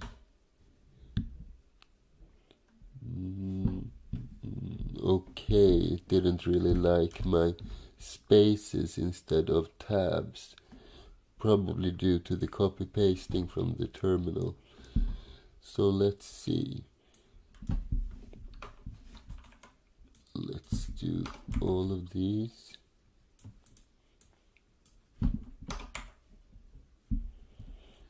And this one as well as this. Okay. So let's try it again. Make tree. Yes, it compiled. And here we have our tree. So we haven't yet coded a function to display the tree. So what we are displaying at the moment is a value from one of the leaves, and the addresses of, I think it is the leaf and the node, if I remember correctly. But everything works this far. And by the way, if you have any questions, I will not be able to see it in the chat when I am coding, but Arnab will take care of the questions, but save them, so when I ask him later on, are there any questions, he can give me one at a time. So he's keeping track of all the questions. Great. So let's see where we will start. Let's also compile the rest, by the way, so we see that everything is still working and I haven't been editing any stuff. So as you can see, it is listening on this port number 12049, and the actual port number was decided by you guys last time, but you can specify the port. I think we did it like this, right? Yeah, you can specify it directly on the command line, and you can also just edit a constant definition inside of the H file. Okay, so everything is up and running, and let me show you what happens when you connect as well. So if I just run telnet, which is the standard tool in Linux for connecting to TCP servers, very good for debugging. And let me just do one more thing. I usually do something like this, because sometimes I close down the window, and if I close down the last window, then the screen process terminates. So I usually do some bash script like this, so I always have one window which I don't touch and which will not be closed down. Okay, so let's see, the port is 2343, And as you can see, we are connected to the server and greeted by this 100 connected to the cache 22 server. And these kind of server codes, I'm not really sure if we are going to use it like that, but let's keep it for now. All right. Let me just cough. Sorry. Okay. So where to go next? I need to have some functions that take care of the input from the user. So let's begin there. I want to be able to break down these commands into different space separated variables, basically. So let's see, we are running the main loop and then we are running the child loop as soon as we get a connection. So this is all that we have this far. And we are passing this structure around to the different functions. And if we take a look in the H file, the client structure looks like this. So we have the socket, the file descriptor, which represents the connection. And then we have the IP address in regular format, like this kind of format, as a string. And then we have an int16 for keeping the port number. So that is what we are passing around. So what will we do here? We want to grab the input from the user every time this loop iterates. So let's create a string variable, or int8 as I use in this project, and let's call this buff and 256 as size. So this will be the buffer that we read from the socket file descriptor. So let's start there. In order to read from a file descriptor, we use the read system call. And before that, by the way, I want to zero out this variable, like so. And the first argument of read is the file descriptor, which we keep inside of this client structure, and S, I think we called it. And then we read it into buff. And finally, we need to specify the maximum number of bytes to read. And I usually take one less than the size of this variable. Okay, so now we have a command, and the command will look something like this. Select and then the path, so like users, and then we specify the actual leaf. So something like if we have a folder for the users, we might have a leaf for the different usernames. So this can be one command, and then we will have commands like create, just to create one of these nodes, like this. And in order to grab the data, we use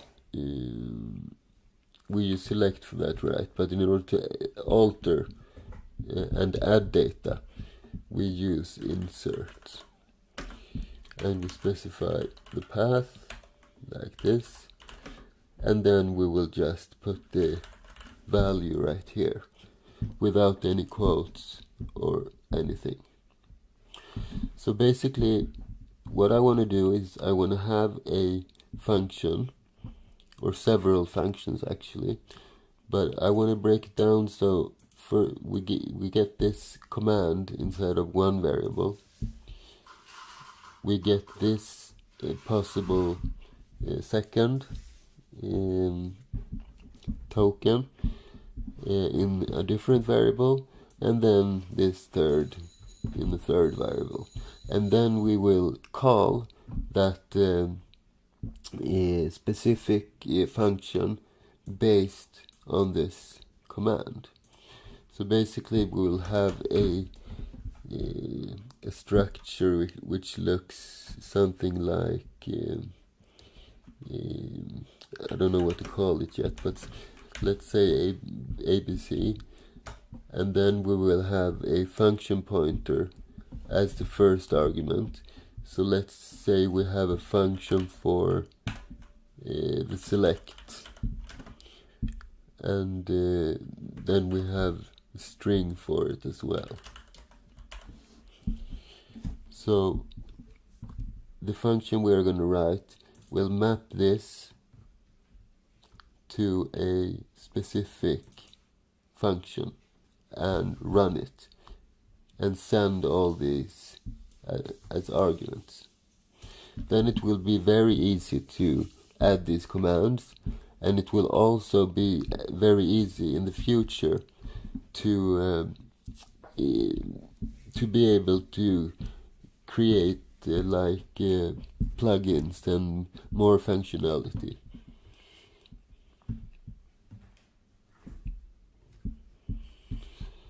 Alright, so let's see how we are going to do this. I think we can do it right inside of this child loop. So how do we separate it in these kinds of tokens?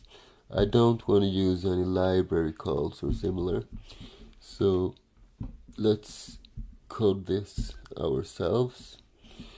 So basically we will set this let's create a by the way, before I forget, the read function will probably need a casting for this one. No, not indent. It should be a char when we call this function. This one is okay, and this one is okay. Alright, so let's create a char pointer. This int 8 is actually a char.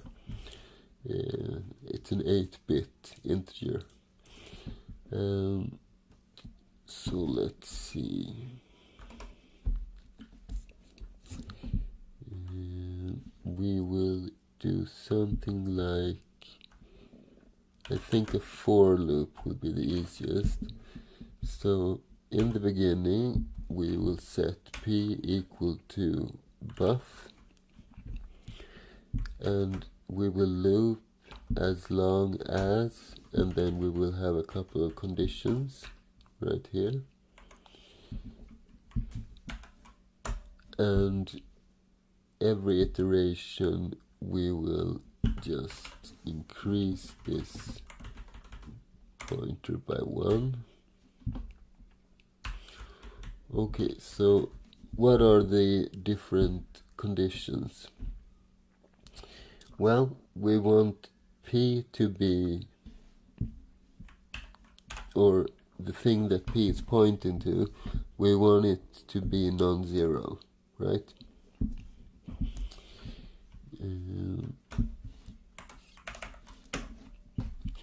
Because when we reach the 0, we will well, the string will be done, so to speak. And we also need to keep track that we don't overflow this if they send a very long command, we are limiting it with this one, but I would feel more comfortable if we had a counter as well.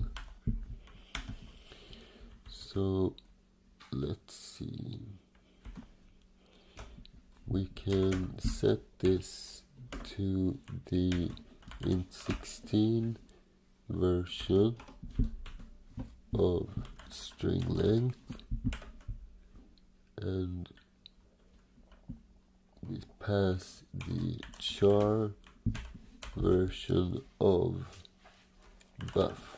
So there's a lot of these typecasts because I decided to use this standard, but it's not too troublesome, because if we forget, the compiler will yell at us.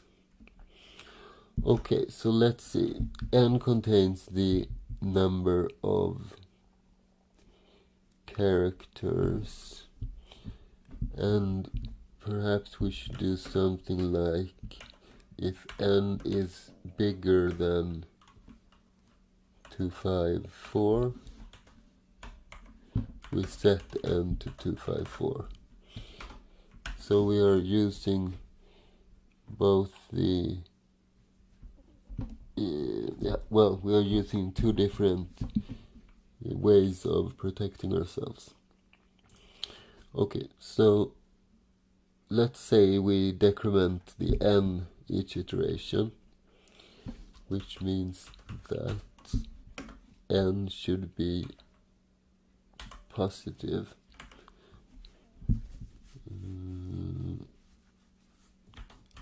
And let's do like this. So what else? We should also stop if I think we put it like this. We will also stop if p is equal to the space, because remember, this is how it looks. So we will go character by character until we find a space, or until we are at the end of this string. We can also check for p equal to new line, and perhaps we should check for these annoying Windows style new lines as well, or carriage returns or whatever.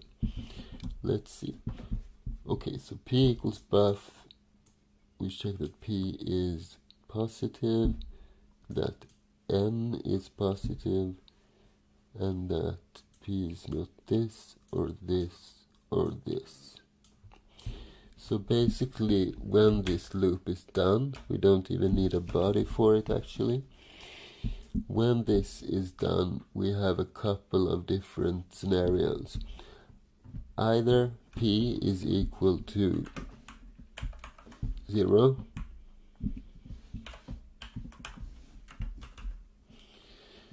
and what do we do then? That means that the command, let's see, it means that the command is filling out the whole buffer. So we have sent something like just insert. Let's create a couple of variables to hold the results as well.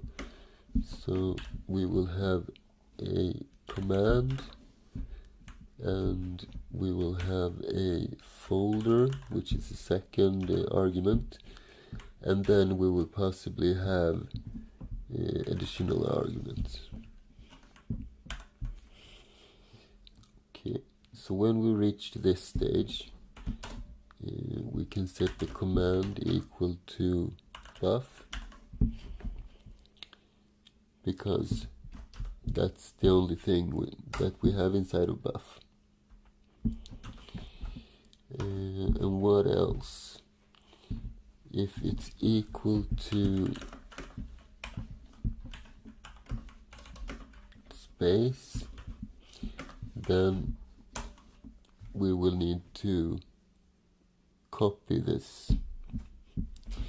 So the easiest way is to take this space and replace it with a 0 byte, because then we can just do a string copy on the buff in order to get the thing we want. So let's set p equal to 0, and then we will need let's see, we need an additional buffer. So maybe we shouldn't use pointers for these ones. Let's do this instead. 2, 5, 6.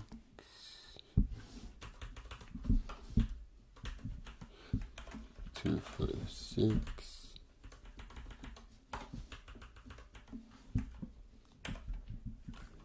2, 5, 6. Like so. Or maybe, let's see. Well, let's do this for now. So in case, let's change this so we don't forget. So in this case we want to copy, and we want to copy into the char version of CMD, and we will copy the char version of buff, and the maximum number of characters is 255. And before we do that, we will also zero out. Let's do that before the conditionals, by the way. So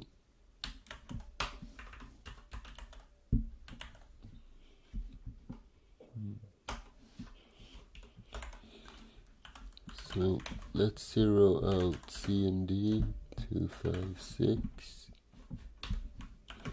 Let's zero out folder 256, and let's zero out args 256.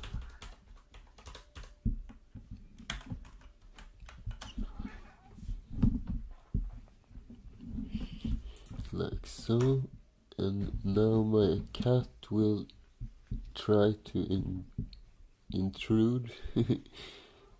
Never mind. Okay, so we have zeroed out the variables. We have copied the command in case of when we have issued just the command, and in this case we will set this to 0, and then we will do the same as here. We'll copy to the folder from the buff maximum 255. Yeah. And then we are done. We also need to sanitize these by removing those new lines and stuff. Perhaps we should have done that from the beginning, but let's hold off on that for a little bit. Okay, so we have our two conditions. We also need to, well, basically we can do the same as here when we encounter one of the new lines, right? We want to overwrite it with a 0 and then copy the stuff before that. So let's make this if statement a little bit bigger. So if p equals this, and if p equals this,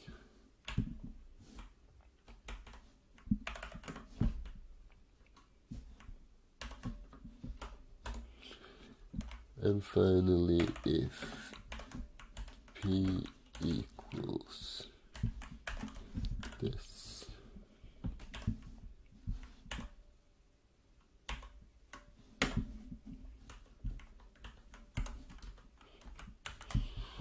Okay, so we kill 3 birds with 1 stone. Right. Let's put it there instead. Okay. So, is there anything else we need to consider? Yeah, this one. When this reaches 0, it should be treated the same way as this first condition. So if p is equal to 0, or if n is equal to 0, then we should do this, right?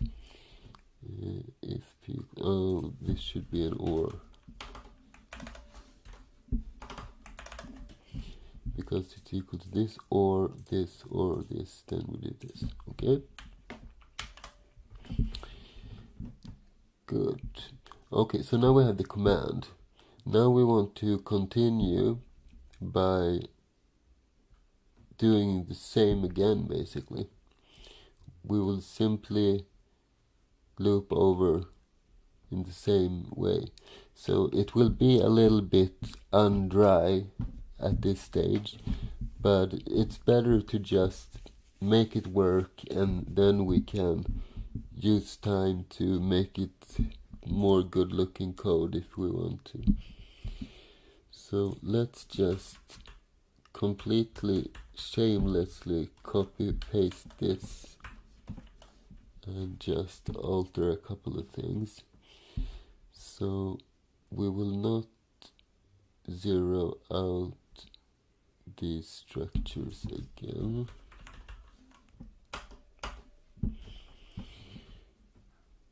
Okay, so p will be equal to what actually?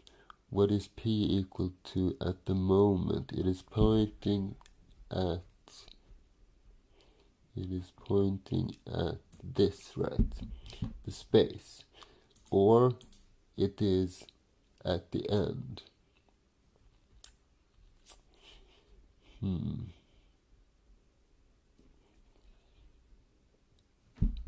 Let's go to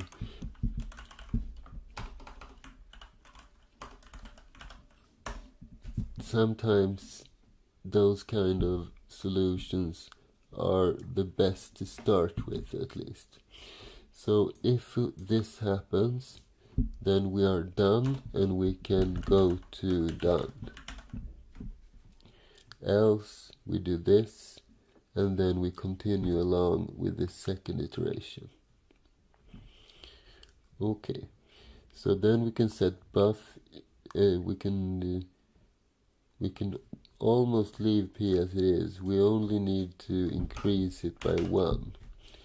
Let me have one of these. Let's copy them all, so I have them available. It's easier to grasp how the things will look. So currently we have the p pointing towards this space, and we want it to start by pointing right here. So we increase it by 1, and then we do a loop again, and we check if we should reset the n too, right? How should we do with the n? No, we can leave it as it is, I think. Let's do that for now. Okay, so we check if p is not 0, if p is not space, if p is not this or this.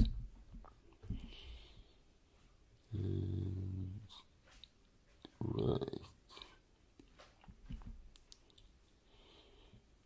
And then we do this check again. only this time we will copy to not the CMD but into the folder. And by the way, this shouldn't be folder, this should be command. Am I right? I think I'm right.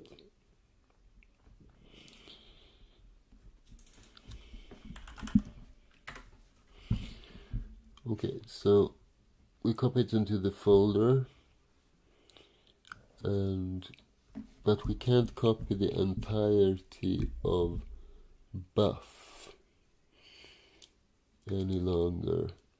We need to have a pointer instead. Let's name this F, because it will point towards the folder's beginning. So P equals buff. Let's see, which one is it? Here. So P++, and then F equals P.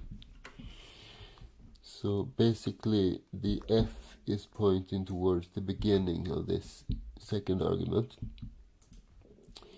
which means when we do the actual copying, we will be copying it from F as a starting point with buff. And same here, F, like so. And we'll also have the go to done.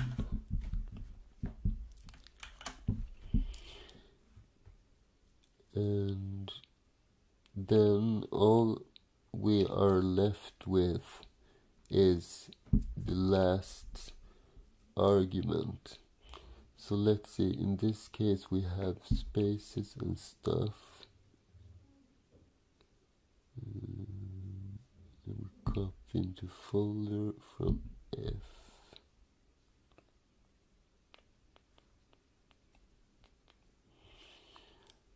So let me see. So we start here and then we copy this stuff. So P is pointing towards this, either this or P is pointing toward the end of the string or of the buffer. So if we are pointing towards the end, we should have jumped to done, right? No, we do a check. Yeah, we do it here. So the only thing we will need to consider, let's see, here it is. The only thing we need to consider is that we are here, and if we jump one more step to the right, we should just be able to copy the end of this, basically. Am I thinking correctly? We copy the folder, and in here we are. Well, let's try it out. It's a very big function with a lot of moving parts, so it's a little bit tricky to keep track of everything. We'll probably have to troubleshoot a little bit, but when we create all of these kinds of functions ourselves, we have a much greater possibility to optimize it. If we just use something off the shelf, we don't. So I think this is necessary if we're going to beat Redis. Alright, let's increase P and if P is positive, what will we do? Then we will do a string copy into the char version of args. And what do we want to copy? We want to copy the char version of P. And what will be the maximum? Well, we can still use 255 since this is a different string variable. Why is this here?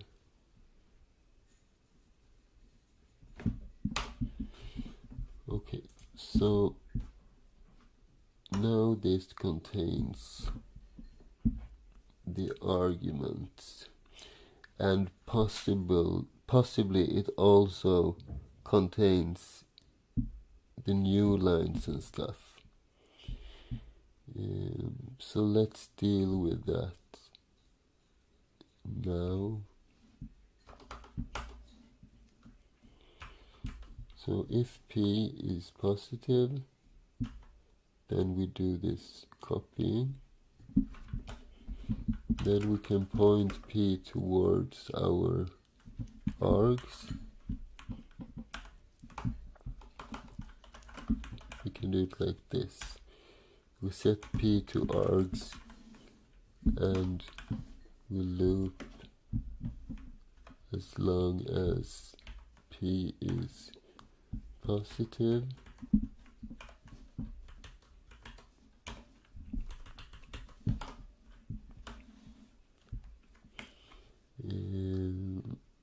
As long as P is positive, and P is not equal to a new line, and as long as P is not equal to this. Let me just check this first one so I didn't mix up the logic. If P is positive and N is positive and P is not equal to, because we're going to stop the loop, right? So else if P is equal to this, or this, or this, and then it'll be the same right here, because P should be positive, this should be positive, and this and this and this should not be any of those, like so. If P and N are, if P or N are negative, we do that, else if yes. Okay, that looks right. And now P equals to args. We will loop as long as P is positive and P is like so. And what will we do each iteration? We will simply do P plus plus. So, and then we can just set P to 0, right? Because if it's already 0, this won't mess up anything. And if it's one of those, we want them to be 0. So this should fix our new line problem, I think. Okay, so now we have our variables. Let's print them out one by one and see if, let's actually print them to the user connecting with the client. So we will print command.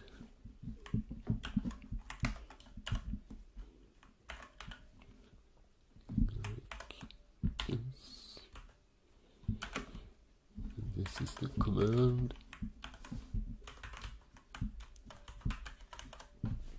and this is the folder.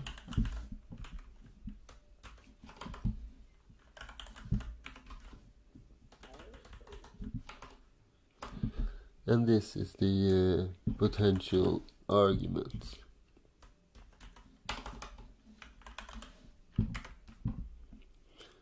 I have a feeling that we have missed something, and this is gonna segfault so badly, but well, there's only one way to find out. So then we can return. Okay, well, let's see what happens. And I have been disconnected.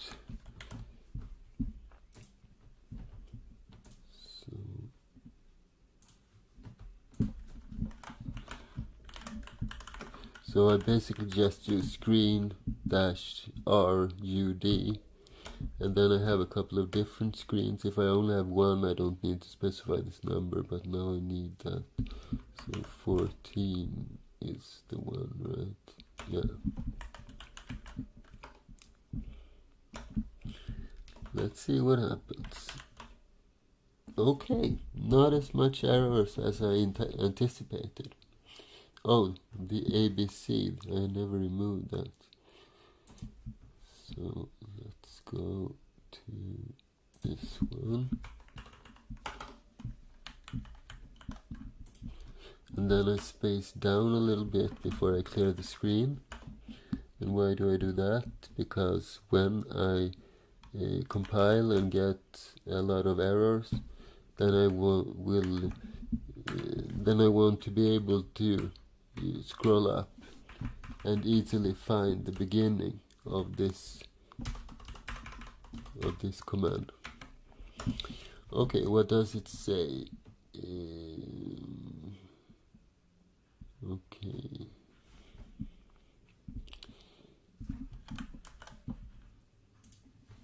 Where was that? So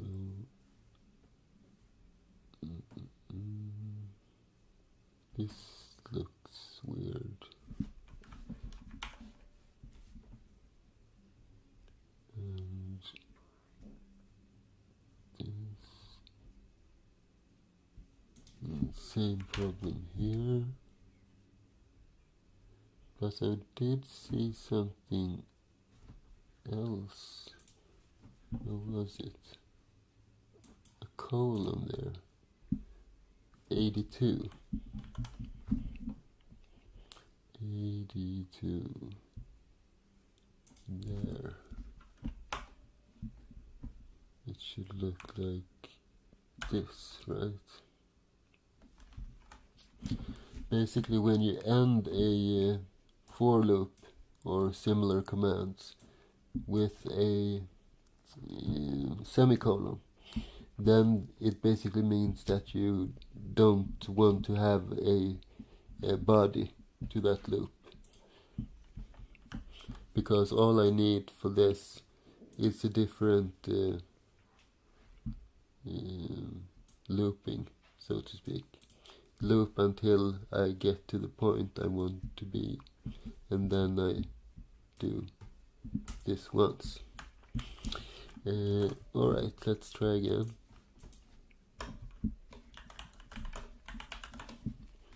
Oh, we get more errors, not less. Well. Oh, it's a lot. Expected. Okay, this error is probably producing most of the other ones. 34.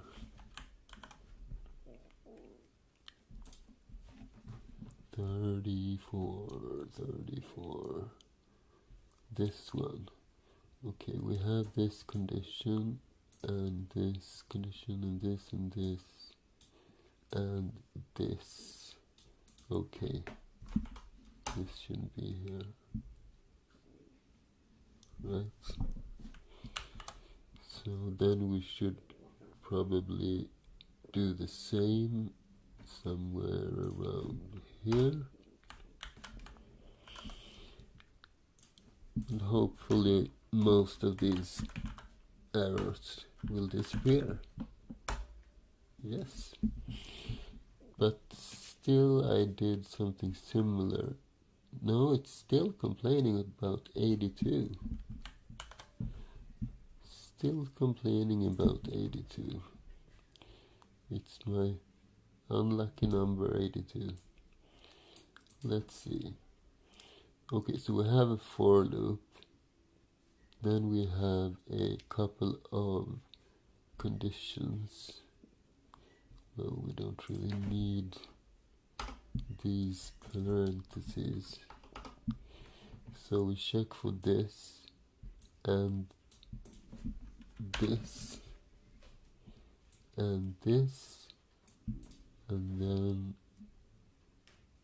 we don't need that, but we do, however, need this, right? Let's try it again. Okay, now we're getting somewhere. Warning, this for clause does not guard this statement, but the latter is misleadingly indented. It's actually complaining about my indentations. That's quite funny, actually. So for p equals this, and we check that this is true, that this is true, and okay, I kind of agree with GCC. This should be there instead.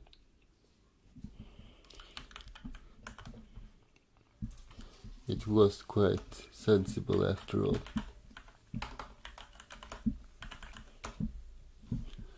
And only one left. String copy output may be truncated. Oh, I dislike this error so much, or warning. Because I have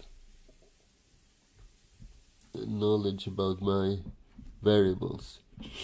And I don't think that GCC should annoy me about that. Let's actually remove this one.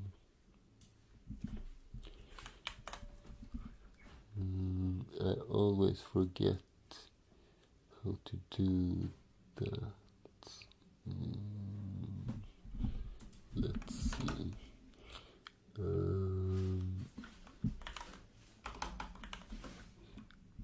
Need to go into my OOP. No.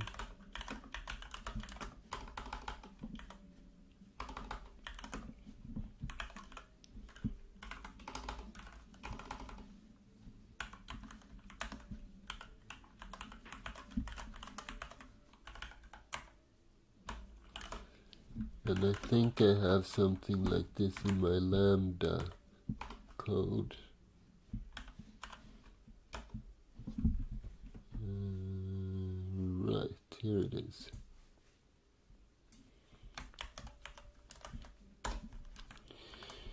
So let's go into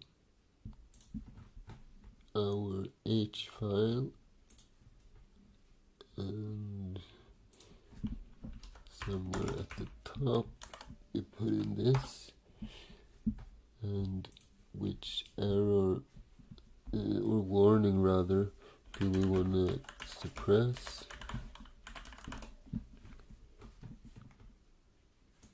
This one, because it's not complaining or warning me that I am causing a buffer overflow. No. it's complaining that I am not copying as much data as I should have. So it's the other way around, and I don't really care for that. So then we can add this pragma.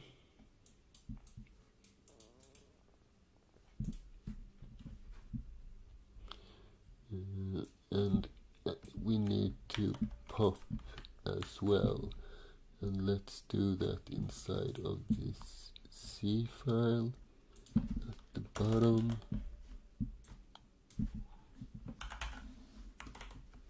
There we go. And then we do the make clean, and now we should hopefully don't get that annoying error. Great. Okay, let's try this. Do you think it will work on the first try?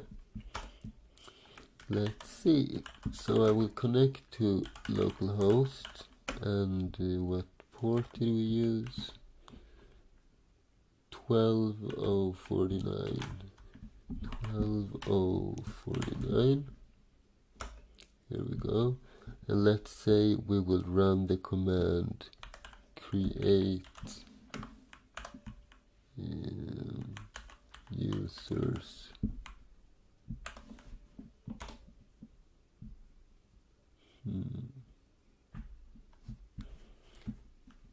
Did we cause a loop perhaps?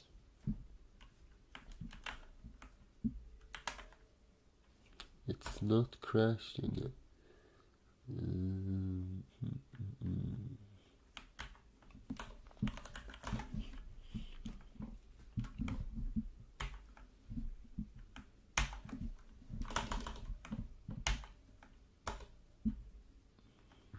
Oh, wrong window.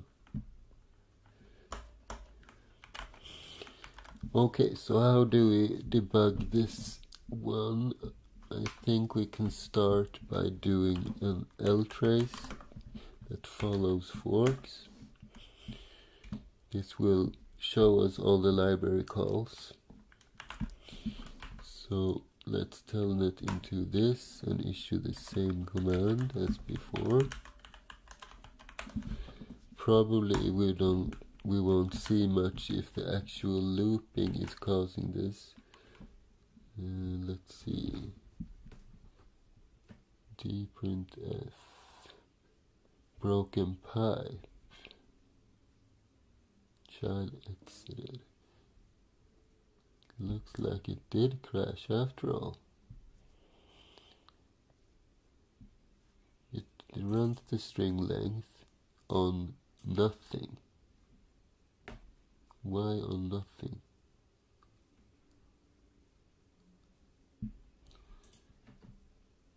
We read without return.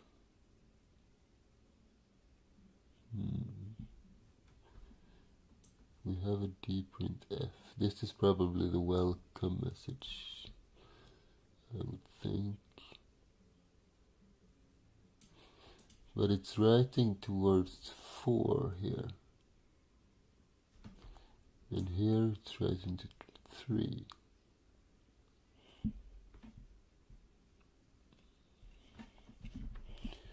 Okay.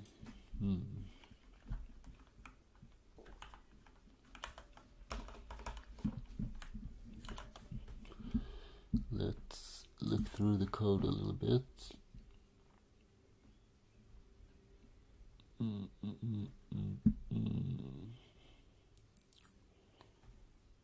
Where were we? Right, child loop, client CLI, and we zero out the buff. We read from this file descriptor into the buff with this size, and n equals the int16 value of string length on the buff. This should be okay. would think so. Perhaps there's something wrong with this structure. What if we would just try to print something there? So if we do write client S,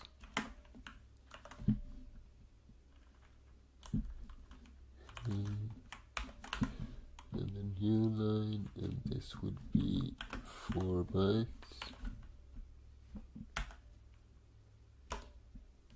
And then we will exit 0.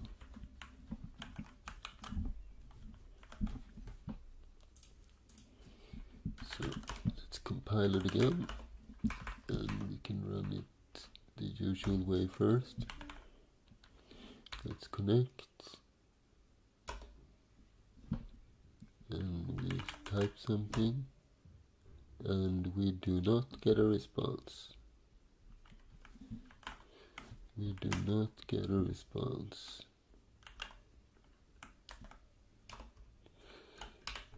So, did we do something wrong with that?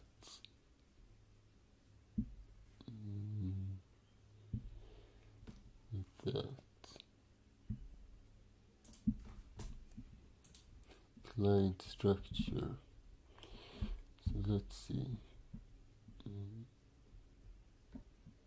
This is inside of the main loop. We accept the connection. We figure out the port and the IP. What then? We allocate the client structure, size of struct as client with 0. Everything. We set the S to S, and what is S? S is S2 we get from accept. That is the child's file descriptor, but the S, that is the main process. So that's probably it. Let's save this, and well, it's not the only thing actually, because we shouldn't crash, but at least we're one step closer. Let's remove this for now, and let's compile.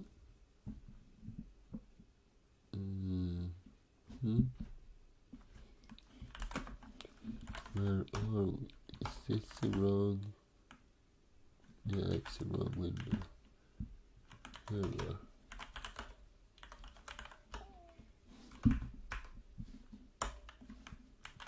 So let's connect to this one, and let's issue the command create /users.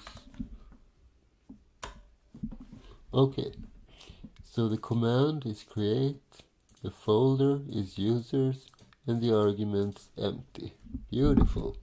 And what happens if we issue only something like help? The command, it's still help, but there's a new line with a folder. Okay, we need to remember that. And if we do a longer command, so insert users this, and then some kind of value.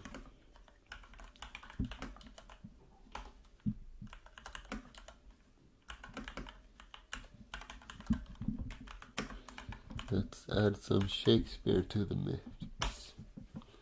So the command is insert, the folder is this, and the arguments are those.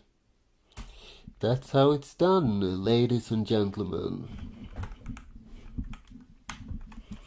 Now I think is an excellent time for the break. We are halfway through, and yeah, let's do the break now, and let's return in 20 minutes. See you then.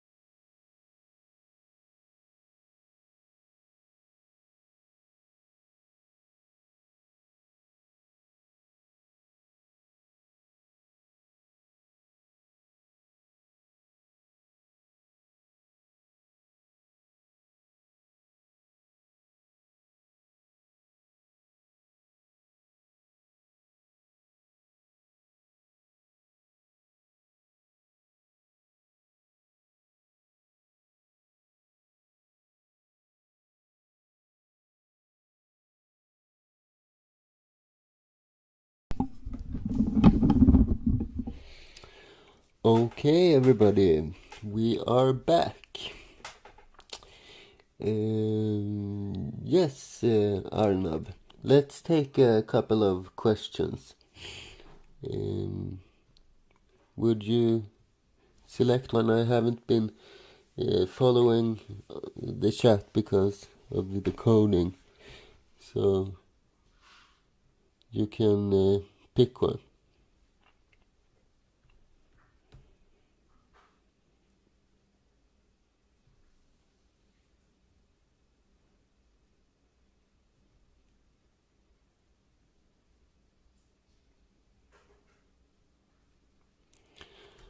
Well, the best way to learn, I think,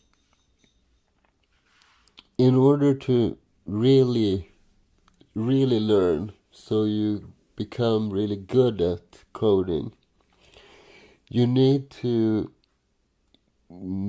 create a project of your own, and it needs to be a project which matters to you.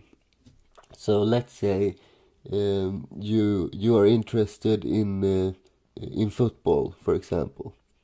Perhaps you choose to create like a program or like a game where you manage a football team. Or if you are interested in video games, perhaps you could create some kind of an editor or some kind of calculator which helps you to plan your armies in more effective ways. Or because if you combine the coding with an interest of yours, then you will be passionate about that project and you will learn double the amount you would have otherwise. Because I tried to learn programming a couple of times, and I learned a couple of commands and stuff, and I did a couple of examples, but it never turned out to anything. But then I combined it with other things, and I created projects that really mattered to me, and then it was a whole different subject. So that is my I don't know, my idea when it comes to that kind of stuff. Let's see. Should we not close the copies of socket file descriptors that the child process receives in the child loop? No, we should not close it in the child loop, because the child loop runs once every time we get a command, and during a connection you should be able to issue multiple commands, right? So let me show you what I mean when we actually should close the socket. Because if we look at this code in the main loop, so here is a fork. So this is where the child process begins. And what do we do in it? Well, we print out this welcome message. We set the variable continuation to true, and then we loop, the child loop. And as long as continuation is true, we keep reading commands from the user. When a continuation is set to false, like when the user issues the quit command or something like that, then we break out the loop and then we close the socket, right?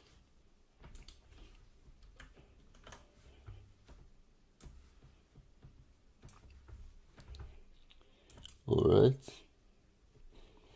Do you have any additional questions?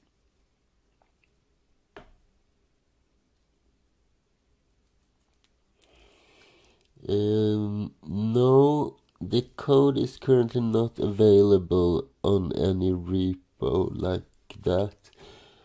It's like this actually. I always want all my videos to be free and for all to access, but I still have to earn a living. So what I plan to do is create a premium feature where you can donate because you like the video in question, and if you do, you do get a lot of perks. So you get like access to code, and you get a lot of different other things. So that is my basic thoughts on that. I hope you think that is okay. I am currently developing a website. Perhaps I can show. Perhaps I can show a part of it to you, so you see what I mean.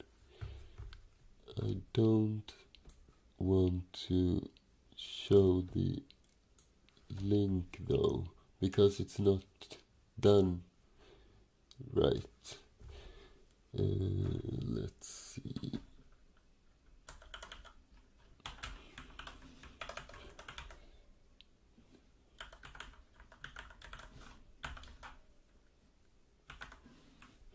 So I'm in the middle of developing. It might not look exactly like this when I'm done. Okay, let's reload.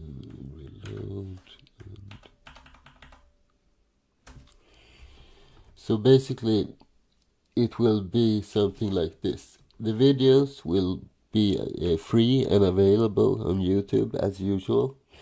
But if you watch a specific video and you think it's a good video, it's a video that you think is worth paying for, and you learn something from that video, then you can voluntarily go into this page and you can donate like $19 for that specific episode. And when you do, you get access to the code and stuff like that. I have a couple of different things as well planned, and we will also have a high score list with the biggest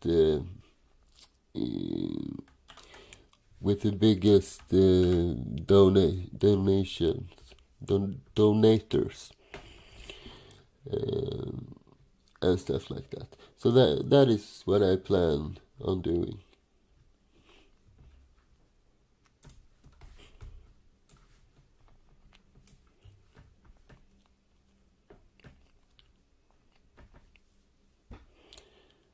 And do we have any more?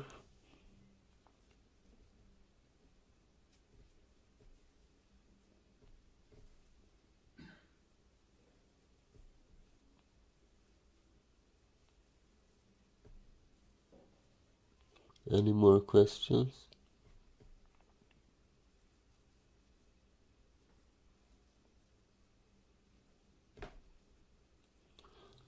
Hello, Triumph. Okay.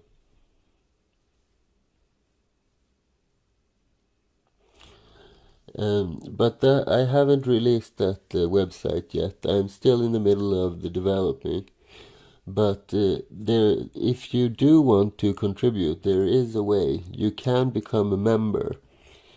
And that is actually live right now. You see that little blue star by the name of Arnab? That means that he is a paying member.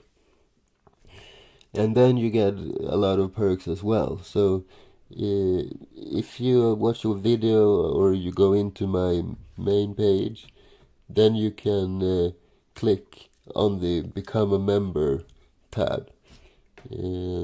Hello, Big Master. Welcome to the stream. I can show you real quick that as well. So if we go into my main page, youtube.com, and then it's @ and Dr. Jonas Birch.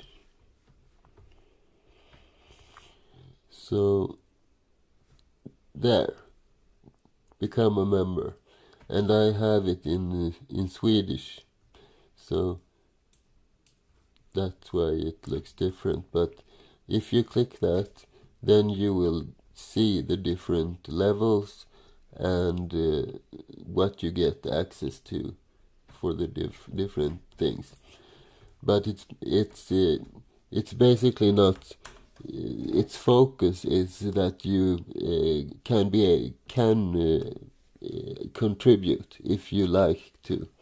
So that's the main idea, and then you get some additional perks as well.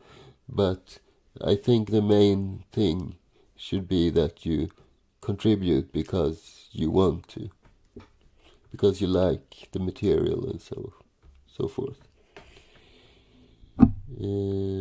Angel is around, I think. I saw him in the chat before.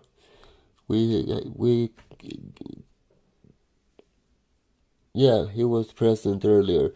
However, we decided to part ways.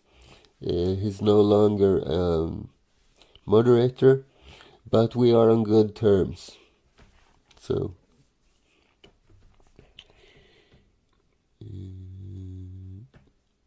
hello, DevBytes. Welcome to the stream. There you are, Angel. Hello, my friend. And hello, Maglintala. Welcome to the stream. Probably didn't pronounce your name correctly, but you have to forgive me. And hello to Rajesh as well. Welcome to the stream.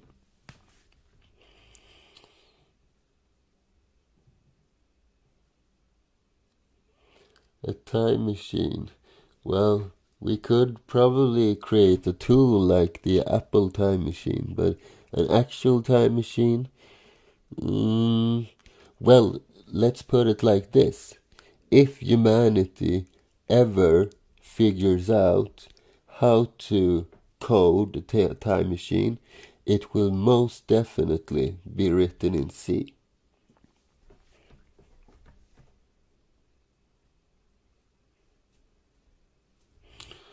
Alright, enough of the questions. If you have any additional questions, or if you come to think about anything while I'm coding, just ask them in the chat, and we will I will answer them when we pause the coding.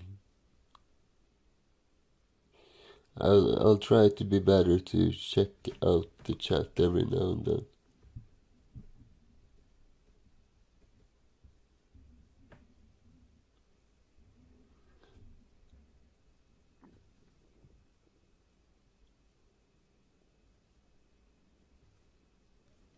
Well, Arnav, there is most definitely a craze for C++ and Rust, but I still don't think a time machine will be written in C++. We need a language like C for that kind of... Well, C put us on the moon, right? And If we would have tried doing the same thing in C++, it would probably have crashed halfway to the moon. I'm just kidding. C++ is a wonderful language as well. Alright, let's continue with the code, shall we? So, we are able to handle the user inputs with some small bugs. We still haven't fixed the new line problem, and I need to reconnect.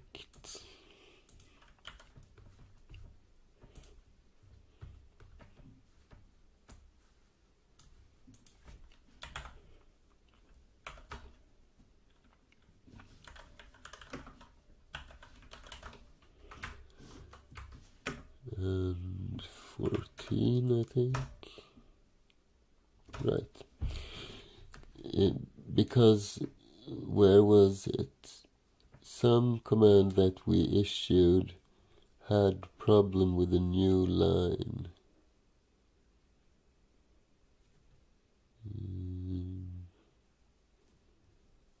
Which was it? Help folder args. Let's check the code. Because we did check and alter the new lines for the last argument, and I think we did the same for the first, but what about the second? So where does the second start? It's right here. So we point towards the space, and then we increase by 1, so we start here. Then we run through this. So let's say we get a new line right here. So then we break out of the loop, and this condition should not be valid, but this. One of these should hit, right? And what do? We just copy into folder from F. And where does P point at this point? It points towards the new line in the buffer. Now we do have a P equals 0. And we do have this here as well.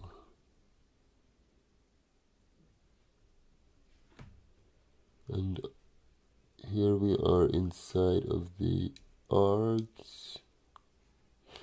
I think I want to test this again though.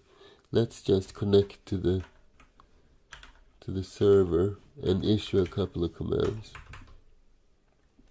So first let's just do something like this. So it prints the help, and it prints folder and a new line. Why does it print an extra new line on the folder when we just issue one command? Let's see. So we go through all of this and we copy to the command, and what happens then? Then we go to this next step. Perhaps we should just do an if check at this point.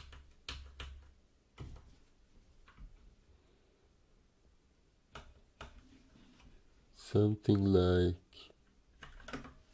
if P Let's see. So in this case we have gone through the first, and if P is negative, then we are done, right?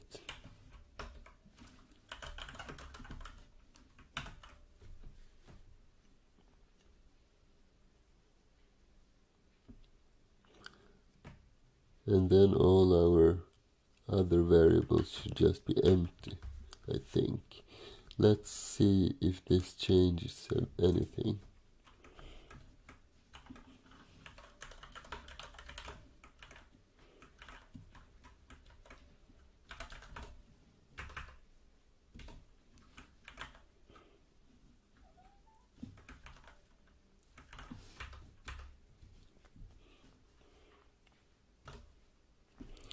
So if I issue the command of help,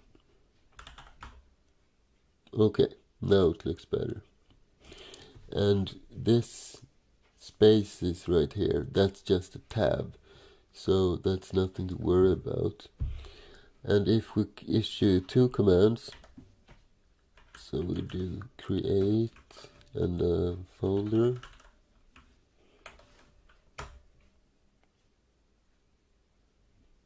okay, now I messed that up instead. Okay, yeah, I can't go to done.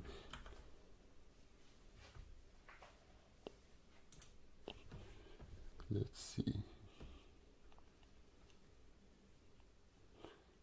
because P is pointing towards the buffer,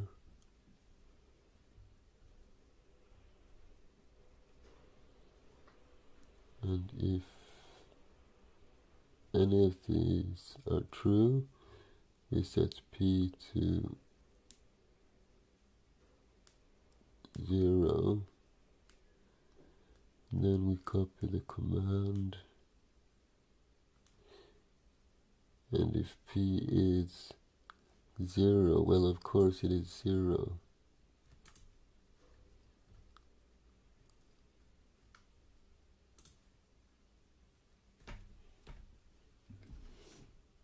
Let's do P plus 1 instead, because I want to know if the buffer has ended, you know.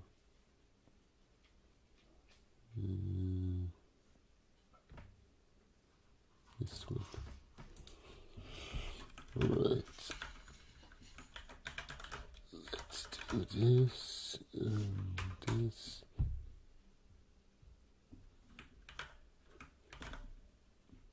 And we need to run the program.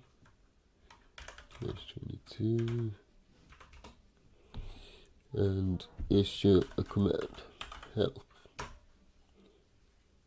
Okay, we're back here again.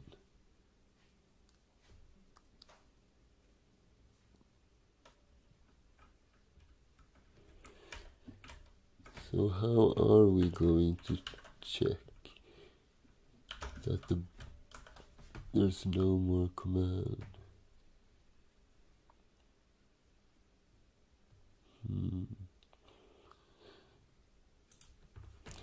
Well, we can,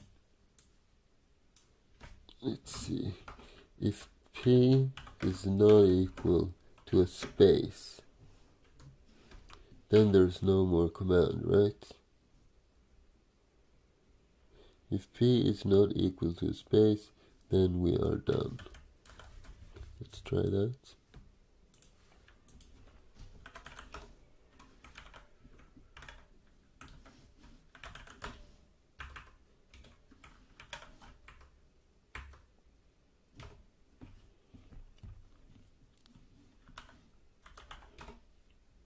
Okay, that looks right. What if we were to try to create a folder? No, we messed it up again.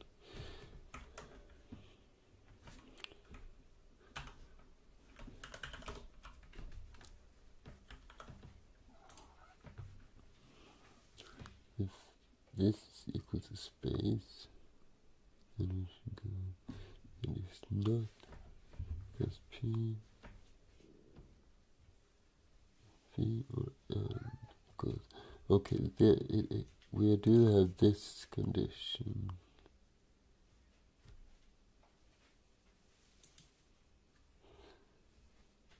And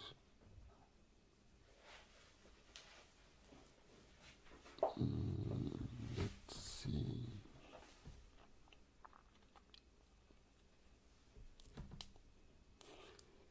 We copy the command.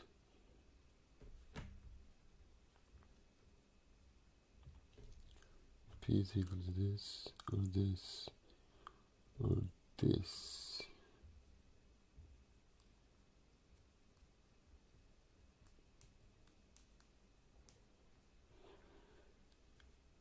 Then what do we do?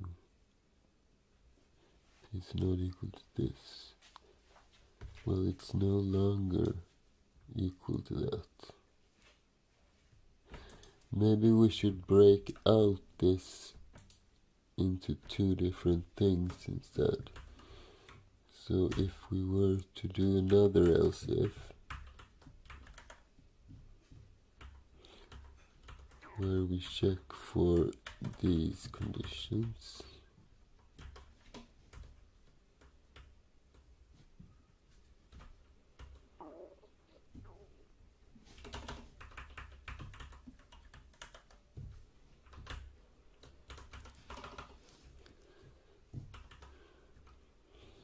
so if we encounter this new line stuff, what do? Then we set P equal to 0. We do the string copy.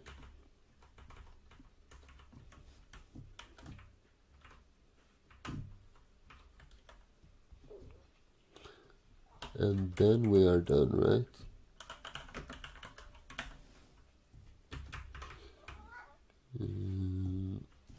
So this should be another else if.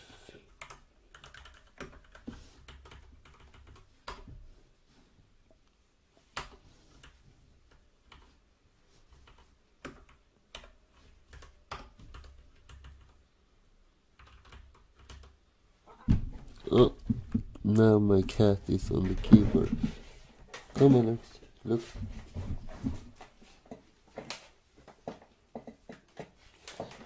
Sorry, he jumped onto the keyboard. Let's see.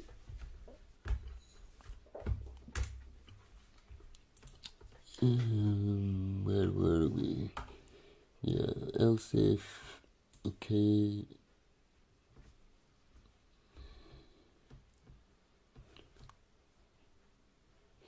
What did I copy over this now? What did we check for? Space. It's just space left, right?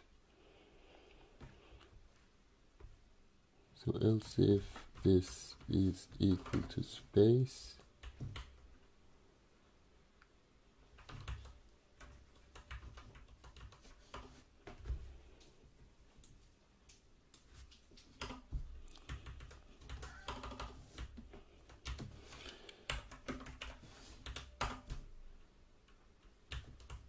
okay, so if it's a space, this we can remove. We just put a 0 instead, and then we string copy this stuff. Okay, so now it should work, I think.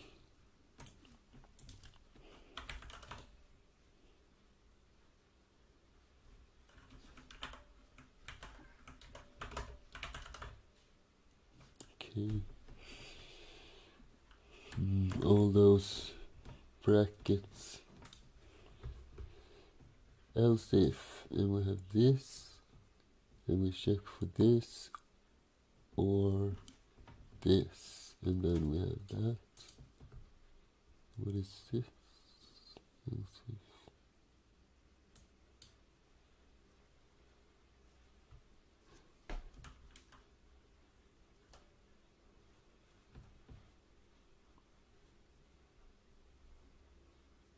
I must have accidentally copied over this code. So this if statement, and then we have this. Do we end this? Yes, we do. Okay, let's try this then. No? 48.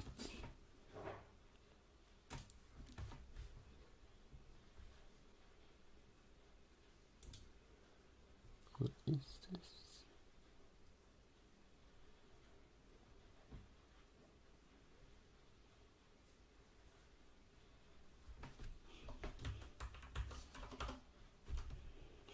If P do, else if this, else if this. Okay.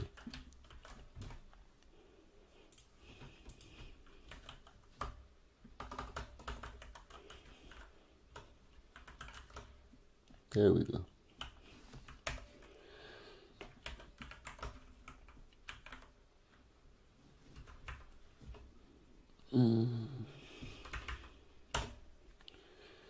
So we issue the command help, and it works. We issue the command create users, and it works. And then we do the insert users and this data. Okay, now it looks the way I intended it to look. Good.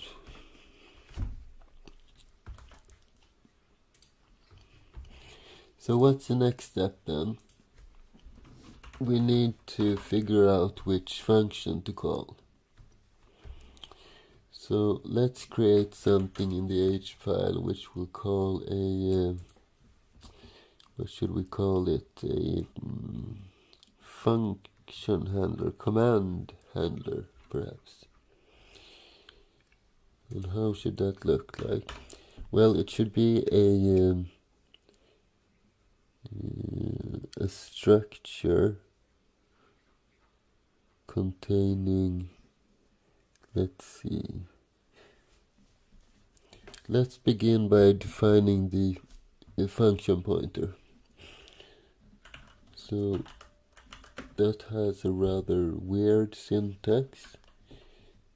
I think it's like this. So we put the name right here, and then maybe you should put the return type before this.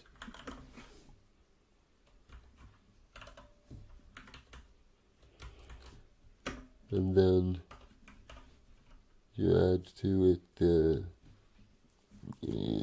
signature, the different parameters of the function.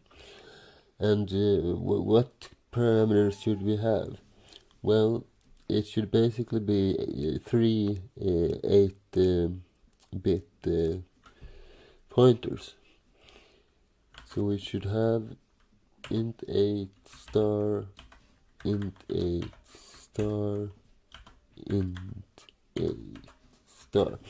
So this is basically one for each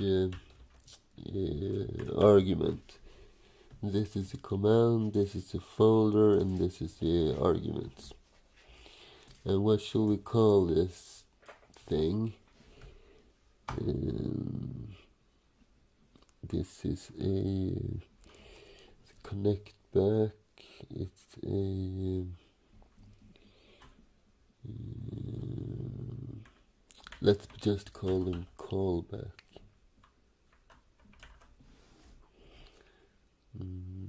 Like so. And then we need a structure as well. So the structure we call a command handler.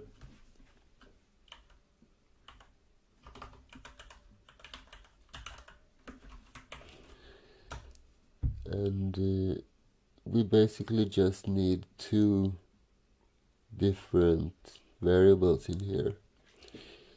We need an int8 pointer, which is the string representation of the command. So let's call this command. And then we will have the callback function. So I should only be able to do something like callback. Let's call this handler here. And I don't think I should include the star, since I have the one here.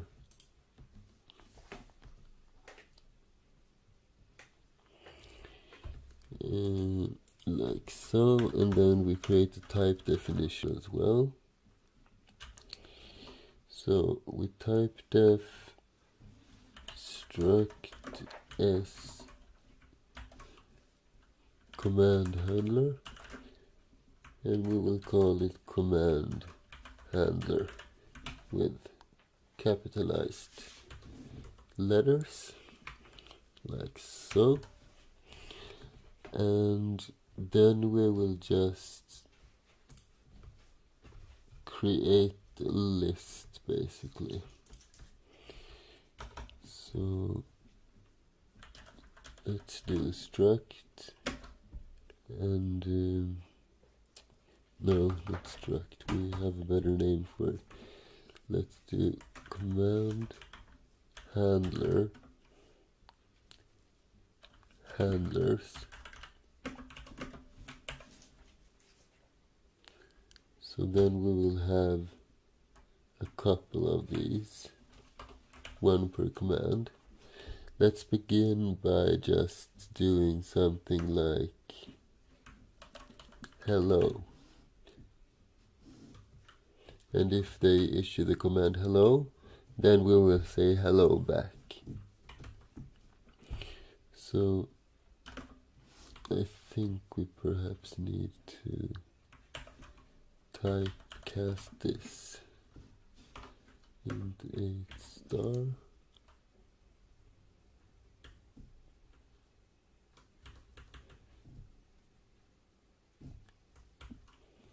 And then we need a function as well. So let's say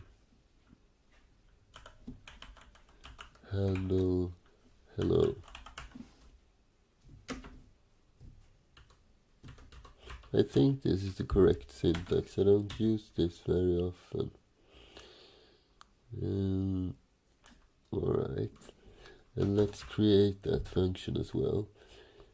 So void, no, not void, it should return an int32, and it's handle hello.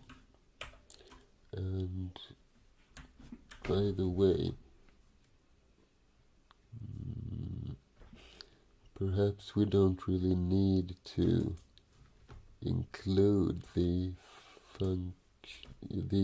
command, because we only need that to find the right function, and that we have already done if we call the function, right?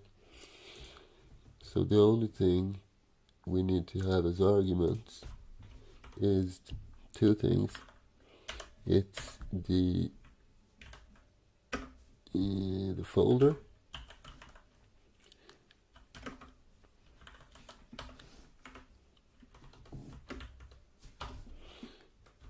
and it's the possible third argument.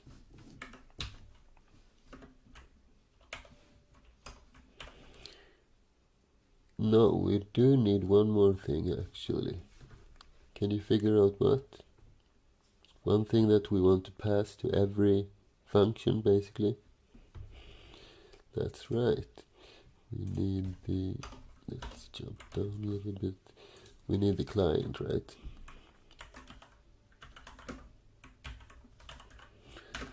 if we don't have that, we'll not be able to respond and stuff. And let's update the signature as well.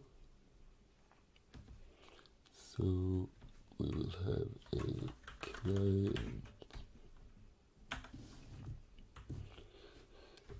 and where does the client get? It's down here. We need to think about the order of things. So let's move this whole stuff so it's underneath here. Alright. So here we have the arguments, and then we can just, well, this is a temporary thing, so let's just do a dprintf on the socket file descriptor, where we reply back hello, and let's put the argument here as well.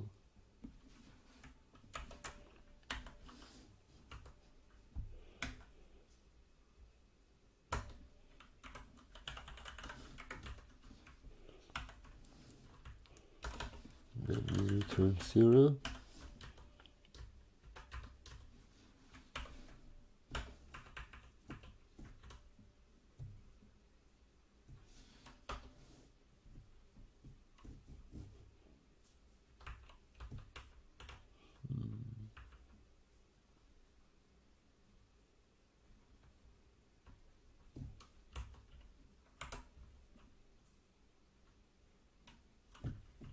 Yeah, let's do it like this. Okay, so now we have a function. We need a helper function which basically looks through these different handlers and maps. So we give it the string representation, and we get back this address to the function. So that is the next step to do. That should be quite easy to write. So we will return a, let's see, what did we call that? A callback.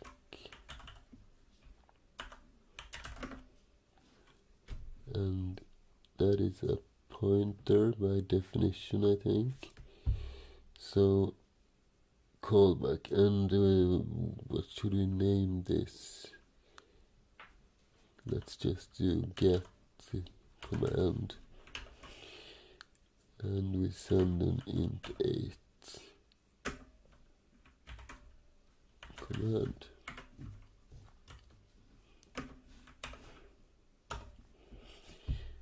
And we should just search through this thing. We need to make this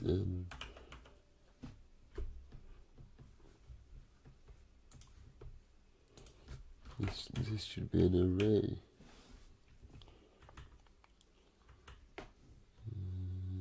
Okay. So let's just iterate through that array.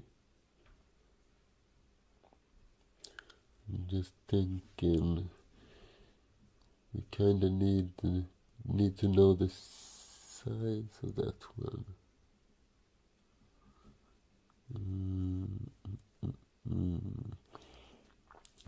Let's do something temporary.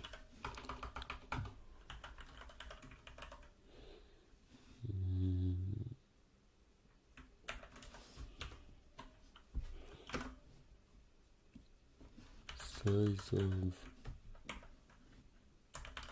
handlers. I think it might be possible to do that, right?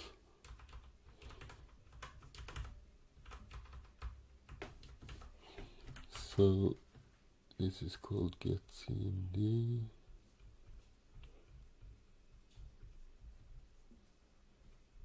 Where do we have our main? Here.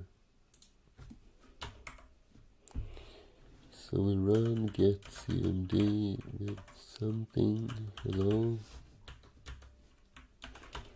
and we return 0. I just want to see what size of returns in this case.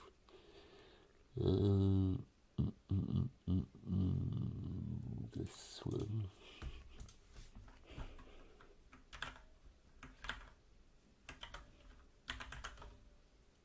Okay. Handle hello. What did I name it? Wasn't it handle hello? Let's see.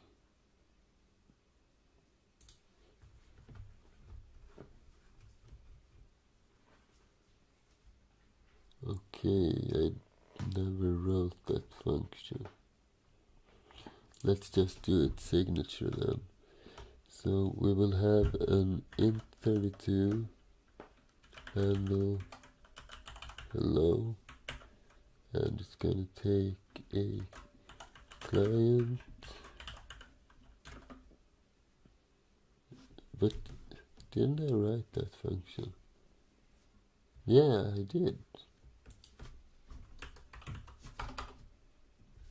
Handle, okay, is it because it's below? Let's do a function declaration. And so we have int32 handle hello with a client and an int8 star int8 star, like so.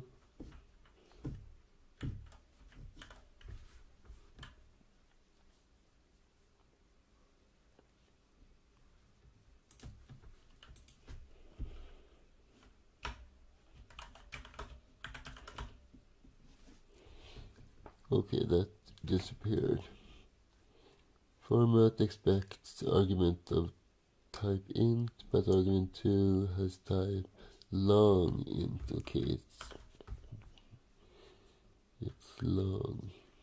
All those 64-bit CPUs, right?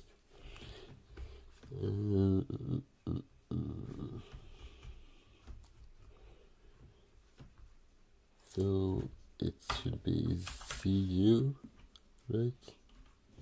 Let's put a new line as well.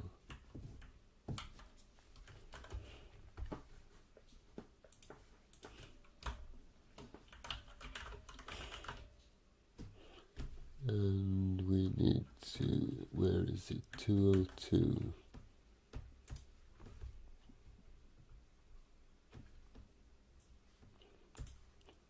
This should be an int8 star.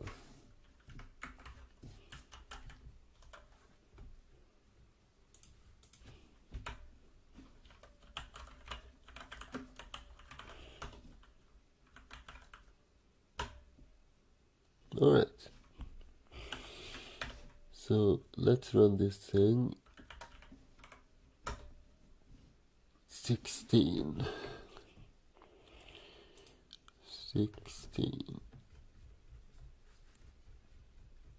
So we have this stuff and this stuff.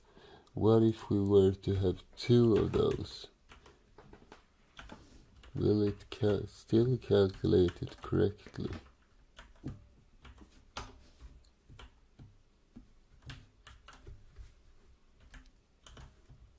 So now we should get 32, right? Okay. Alright, so that makes things a lot easier actually.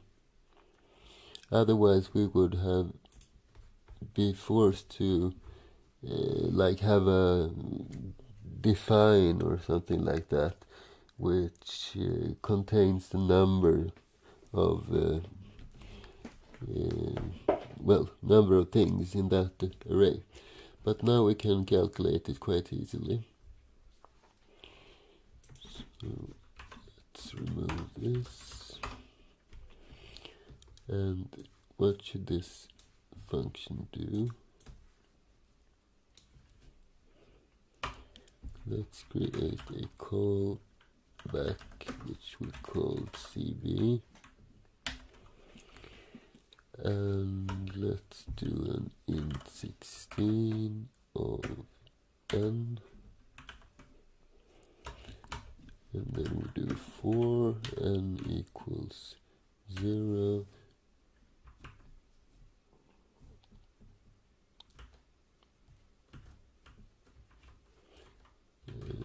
Let's do it in 2 steps. Okay, so we have this and we need something. What should we call it? Array length. And array length should be size of handlers, and we should simply divide it by 16 then. This parenthesis is not necessary, it's just my own convention.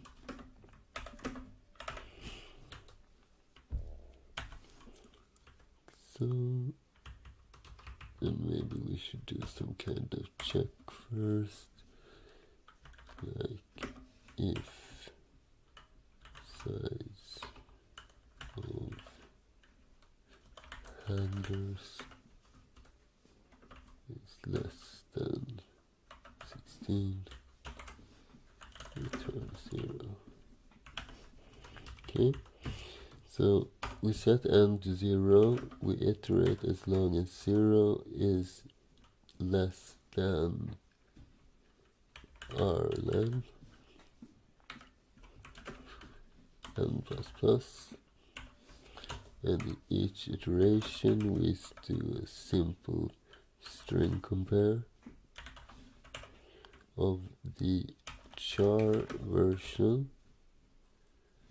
of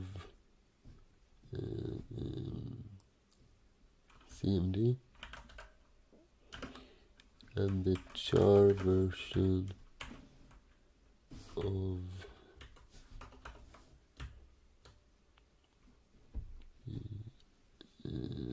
handlers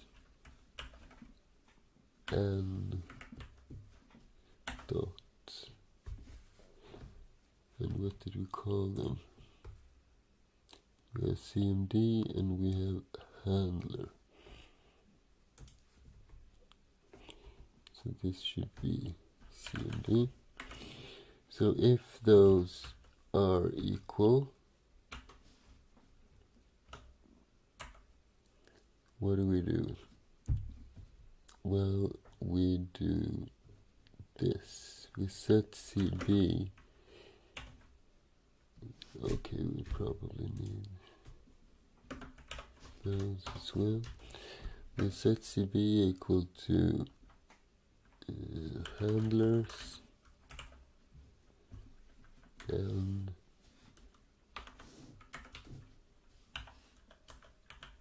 handler.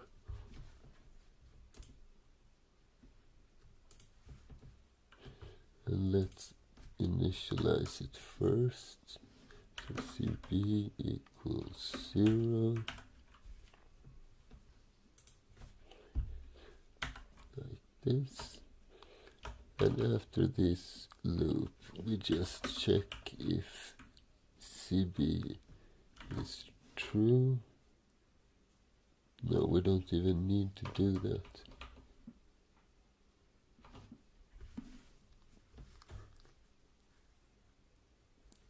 If we just do return CB, it will return 0 if it is 0, so that's really not a problem.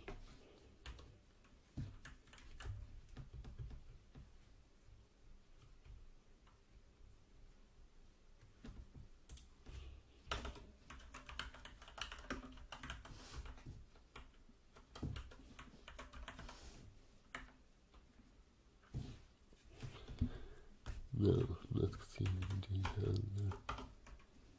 Call.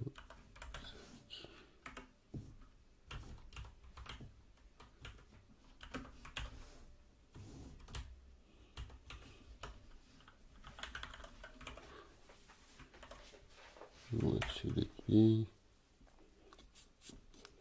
It should be a pointer, right? So X.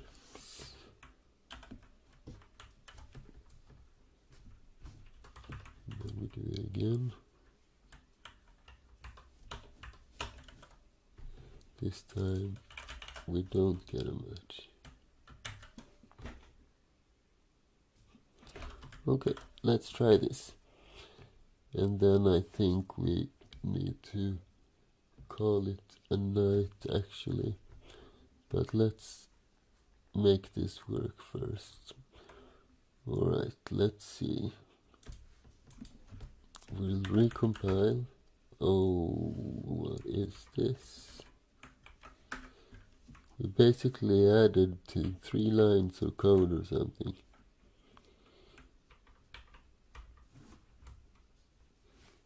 Indie handler has no member. Okay, that's just a typo. And what is this?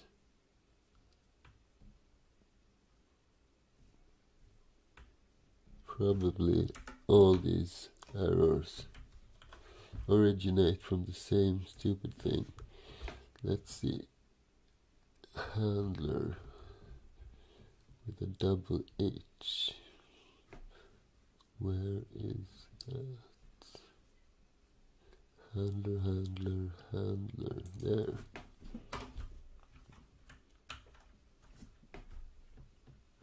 And we... Okay, I never finished this one. Okay, we need to break, so we don't search this unnecessarily. This is part of this. Okay, that explains all the errors.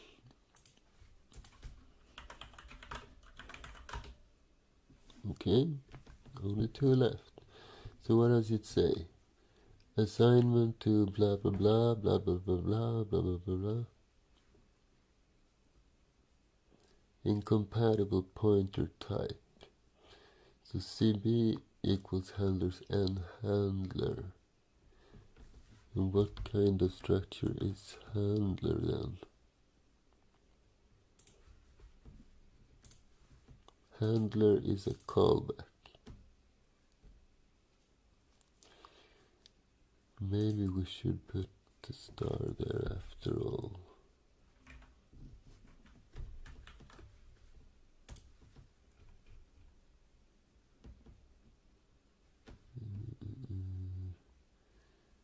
Okay, maybe we did it backwards.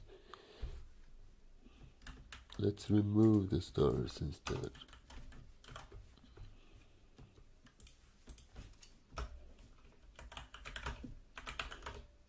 Okay, now it's compiled.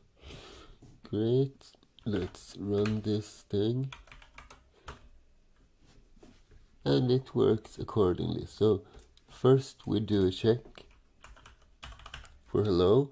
Does we have a function that can be discovered by that string? And yes, we found a match with this address. And then we tried to search for blah blah blah, and we got nil back, which is the same as 0 in Britain, perhaps. Alright, now my back is killing me a little bit, so I think this is good for one session, don't you think? We have managed to get a lot of work done, and everything has worked pretty well, I think. Yeah. Thank you, Arnav. And awesome job with the moderation and stuff. So we will do a new open for all free stream like this. I'm not sure when yet. It might be next Friday, but it could be the week after as well. We'll see. But thanks everyone for watching, and have a good day. Did you learn anything useful today? And do you want to support this channel? Go to drbirch.com/support. You can also click the button Become a Member. Thank you for your support.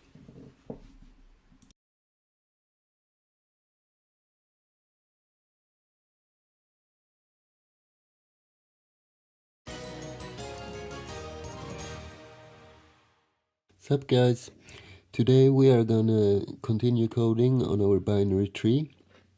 We are going to create a pretty printer function which prints out the tree in a graphical kind of ASCII way. So it will be easier to understand how the tree is constructed, and it will also be easier to troubleshoot if we have to. Let's get to it. But first we need to add a couple of other things into our tree. So this is what we have this far. When we run it, we create an example tree and we grab some values from it. And these are the addresses to the nodes. So what do we have this far? Well, we have a couple of functions. This is the first node, by the way, of the tree. It's statically defined and it's the root of the tree. Then we have the 0 function, which simply memsets to 0, a variable. And we have create node, which creates a node of our tree. So basically it will be like a folder containing the actual data structures. And here is a find last leaf, and it's a linear version of it. And we do also have a function to create a leaf, and the leaves are containing the data. So every leaf will contain one string, basically, of any size. And that's basically what we have. And inside of main we have a couple of example stuff, which will not be here when we are done with the code. So where do we begin? I think it will be useful to have a function which prints the tree. That will make it easier to grasp how everything is working, and it will also be easier to troubleshoot if we get into any errors.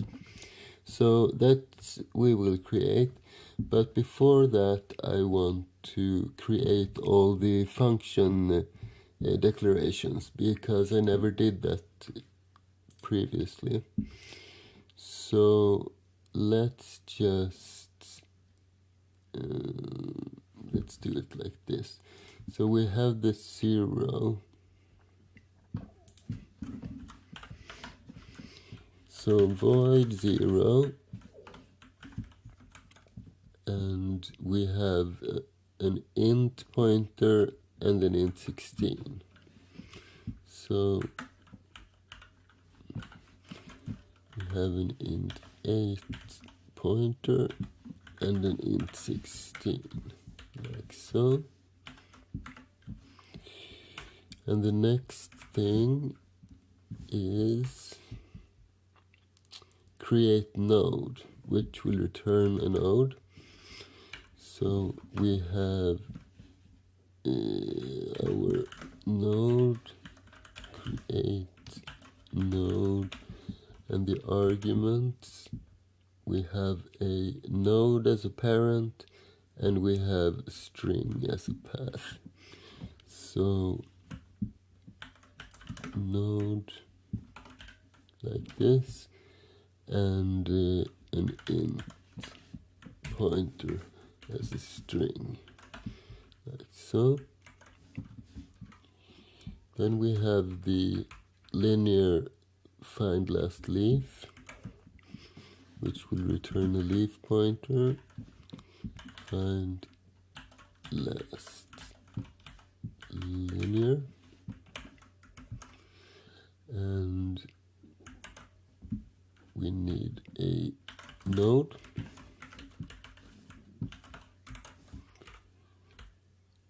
And finally we have this create leaf function, which does also return a leaf. So create leaf, and what do we give it? Here we do have a couple of arguments. We give it a parent and a string. So a node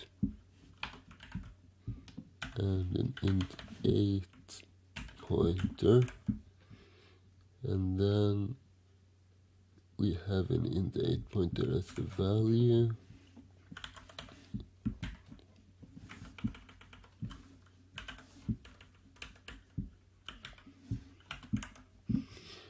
And finally we have an int 16 counter. So int 16 like this. And at the moment we do also have a main. Do we have arguments? No. Okay, let's see if we did this right and it still compiles.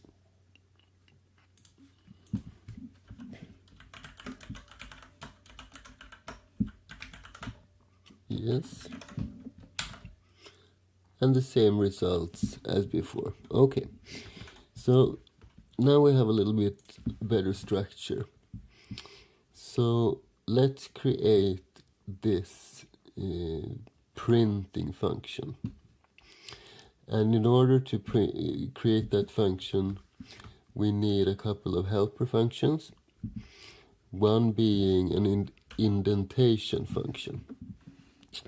So basically we need to create a function which takes in an integer as an argument. So it will be called like this, indent, and let's say we provide it with the number 4. Then this should return a string with 1, 2, 3, 4 spaces. Or no, let's do it like this instead. Let's say we indent 2 steps, and each step being 2 spaces. So if we give it a 2, it will return 4 spaces. I think that's better. So let's begin by the function declaration so we don't forget it. So this will return an int 8 pointer, a string basically, and it's indent, and it takes in an int 8.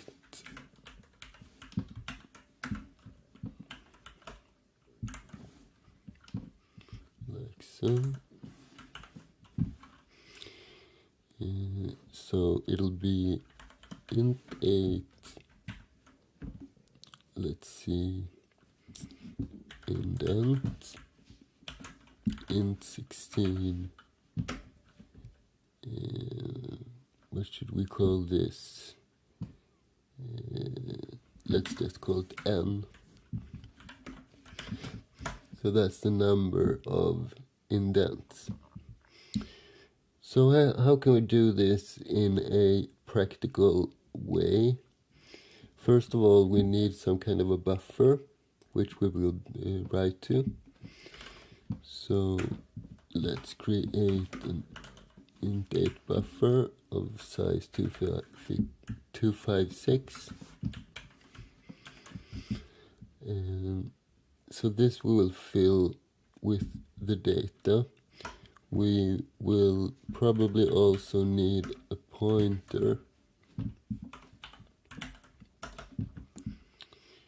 So let's start out by zeroing out this buffer, like so, and we need to have some kind of check to double check that this parameter is not too big or too small. So how big can it be, or should it be? We have 256 as a maximum amount, and each space is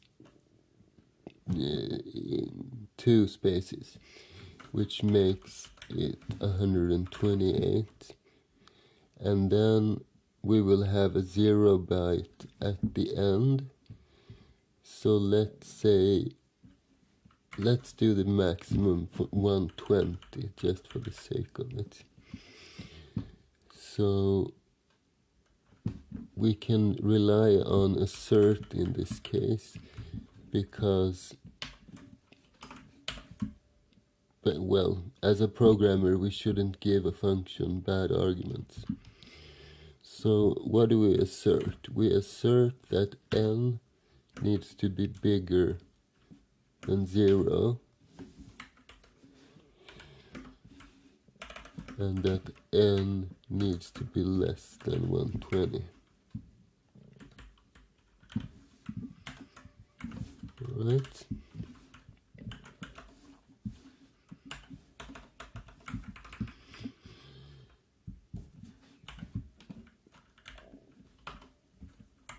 So let's do a for loop. And we need some kind of counter as well, by the way. Let's call it I. So we begin by setting I to 0, and we set p equal to buff. So it points to the first part of the buffer. And we are gonna iterate as long as I is less than n. And each iteration what will we do? Well, for starters, we're gonna increase I by, by 1.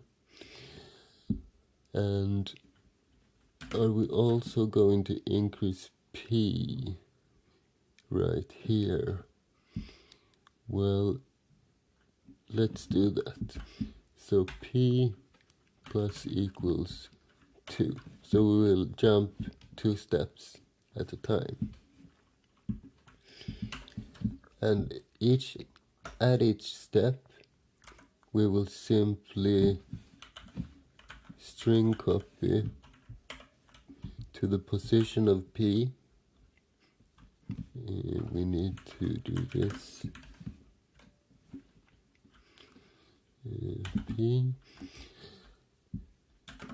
And what are we going to string copy into it? We will do the string of 2 spaces. Maximum 2. Like so. Let me just double check one thing. So we have, from the beginning we have nothing, then we string copy 2 into it, and then the pointer starts here, and we move 2 steps to the right, and then we string copy to this position, 2 spaces. I think this is correct. And at the end we will simply return the buff. but that buff is currently on the let me just remove this.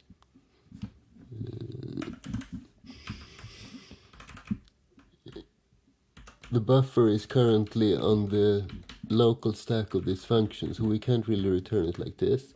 We can malloc it, but the way I'm going to use this function is iterate a lot of times, so I don't want to have to free all these memory allocations. So let's do this as a static buffer instead. Static basically means that it will be accessible outside of this function, and it will keep its current content, but we will zero it out every time, so that shouldn't be a problem. Let's go to towards the end of this function inside the beginning of our main, and let's just try it out. So we will do a printf, and let's say we print something like int main,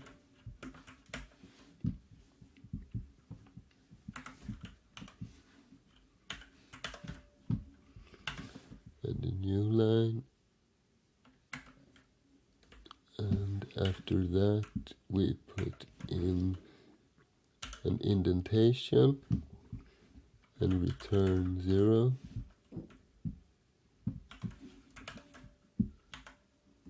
and an ending bracket like this. And what will we send to this printf? We will do indent 2. And then we are going to, let's do like this, and this, and this. And let's call this something else, func. And this, we will do, no, 1 here and 2 here. That'll be good. And then we will simply return 0. So this is a temporary thing, of course.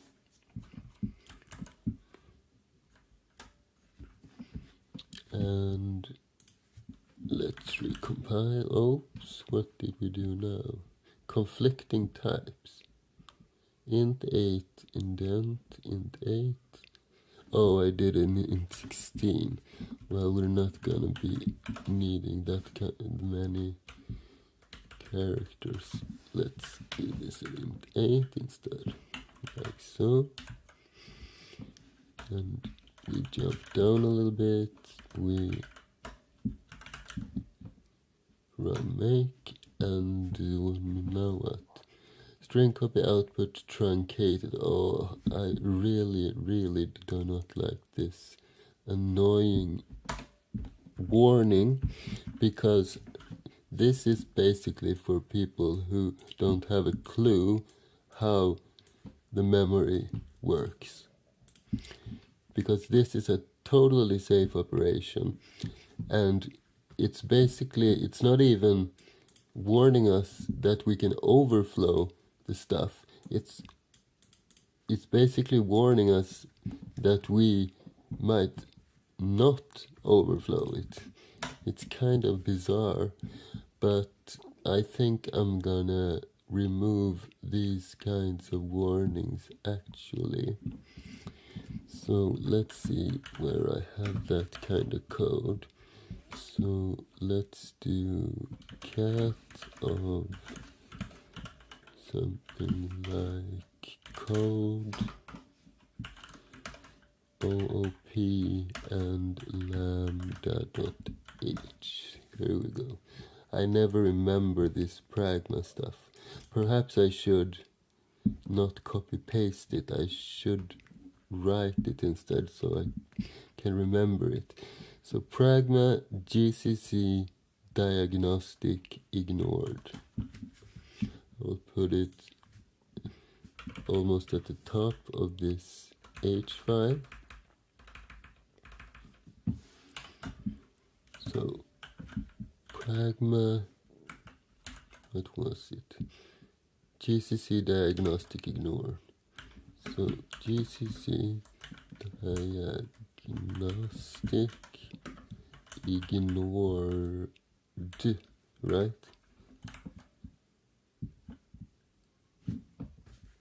Weird English. And this is the error warning message that we want to suppress. So let's just put it right here, like so. And then we will have another pragma, GCC diagnostic, tough word to spell, diagnostic push. And if we have a push operation, we will also have a pop operation, and let's put it at the end of our C file. So pragma GCC diagnostic pop, like so.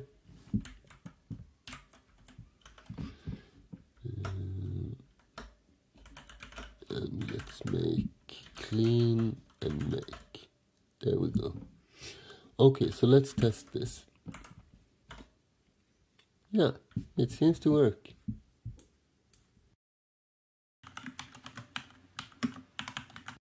Did you learn anything useful today? And do you want to support this channel? Go to drbirch.com/support. You can also click the button Become a Member. Thank you for your support. Okay, so now that we have our indentation function, we can begin coding on our pretty printer, which will print our tree to the console or to any file descriptor. So I'm thinking something like this. Let it be a void function, print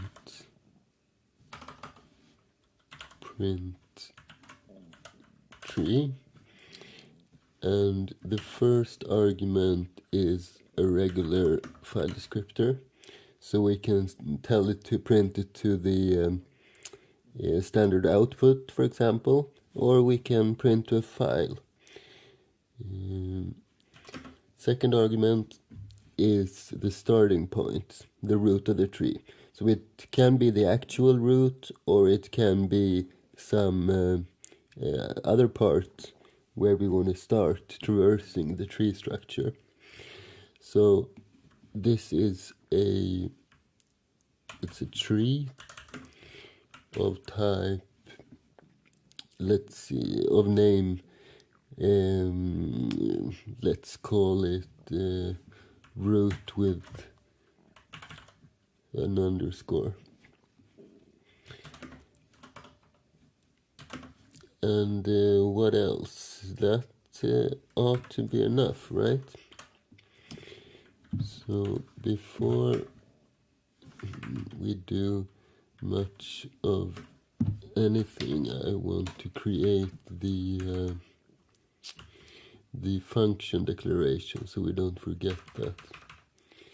So we are below here, and this is a void print tree, which takes a regular int and a pointer to a tree, like so.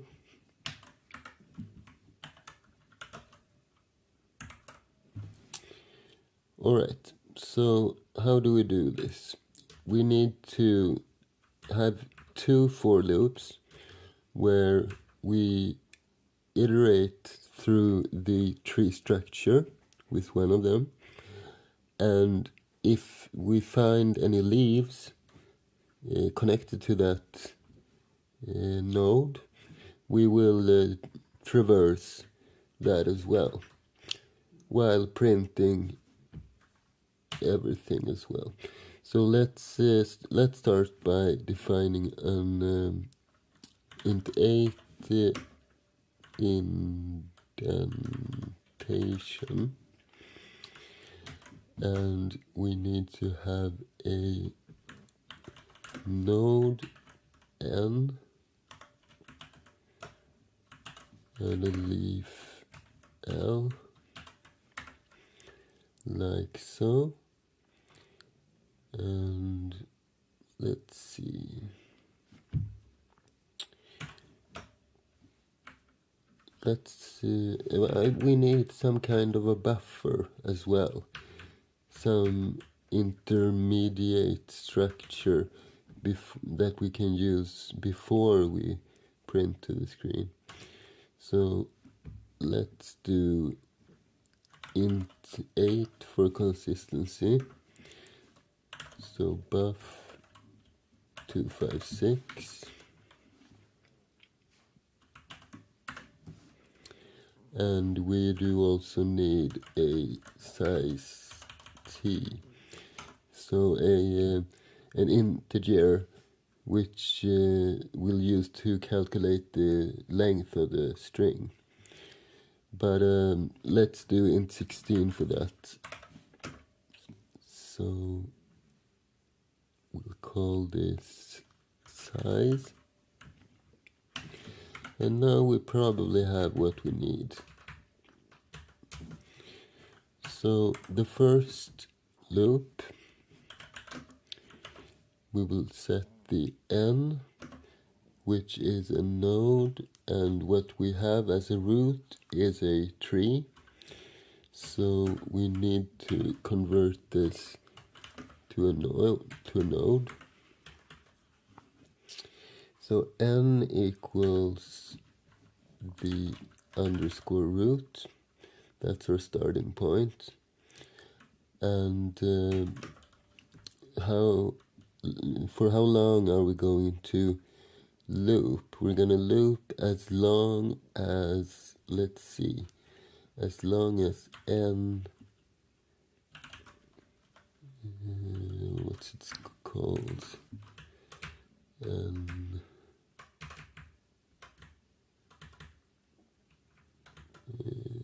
And west is the downwards facing point. So if this is 0, then we're done. So as long as n west is positive, and we will set n equal to n west at each iteration. And what we're going to do when we get to this point, we will craft the beginning of our buffer. So let's see, we can use string copy. First I want to zero it out, by the way. So let's do 0 buff 256, and then we string copy into this buff, so we need to convert it to a char. And what is the first we want to put in here?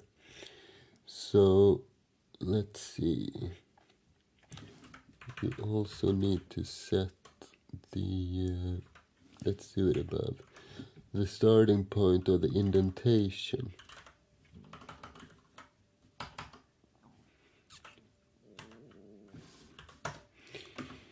So let's set it to 0 at the start, and let's modify our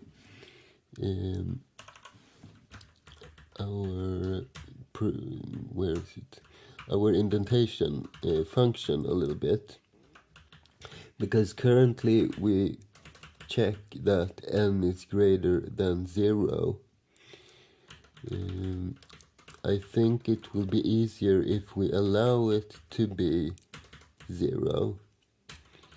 So let's remove this definitive restriction, and instead we'll check the first thing we do, that if n is less than 0, then we set n equal to, no, let's do this. If n is less than 1, then we simply return an empty string. And we need to encode it as int8 pointer. But that must be the best way of solving this. So if it's less than 1, then we just give back an empty string and assert that n is less than 120. Yeah, that's correct. Okay, so where were we? Up here. So we set indentation to 0, and then we can simply string copy into the buffer our indent function with our indentation. Because if it is 0, which it is from the start, then we will simply return an empty string, and this will try to copy an empty string, which will result in a no operation. So that's all fine and well. So let's see, we have created the indentation. Let's calculate its length. So size equal to, and we want the int16 representation of string length, and to string length we send the char representation of our buffer, and this should result in 0 at the first run. And let's just do if size is not 0, then we write to the file descriptor the char version of the buffer with the size. So this is our way of printing out the stuff. We will string copy, we will 0 it out, string copy, calculate the size. If the size is positive, we will write to the FD. Okay, so let's continue with our print tree function.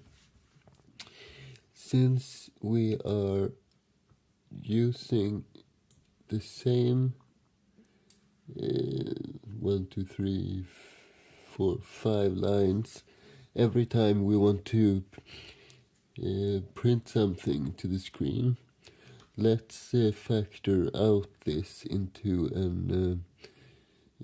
macro, right? So let's go to the .ah file and find a suitable place for the macros. Let's do it right here, and we paste this, and let's see.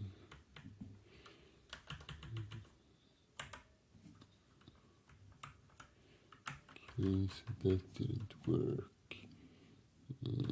Let's keep this indentation. Okay, so what do we want to call this stuff? Let's say something like print, maybe. And we're gonna have a couple of arguments, right? So what do we have here? 0 the buff, that will be the same.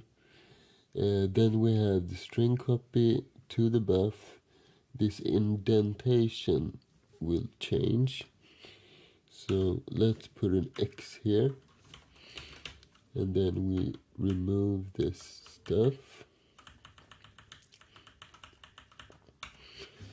And we just put X there.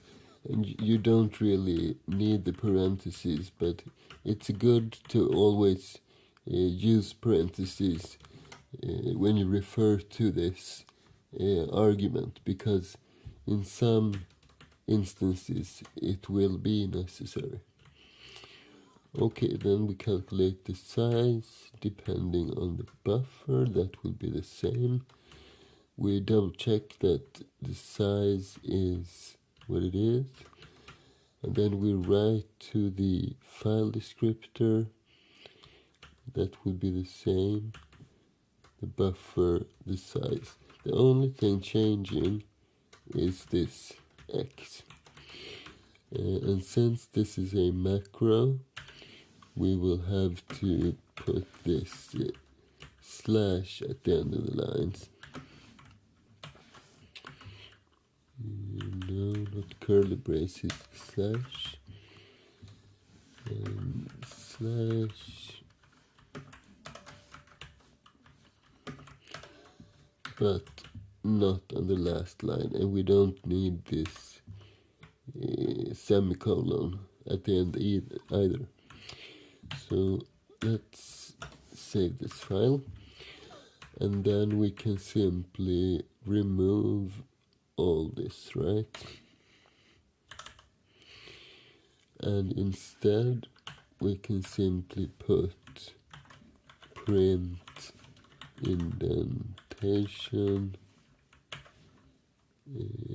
No, the function is called indent, but the argument is called indentation. And then we do like this. And we also have to increase the indentation.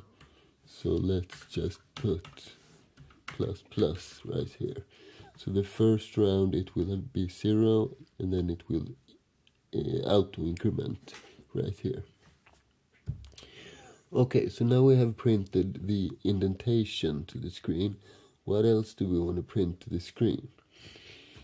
Well, we are in the first node, so we should print the path of the node. So let's see what we have. We have it's called path.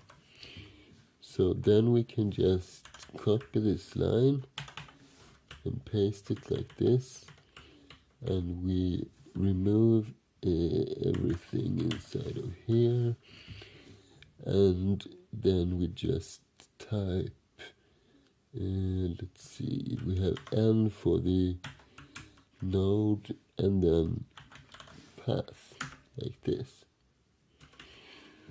Alright, so these macros are really helping us when we need to repeat stuff. Okay, what's the next step? Now that we have printed out this stuff, I do also want to print out a new line, like so. And now we can get to the actual leaves. So let's do let's see. First we need to check if there actually are any leaves at all at this node. So let's simply do if n has any nodes, and what is it called? Let's see, the nodes, the leaves, I mean. The leaves are connected to the eastern link. So if n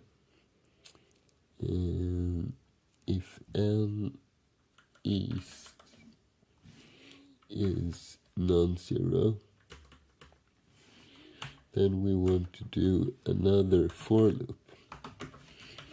And this time we will take the L equal to N east. And what do we want to have as a condition for this loop? Well, it will look kind of the same as above. We want to check that the leaf and that it has something to the east as well. So if it has something to the east, then we go on looping. And let's see if it has something to the east. So if it does not have something to the east, it will not run at all, right? So maybe we should simply do L here instead. So if we have L, and each iteration L equals L west, like so. So we set it to the east, and if we have something there, this will be true, and then we do this. What about the nodes? Did I think correctly there? So if we have this node, let's see, we check that if we have anything to the east, west even, but if we don't, we still want to process this root. So let's do like we did with the leaves instead. So n equals node root if n is true. Let's try this. Okay, so what are we going to do with this loop then? Let me just put this at the end instead, like so. So basically here we want to do the same as we would with the indentation, with the path, and so on. So let's see. We first want to print the indentation, but the indentation has it changed? Yes, it has changed. Okay, perfect. Then we can simply do print, and we do indent according to indentation, like so. And after the indentation, we want to print the let's see what it's called. We have the key and the value. The key and the value. So basically we want to print, let's see, we want to print the node's path and add to it the key. I think that would be the best. So let's print n path again, and then we print I don't remember if this ends in a backslash. I don't think so. Well, that'll we see. So for the sake of it, let's front slash, let's print one of those as well. Then we want to print the key of the leaf, so L key. Then we want to print let's see, a space and some kind of arrow perhaps, and then let's do single quote so we can show the value in a good looking kind of way.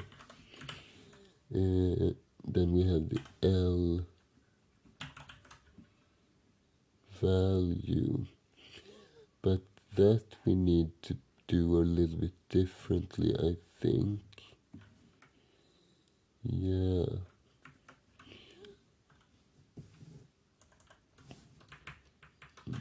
That's right. I think we need to do it manually this time. So we write to the FD. And why do we need to do this manually only here? Because we don't know firsthand that this how big this value is, and we don't know, but it's not zero terminated, not necessarily anyway.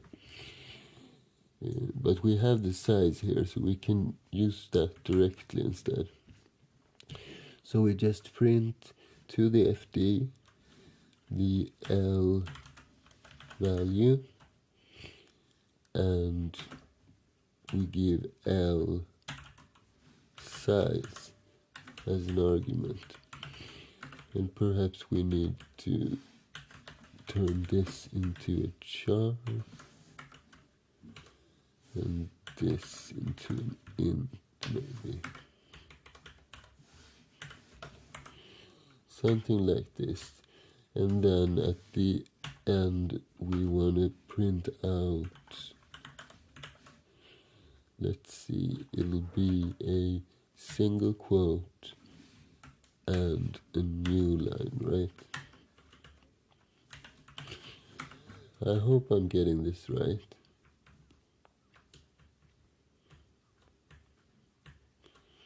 Something like this.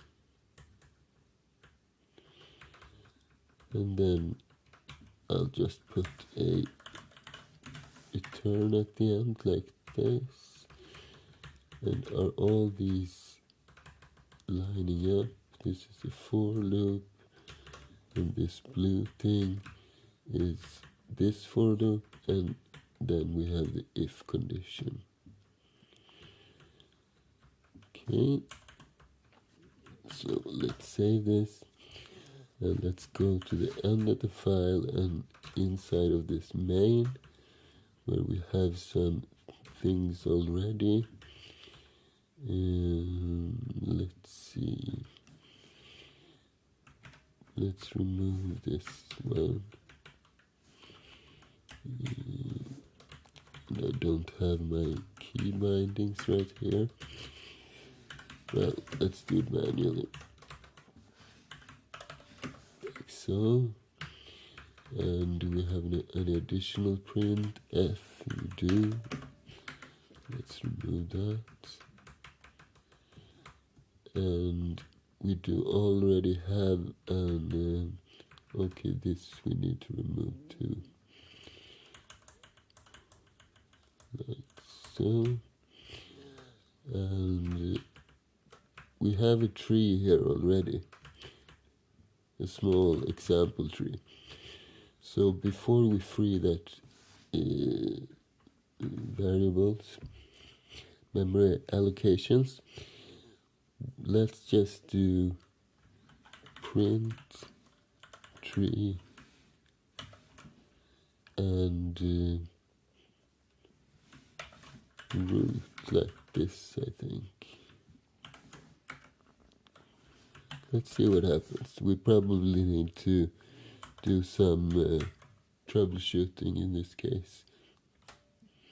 It's a lot of moving parts, right?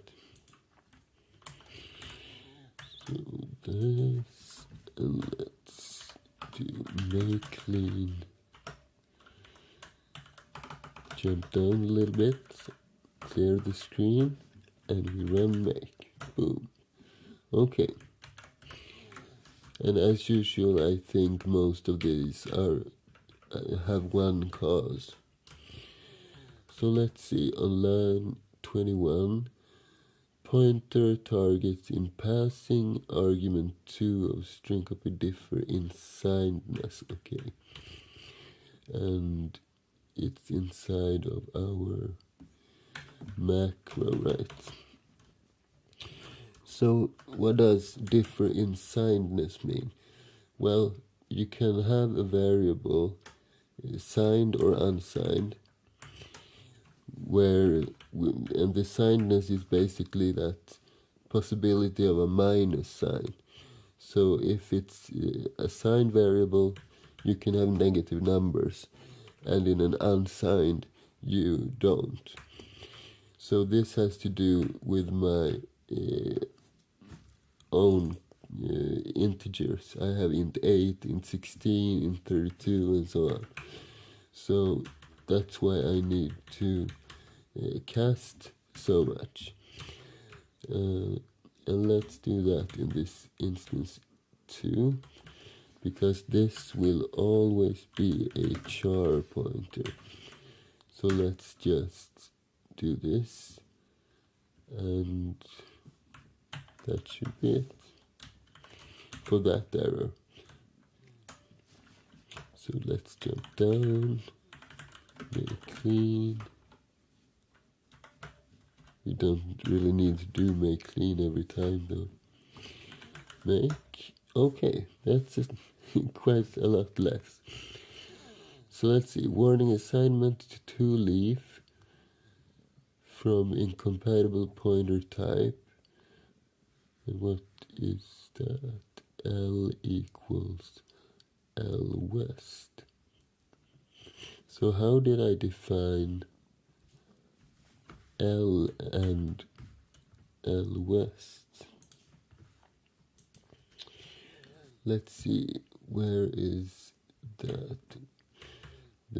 The second is this one, L west, is a tree, right?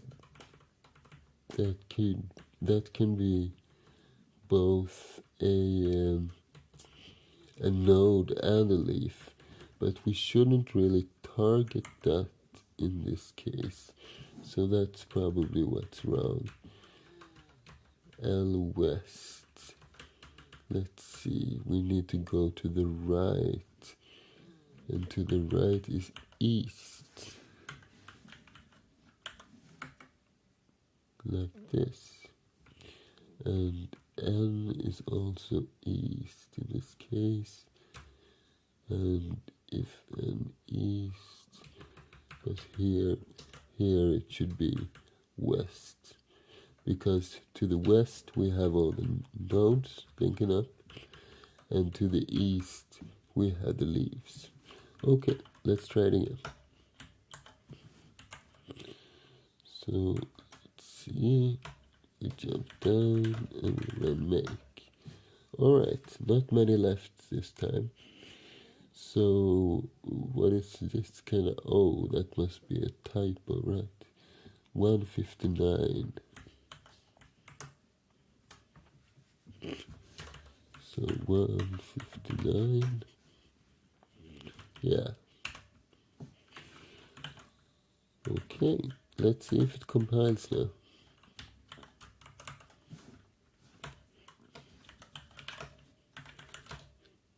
No, now we got a couple of other errors.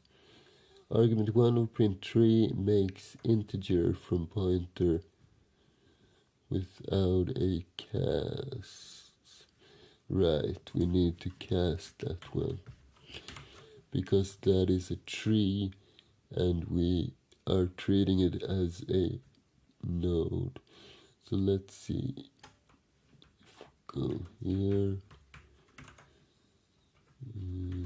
and I accidentally closed that file. There we go. So let's see, print tree, it wants a node, I think. Let's check the signatures. 0.3, no, it accepts a tree. Oh, but it wants an int as well. Right, that's the one. So we need to put the FD. And what is the FD for standard output? Well, you can think like this. First is the input with the keyboard, so that's 0, and then we have the standard out, and then we have the standard R. So in this case, it's simply the 1, like so. And we go back and we compile, and we are compiled. Very nice. But let's see if this actually works. So let's start this up.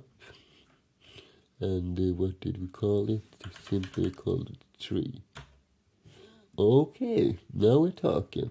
So we have the root, then we have the users, we have the users login, and inside of users login we have a leaf called John, and if we check the contents of that key, we get this string, and it looks kind of random, but if we go to the code and we check what we did put in that, we have this, right? So it works. But what about me? I was left out. Why is that? Okay, so let's try something different. What if we begin at the last leaf on the branch and we travel to the left instead? So if we set L to, let's see, we do have a function called find last, and I think we only need to give this a starting point. Let's check the signature. So it's an alias for this, find last linear, and it takes a node. So we give it L, and we loop as long as L, let's see, as long as L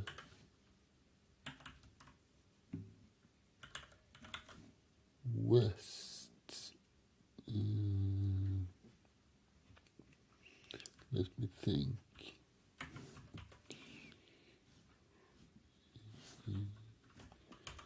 Let's move this down a little bit. So what if we were to see, loop until L west is not 0? When is L west not 0? Then we are at the node, right? Let's try comparing this L west. If this is not equal to the N, yeah, we need to try something, right? And at each iteration we go to the west instead, until we've traveled to the last leaf before the node, right? So let's check if this works. Let's recompile this stuff. Okay, what is it saying? Comparison of distinct pointer types lacks a cast, but that shouldn't be needed, right? Because it's a tree. Okay, so let's go to the code and let's compare. Let's see, L west this is a tree and this is a node. So let's turn this into a node instead, like so. And we make clean, we jump down a little bit, we clear, and we try again. Okay, that's better. So what is it saying now? Assignment to leaf from incompatible pointer type. Okay, it's the same thing there, I guess. So let's see.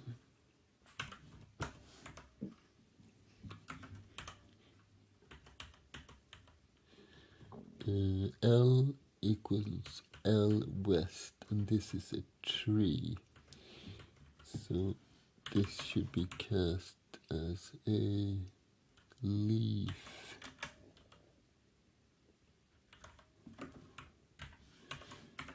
I think this is the best solution. Let's see what happens. We do make clean, jump down a little bit, we run it, no warnings, and it's segfault. Okay, so now I think I know why it's segfault. If we look right here, let's see, we set L to find last, but if there are no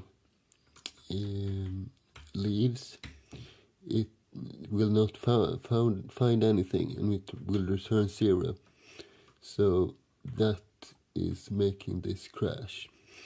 We need to create a variable instead. So let's create another leaf pointer and let's call it last.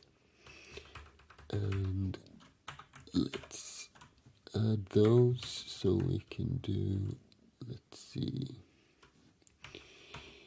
we will set last equal to find last of n, like this, and let me add this ending bracket as well so I don't forget it. And what else? Then we will replace this part. Let's see, we will do something like this.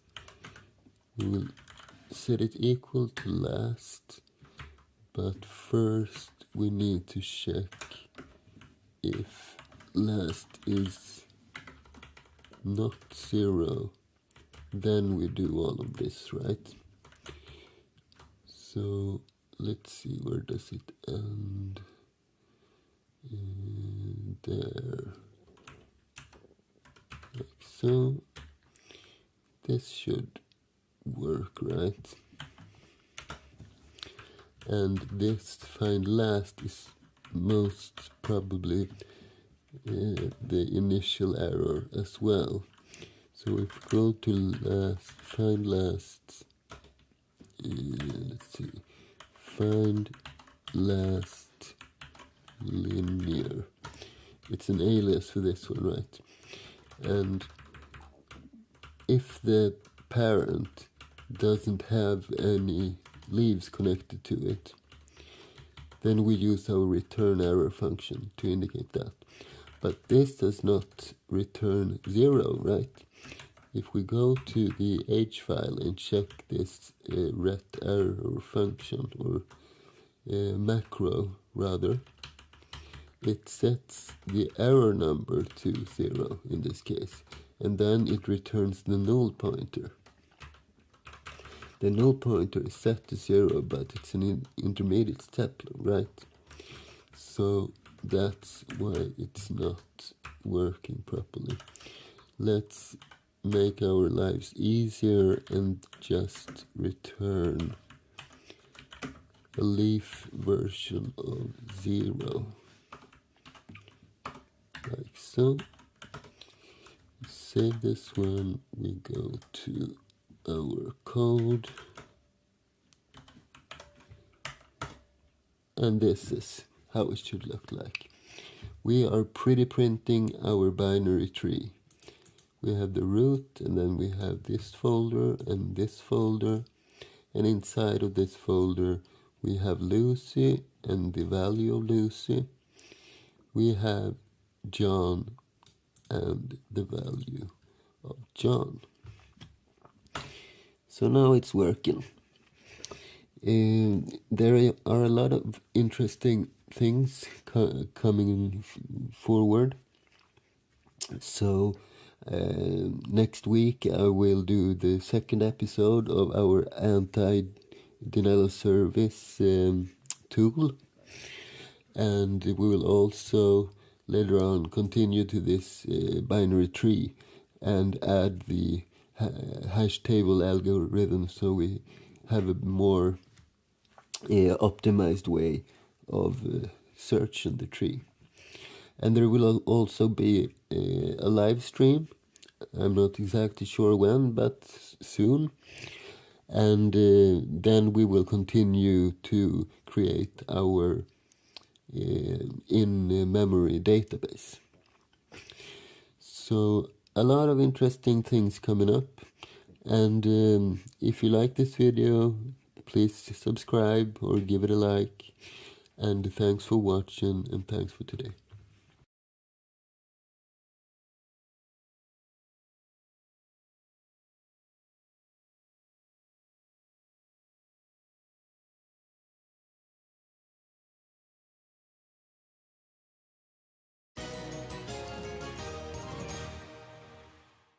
Okay, sup guys. Today we're gonna continue and possibly finish our tree implementation, our binary tree. And we are going to focus on optimization today. And like the title says, we're gonna achieve this by creating our own hash table implementation. And I'm gonna tell you what a hash table is, but first we're gonna create a linear search method for our tree, so we have something to compare to, and we have something in case our hash table implementation doesn't find the right answer. So let's go into our code and create a lookup function. So basically we will have a key, a string, and we will turn that into another string. So our tree, example tree, looks like this at the moment. We are able to print this with our pretty printer from last time. If you haven't seen that episode, check out the link in the description. I will also link to the very first episode when we created our tree. So basically we have different folders, and inside of the folders we can have a key with a value, and that lookup function is what we are going to write now. So let's put it, doesn't matter actually, let's put it right here. And what are we going to return? Well, we are going to return a leaf, because that is what we are looking for, right? We have nodes connecting the stuff together, and we have leaves which contains one value. So we'll return a leaf, and we'll call this lookup with a suffix of linear, because this is the slow linear version. And all we need to provide is a string, so it's an int8 pointer towards an array, and we will call this our key, like so. And before we get into this linear lookup method, I'm going to create an alias for that. So like we did here, with our find last leaf function, we just have a find last, which translates into the linear version. And when we have another version, we can change easily into that.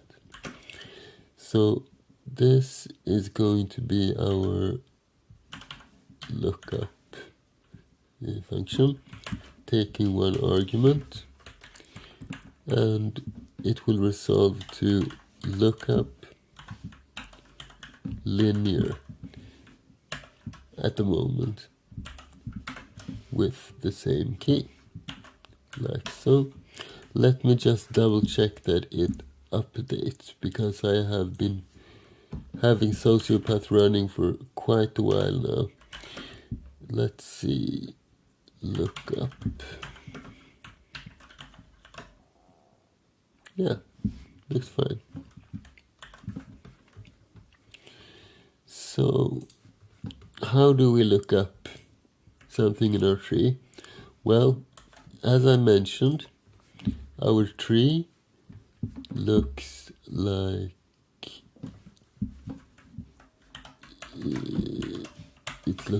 this. So I guess I was a little bit fast there. We do need one more thing, right? Not just the key, because we can have the same key, a key with the same name in different places. We also need to have the folder name, the node. So two things. Let's go into the code and begin by altering this. So lookup of x and y. We will look up linear xy. And what is x and y then? Well, we have the key already. Before that, we will also have a path, like so. And the path we can easily turn into a node. So if we go to our, let's see, I'm not sure what we named that function. Let's go through here. So we have find last linear. We create node. We don't actually have a find node function. Perhaps we should create one of those. Yeah, I think so. Let me just add this new function here.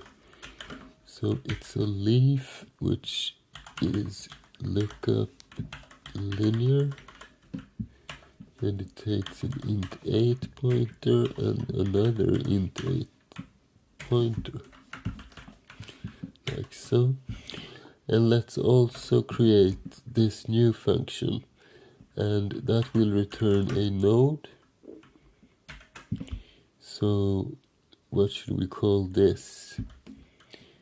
Find node linear. And this will only take the path.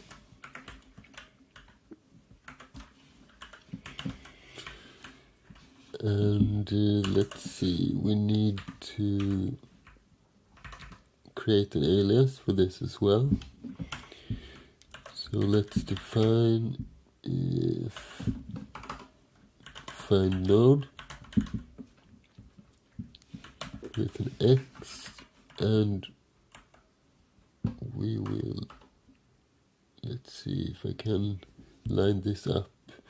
This will be find node linear with an x,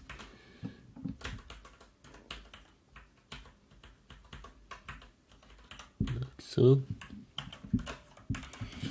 Okay, so let's begin by creating that function. And where were we? Here. So we want a node, and we will call this find node, and we'll take the path as an in value. And how do we find this linearly? We need to add that suffix as well. Okay, so we need a pointer, a node pointer. Let's call it P. And we'll see what else we will need. So we do a for loop. We set P equal to the node representation of the root.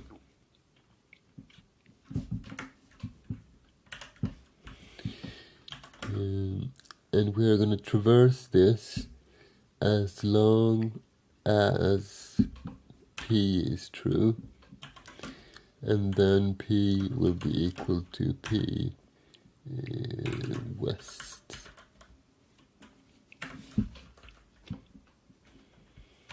Because all the nodes are connected on the western or leftmost side. So let's see, what do we need to do at each iteration? Maybe we can do something like this. We will create another pointer which we call ret, and we will set ret equal to the node of 0.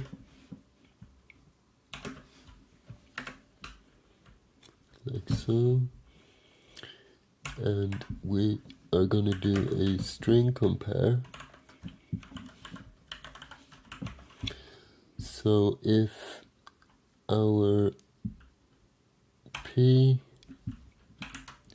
path is equal to our path, what do? Well, two things. We set return equal to P, and we break.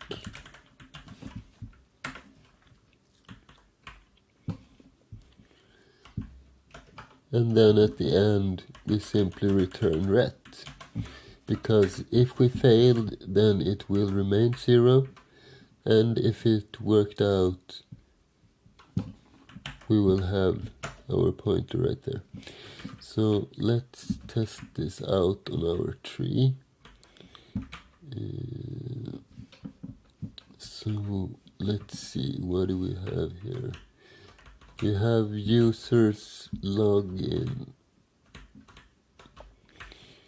Let's create a new variable, node test,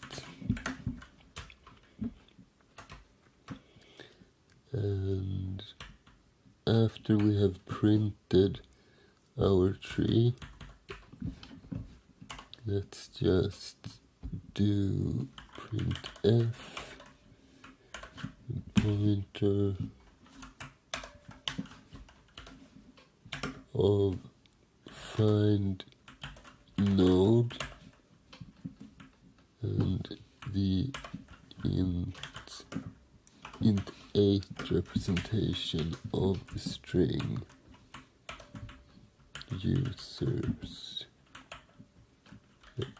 Let's take log out first, so it should return a 0, right? Because we don't have a folder like that. Oh, what happened here? Pointer targets in passing, argument 1, string compare differ in signedness. Does it? So p-path and path differs in signedness. Let's see. So where were we? Create. No, not create. Find node.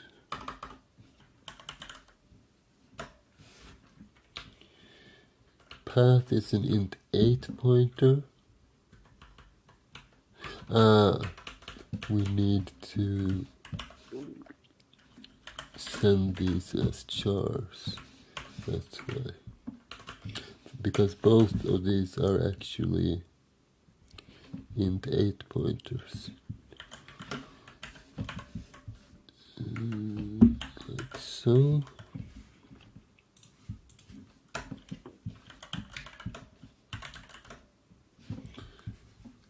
Don't test unused variable.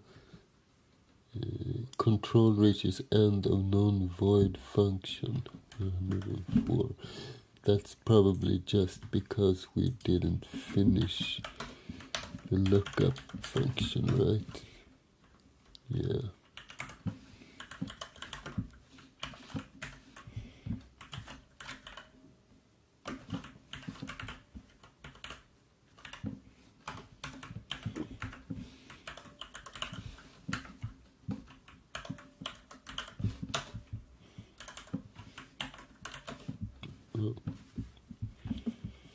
I accidentally closed this one. I'm too used to doing WQ when saving. Alright, well, I want this to the left.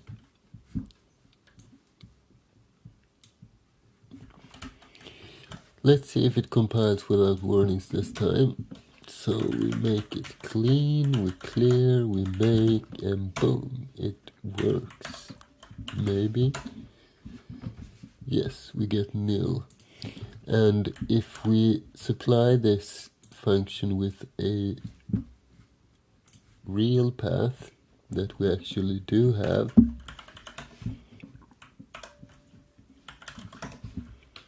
so instead of log out, we call this log in, because we create that right here. So if it works, it will return us a pointer. And it returned us a pointer. Alright, so now we can find our nodes in the tree. Next step is finding our leaves through this lookup function.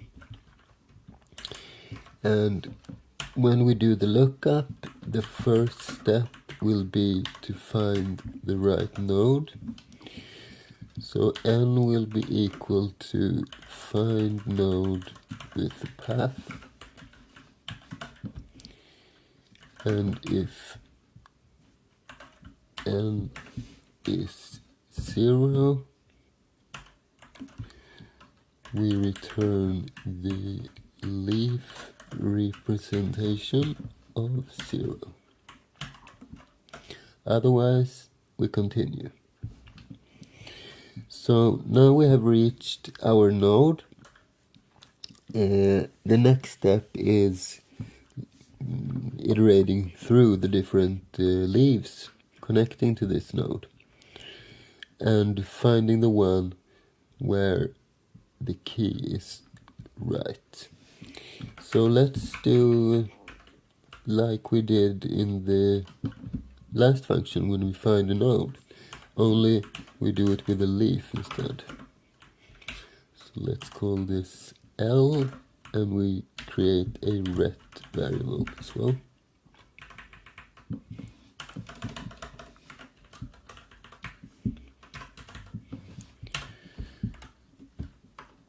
Okay, so we do a for loop and we set the leaf. First we set ret to 0, and it needs to be the leaf representation of 0, and we set our L equal to our node's eastern side, because that's where all the leaves are connected. So we begin there, we iterate as long as L, and each turn we do L equal L east. We continue eastwards until we are done. Yes.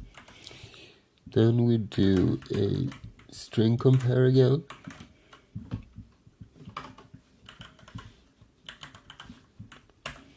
And this time I remember to cast those values.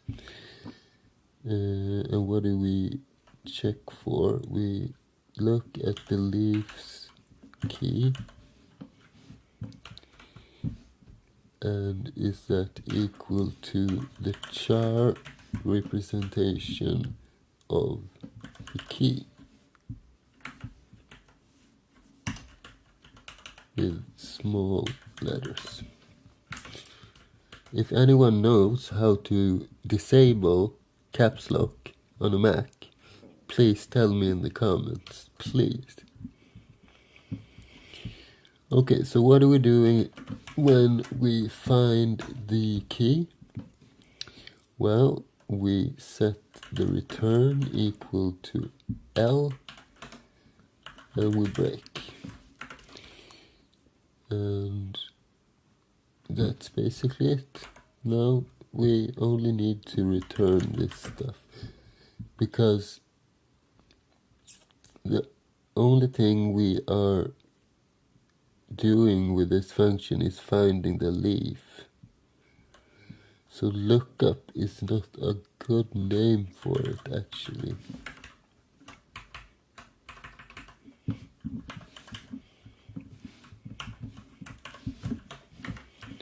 Let's change this to find leaf. That's better. Then we can create a separate lookup function which will use this function and return string. So let's see, we have lookup and we want it to be find leaf. Find leaf. Find leaf.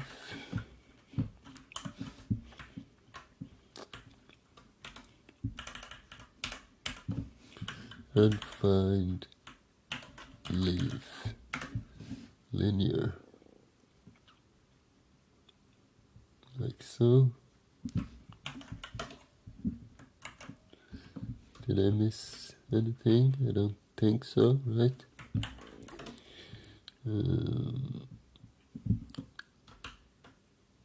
And then we can write our lookup function as well, and that will return an int8 pointer, a string. So lookup linear, and in this instance as well we do need a path, and we need the key.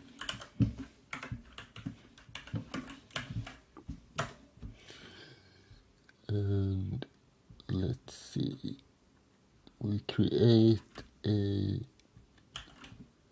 leaf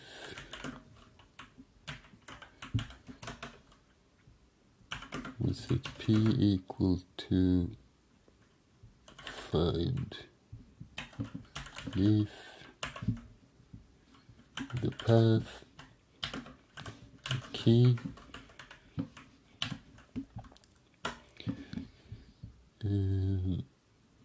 And then we return, if P is true, we return P value.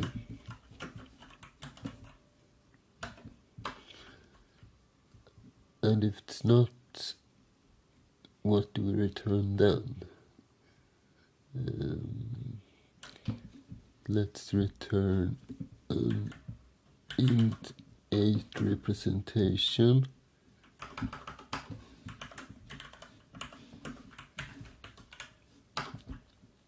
of 0. Alright? And we will add it here as well.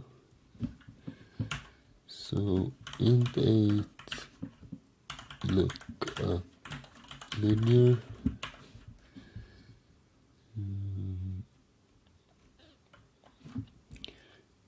Perhaps we should, in this case, actually specify that we want to use the linear one.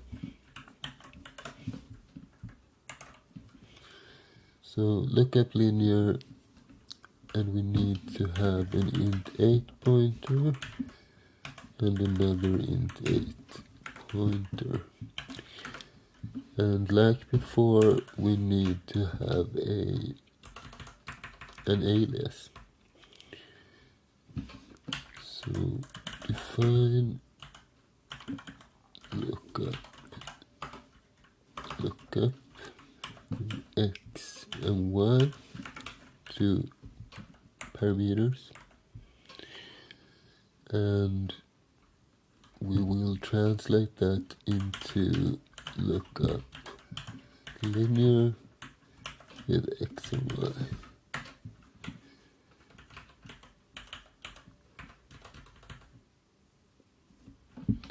Like so.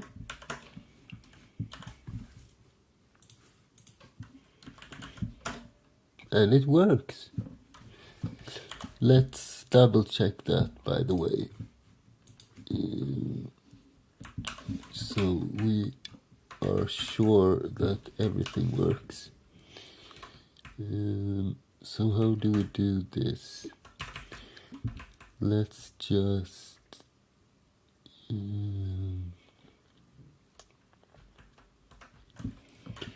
let's do something like this. We create an int 8 pointer towards a temporary string. Can remove this one. And then we set our test equal to the int 8 casted version of some key. So let's see, what do we have? We have Lucy and John. Let's do Lucy.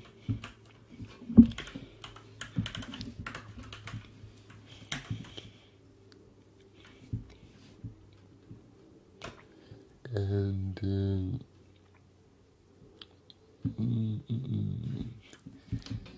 so let's, no, this is not what I wanted, by the way. Let's do it like this instead. We set test equal to lookup. And what do we want to look up? We want to look up the int 8 of users login and the int 8 of Lucy.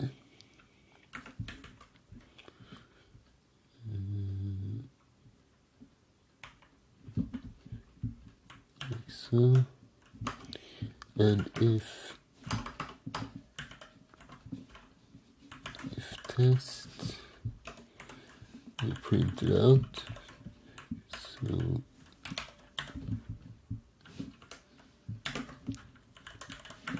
like this, and else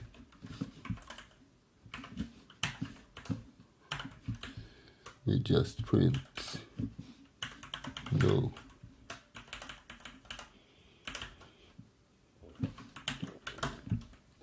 That ought to do it, right? So we make, and we run. And we get the value, same as here. Cool. I want to see what happens if we misspell Lucy.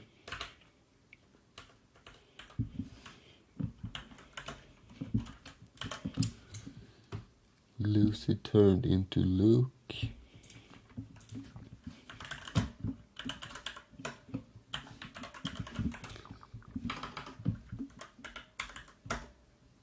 No, okay. And finally, I want to see also what happens if we get the name right, but the path wrong.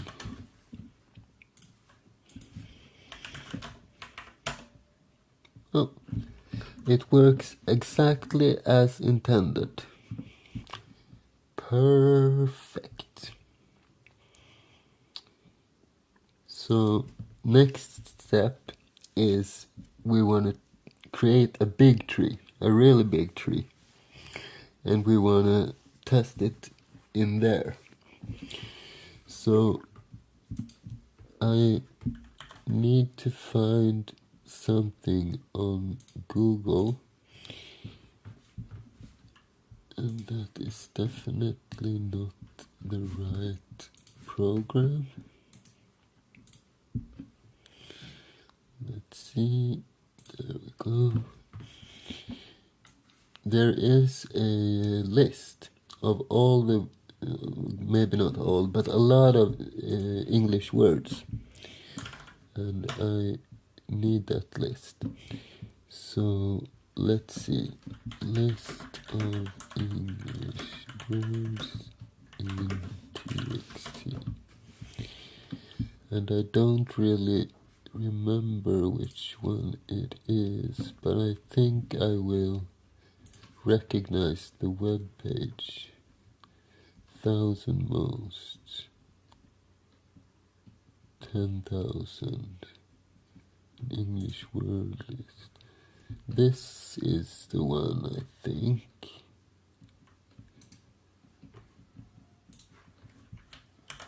Let's see.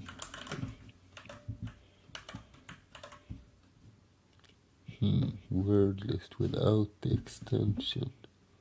That doesn't seem very W-gettable, perhaps.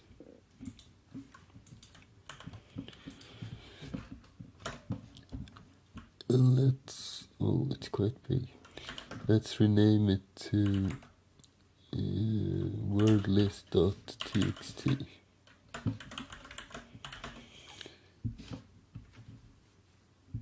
So how big is it?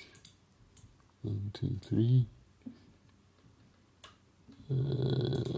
No, not that big.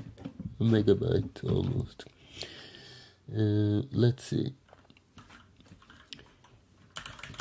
Check the head of the list. Seems okay. The tail, and there are some characters at the end there. I don't like these Windows style things either. So there's a Linux command called call, which removes that. So you can do like call and from this to this, and then I'll just copy over the old one, the new one with the old one, like so. Still looks right. And if we open it up, now it looks good. And how many lines is it? 69,000. This would be perfect for our tree.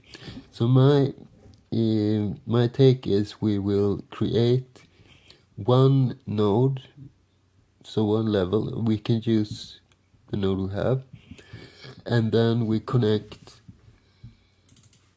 all of these 69,000 keys to that node with some value. Doesn't really matter what value. We can have let's see, we can have the key as a key, and we have the value as the key twice. So this is the next thing we will do.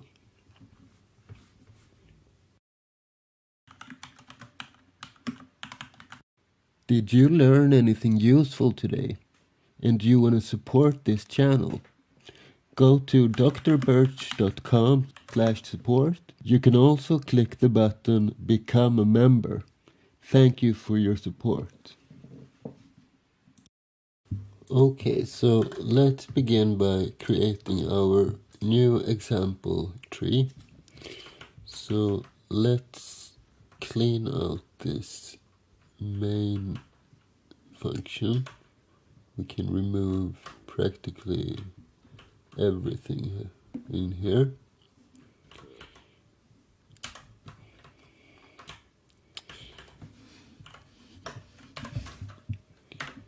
So we will have let's see, a tree, which we will call our example tree, and example will be equal to example tree, like so. And I want to create a structure which looks like this. So we have the root, then we have a folder inside of the root which is called A. Inside of that we have a subfolder B, and then we have A, B, C, and so on through the whole alphabet. And that will be our folders or our nodes. Then I will parse this English dictionary, and I will fill the A folder with all the keys beginning with the letter A, same with B, same with C, etc. And then we will have a perfect tree for our calculations and tests. Alright, so let's create our function signature. This will be a tree sample tree void.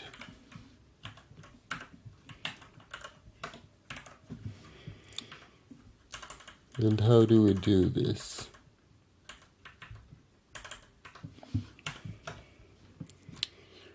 Well, let's begin by defining the signature. So the tree is called example tree, and we need a character or an int8, keeping track of the A, B, C, etc. We do also need a node, like so, and we need the path. So let's make this a string, path 256. And we begin by zeroing out our path.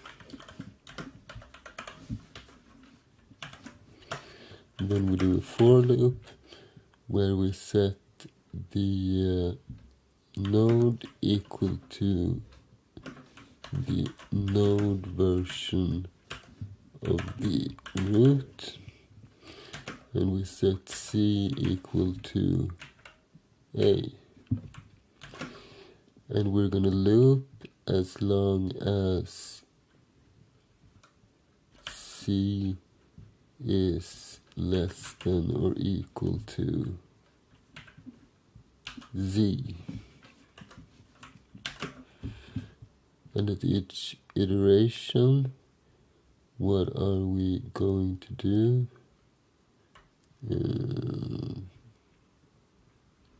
I think nothing, actually. Alright.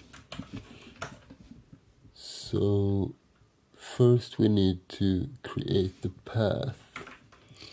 So in the beginning, the path will be equal to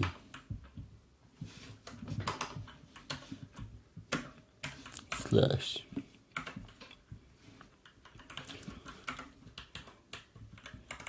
And then we wanna, let's see. I think I will do it like this, by the way. So let's do C++. Okay, so C contains our character.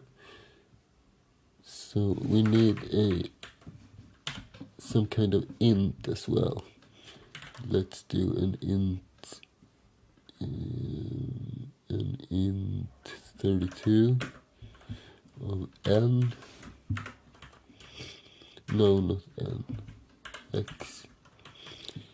And do we need to initialize that? Let's do it just for the sake of it.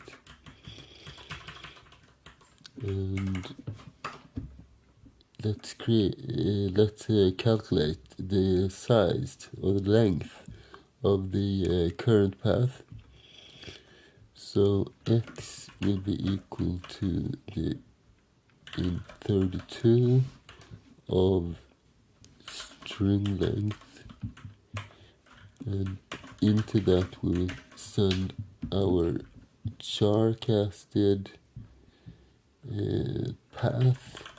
So this will be equal to 1 from the start. So then we will basically do path plus x equal to C, because C is our character, and we need to append this slash as well. So slash. So let's do a little space here, and we will do x plus, no, not plus, x plus. So we set it to the slash, and then we increase it by 1.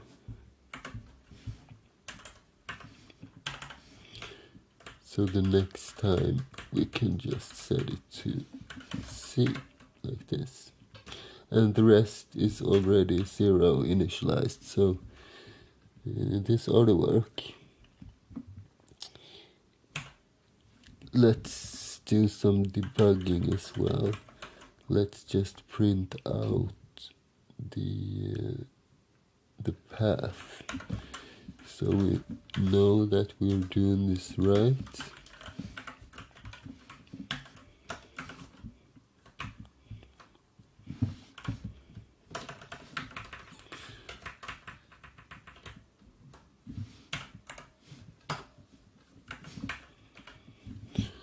Okay, so we have our path. Now we just need to create our tree. So n will be equal to create node and I don't really remember the arguments for this one. So let's search for create node. We need a parent and a path. Okay.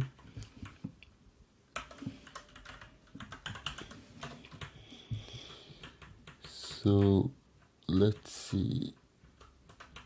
We need to save the parent then in another pointer. So let's do P for parent. So before we create the new node, we set P equal to the old one. And then it's N equal to the, let's see, P and path. And from the beginning, yeah, that's no problem. Alright, so we create that node, and I think we are basically done.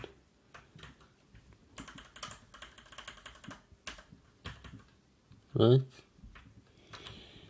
So now we just need to return this tree. And since we always begin at the root, we can simply do return the tree of root. And this should possibly work. So inside of main we set example equal to example tree. And then we print tree example.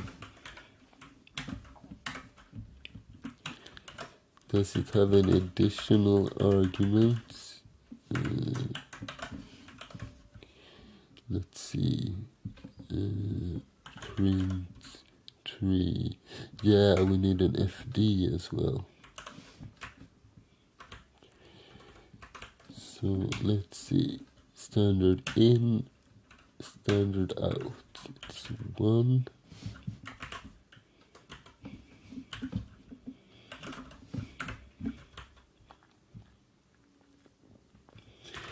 And yeah, this should be good. And then we'll simply free our, no, we can't really do that. Maybe we should create a function that frees up this stuff, but not right now. Let's see if it compiles or if we did mess something up. Make, let's see what we have. Oh, isn't this beautiful? This is art, but there's a double slash at the beginning. Other than that, it looks pretty okay, right?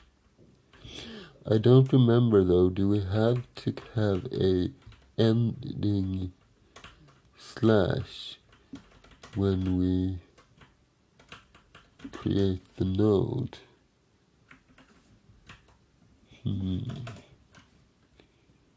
I don't think so. Well, that will be, we will see that if that is the case. Let's go to this again and remove this printf thing. So why does it give us a double slash? Yeah, because we add this here.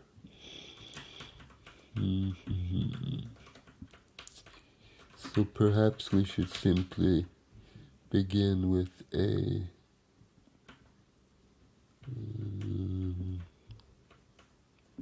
let's just remove this and see what happens.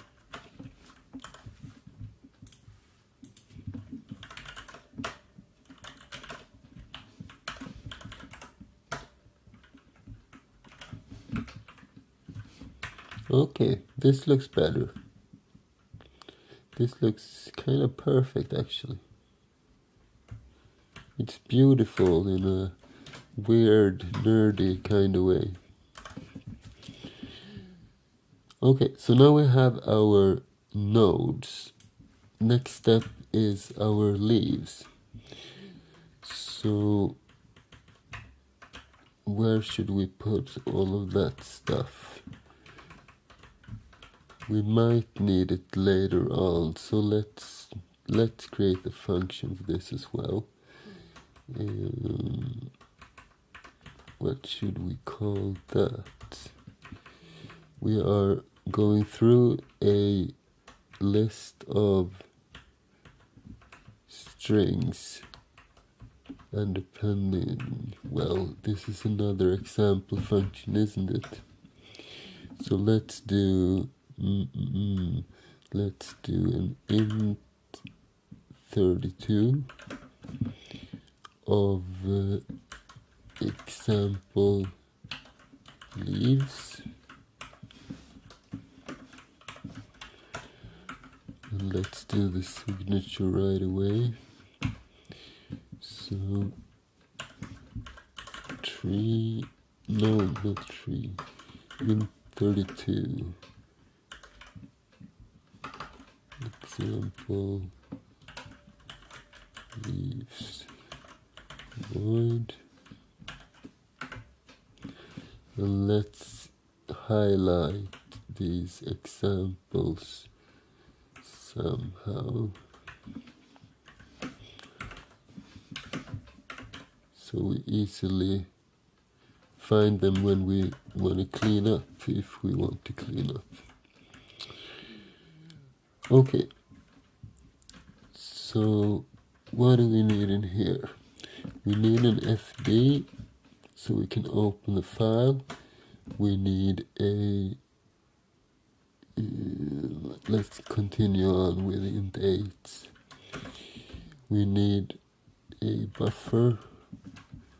Let's do 256. We also need a leaf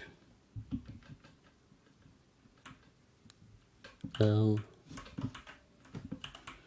We probably need a node as well, and we need a character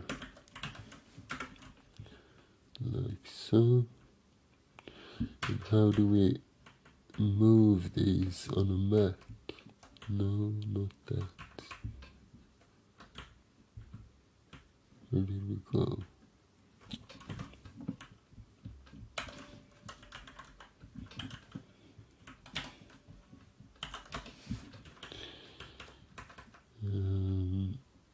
Well, let's do it the old-fashioned way. I want to have the same types of variables at the same place, basically. This'll do. Alright, so how do we create a leaf? We have a create leaf function, right? Create leaf. Let's do 2dd, paste, and we go to our main and above. Let's paste it here, turn it into 8 comments, and give us a little bit of space to work with. Okay, so we need a parent, a key, a value, and a count. The count being the number of characters in this. Alright. So I'm thinking we don't really need the, well, yes we do. We need to calculate the path somehow. Do we have to make it like a folder structure. Actually, yeah, let's do that, by the way, because that is how it will work in the end. So it's best not to change that. Okay, so then we need a little helper function creating a path. Alright, so let's call this int8 example path, and we take in a character.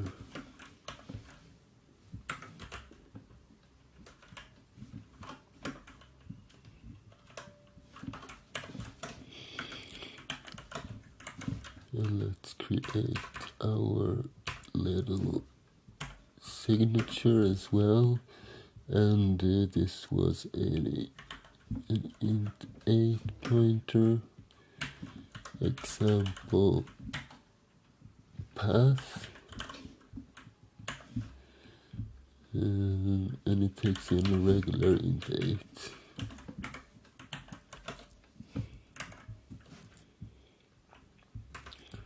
And what do we need here? We need an int8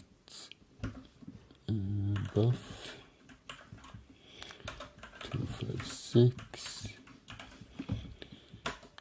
and let's do basically like we did before. So we zero out the buff, and we need a, let's rename this, by the way.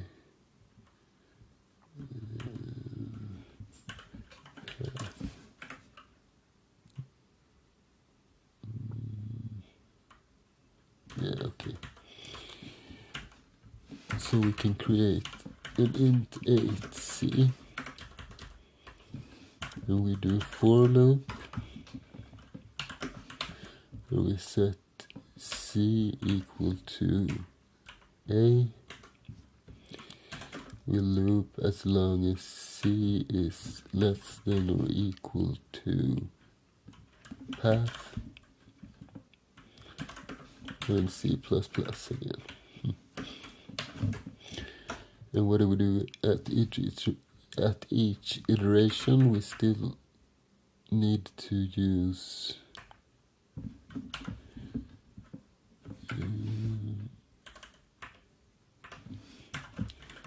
an int32 counter for the length. So x is equal to the int32 of string length, and we give it the buff like so. Then we go to the buff plus C++ and set that equal to, no, not C++, X++.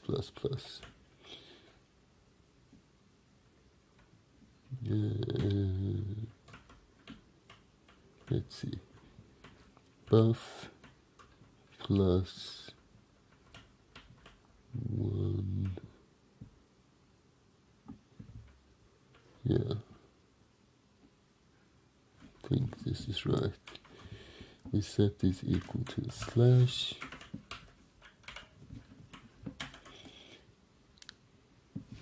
we copy this line, paste it twice, remove the plus, and set this equal to C, like so. And then we need to return the buff And I do not want to malloc this because we'll be calling it a lot. So let's do this statically instead. Okay, I feel like I forgot something, but let's try it out. Example path int 8. No, it should not be. See, let's try it just by doing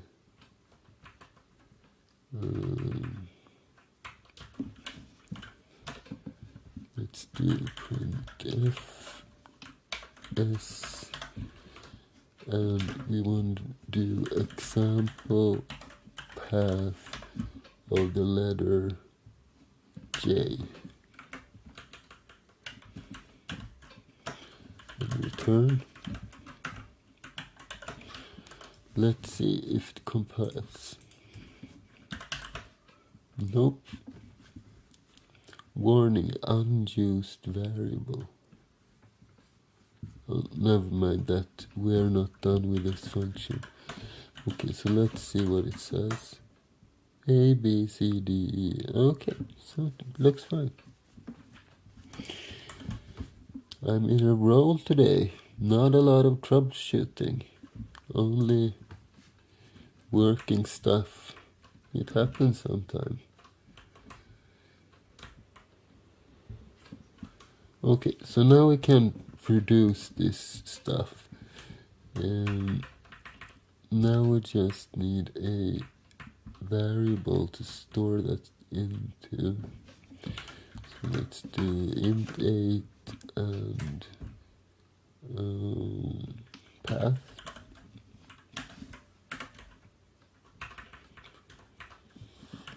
And we will open up the file. So let's do the regular open. Example file, and we want to open it as read only. I think this is enough. And let's do assert fd, and what else? Yeah, we need to define that. So where do we have our constants? Do we have any? Yeah, we do. So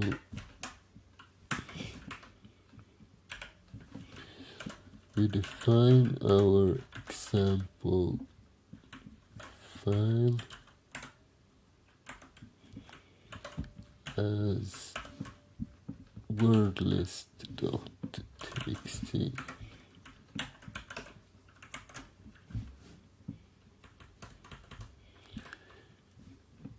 And then we can have a while loop perhaps.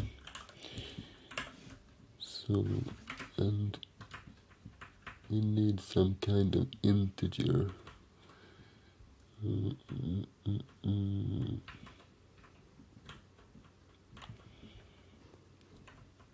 Let's do int 32. What characters do we have left? X. So we set x equal to read fd buff 255. Before that we will zero out the buff.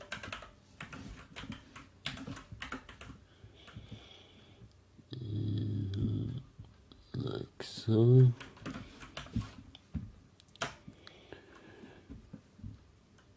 And let's see what the return value of open is.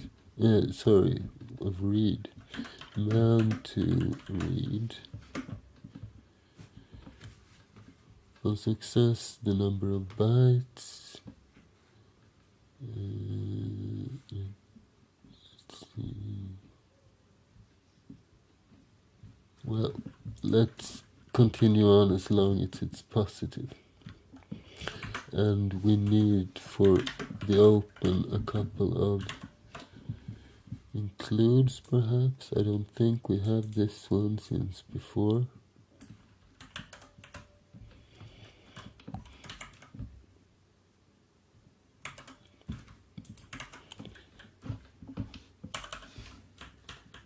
So let's add this one here.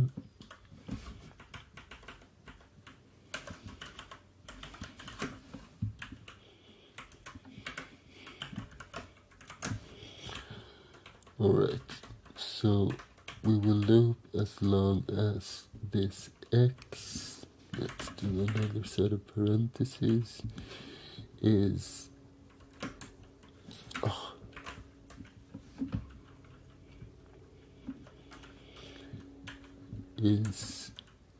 greater than 0.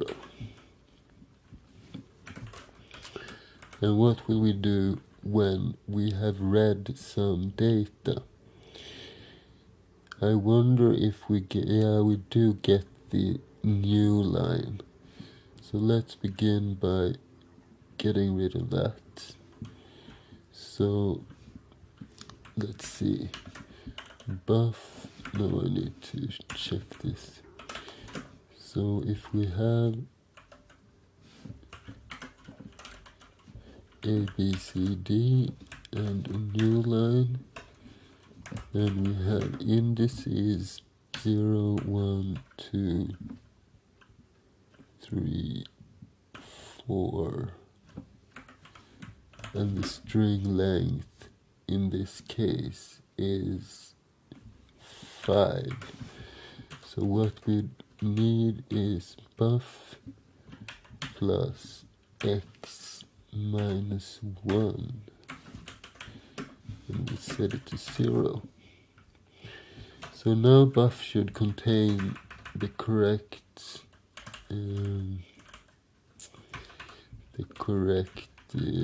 word in question, and then we'll need to calculate the path.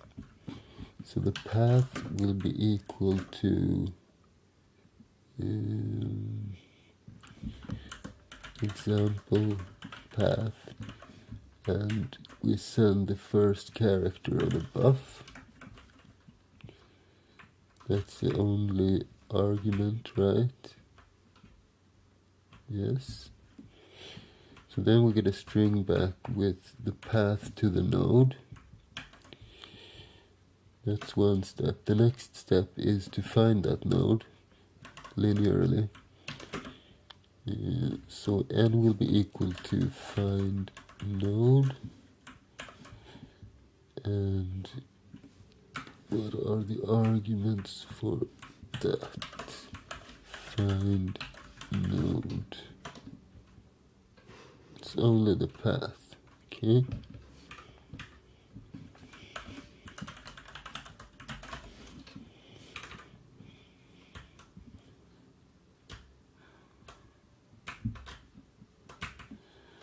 So n equal to find node path, and if we don't have an n, then we simply continue. But before that, we will do one other thing. I want to zero out the buff again.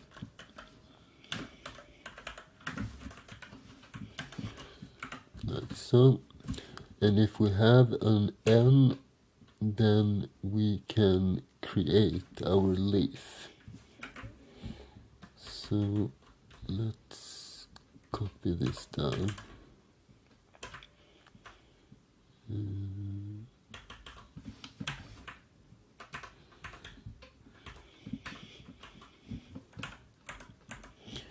So L is equal to create leaf, and let's see, the parent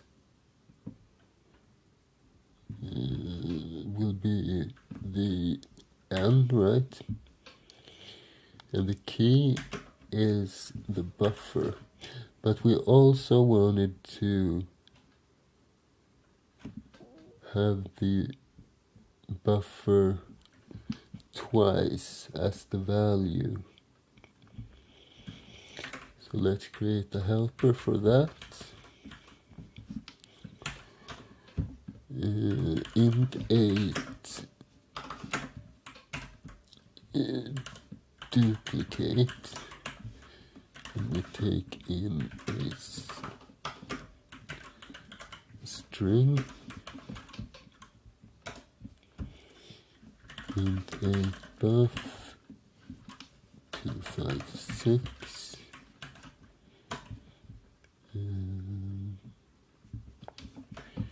We zero out the buff.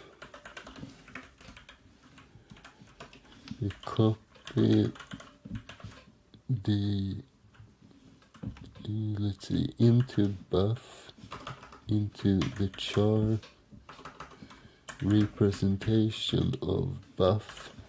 We copy the char representation of string with a maximum of 255.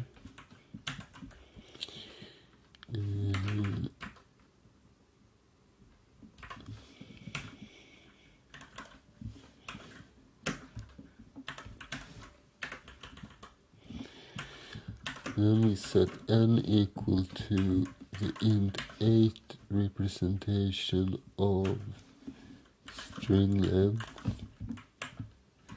of the char representation of buff. So we have the length of the string. Then we do our next copy. And we need to do one security check, by the way.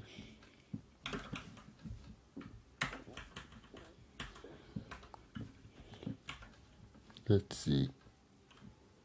X equal to the let's not make this so small. Let's do both of these 16 at least.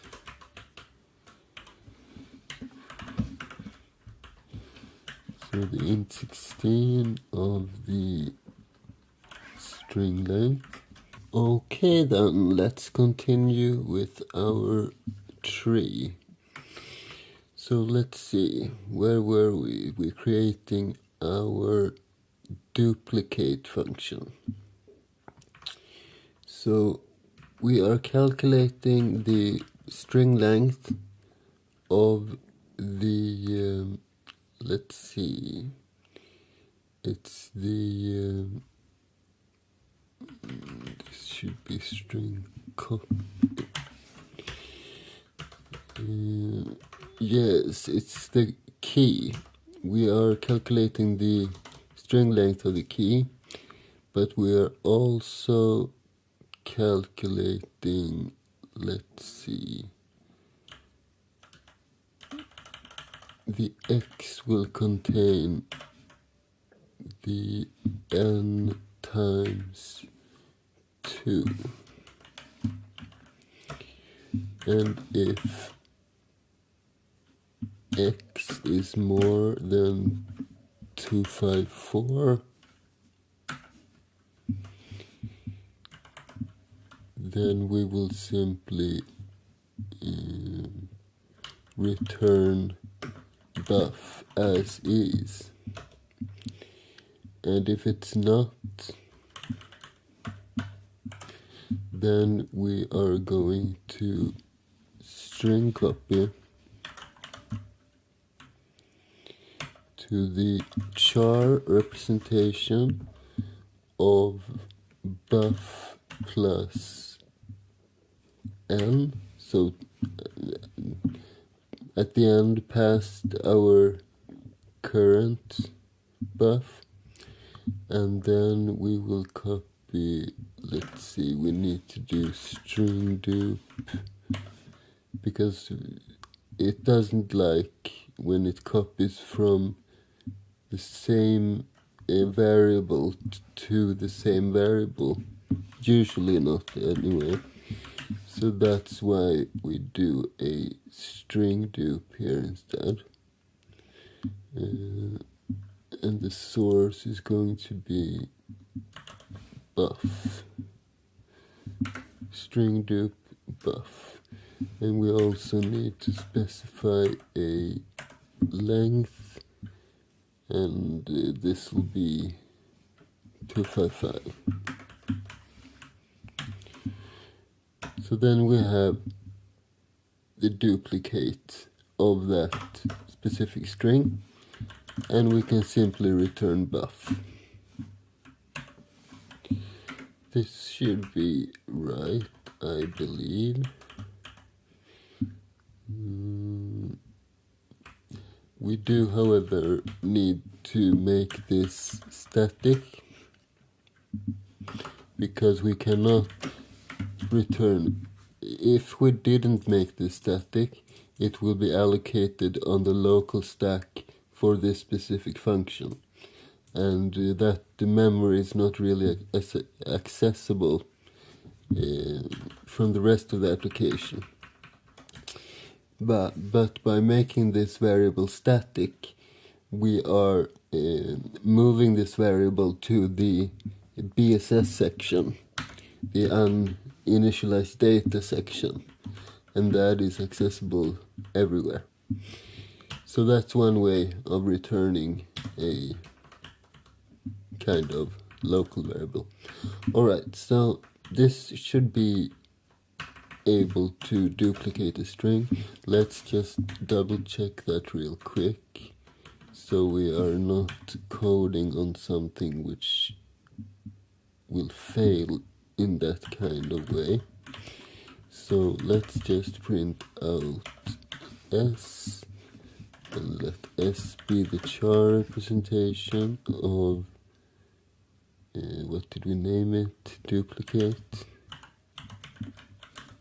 No. Yes. Duplicate. And this requires an int 8. And then some string.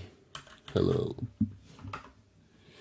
So if we have coded this correctly, it should print out hello, hello on the screen, right? Let's do return 0 here. And I'm not sure if we have a half function somewhere which might get us into trouble, but we'll see, right? Yeah. Okay. What does it say? While warning, while clause does not guard ... this statement, but the latter is misleadingly indented.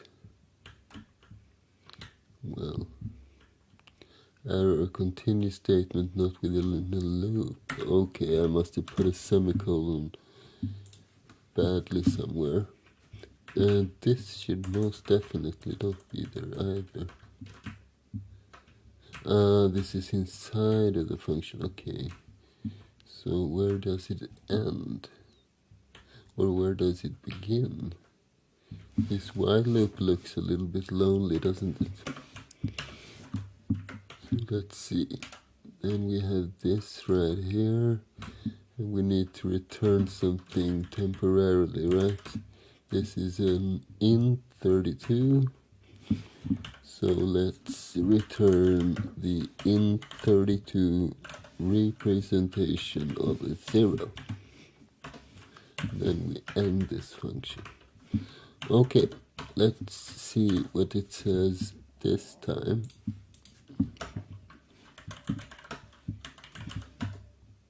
Okay, a little bit better. Error, too few arguments to create leaf. Well, we are not done with this function quite yet. Yeah, this is where we are. Okay, let's just remove this for now.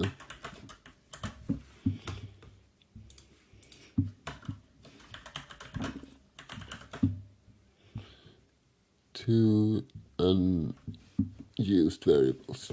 Don't care about those. So let's run this. Hello, hello. Okay, perfect. It works exactly as intended. So let's, well, we can wait a little bit there. So where are we? We want to create a leaf. Let's see. Yeah. And we have given it a parent, and we have given it the key. The next one is to provide for a value. And I think we will rename this duplicate function, by the way, because I don't want this in the final implementation. So let's add this example prefix to it. And did we create a signature? I don't think we did. So this is an int 8 example. What did we call it? Example duplicate. And it takes an int 8 pointer, like so. So when we call this function, we are going to use our example duplicate and give it the buff. And what else do we need? The next one is, let's see, we're giving it the key and the value, and we need the count as well. Let's just do int 16. This will be a little bit too unoptimized. Let's at least create the pointer. So let's do, what should we call this? This is the value. So let's do val, and we'll just do val equals, and then we can refer to it right here. So we send the string length and the char representation of val. That ought to do it, right? And then we have created our leaf.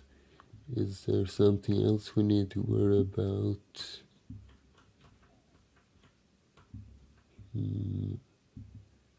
I don't think so, right? So this will loop as long as we have anything in this file. Then we will want to close our FD, and we want to return the number of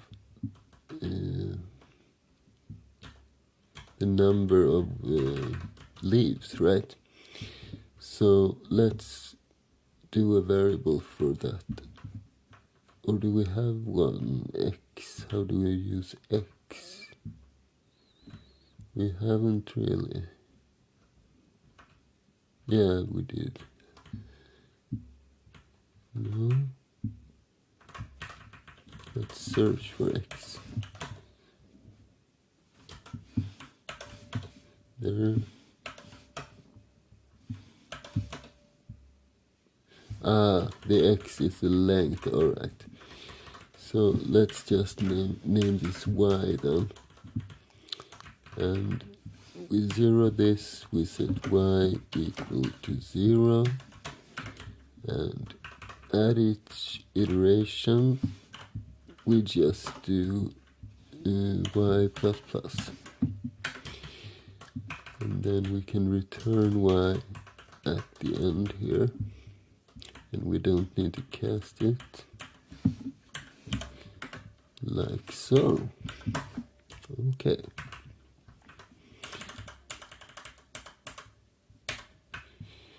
And this name of the function is example leaves, and it takes no arguments. Right. So let's clean this up a little bit.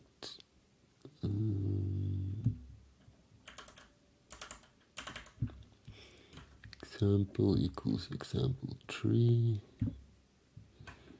Will not yet print the tree though. We will, however, let's see, in32x, and let's print some kind of message. So printf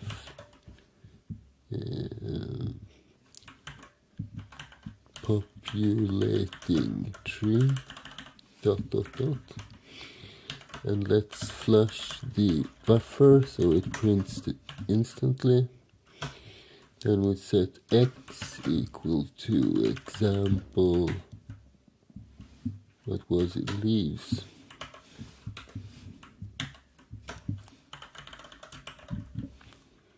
Print out done.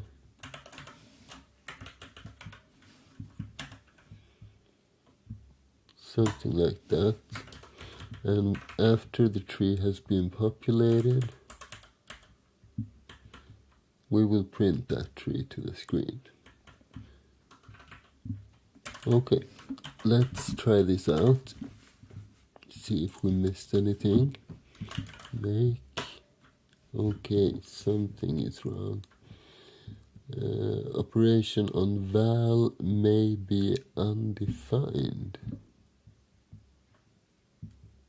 Why is that? Is it because we're using a static variable? I think we should be okay. What else do we have? Variable x set but not used. And that is 265. I just want to check why we never used that. 265.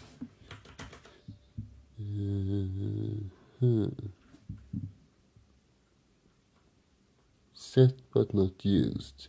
Right, we're not printing it or anything like that. Okay, let's just do this.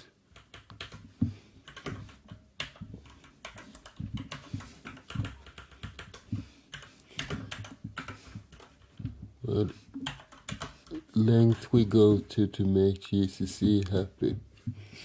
Warning, val may be uninitialized. Val will be uninitialized.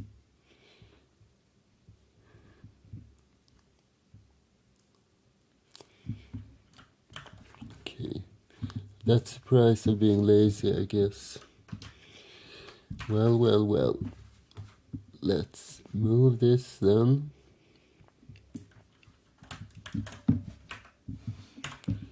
And we'll put it somewhere right here. And instead of this whole thing, word. So we have buff. Let's see, we have n, we have buff, and we have val. This should be the right thing, right? Yeah. So let's make clean, space down a little bit and make. And this time it is only complaining about unused variables. I can live with that. Okay, let's see what will happen.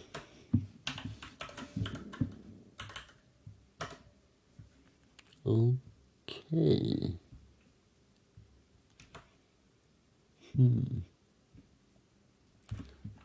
Why does it print like that? Let's see it from the start. Populating tree, and then it prints some stuff. And A, we have A, and then did we add some weird printf somewhere to see if populating tree done?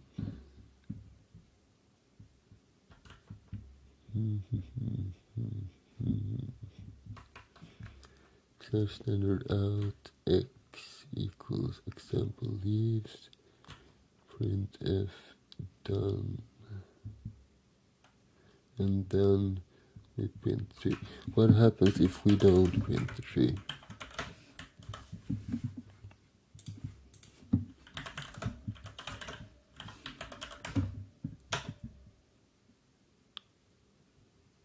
Then it looks quite alright.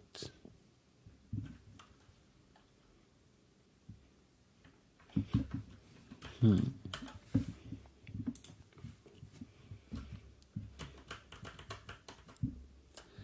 we print example.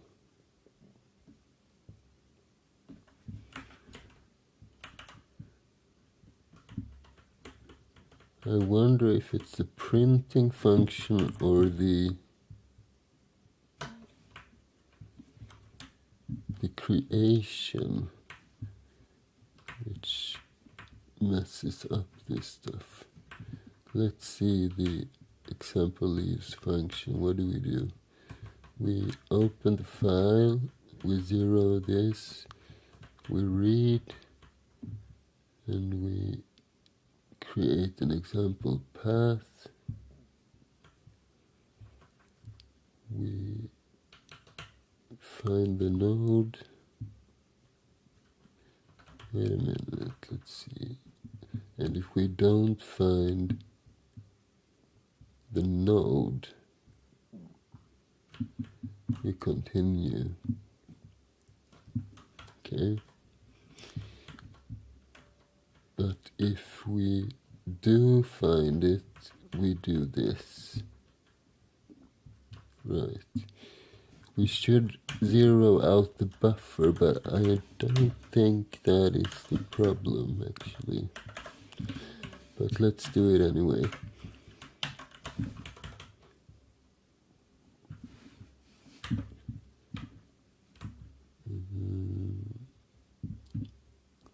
Let's remove this message. I thought it would take longer than it actually did.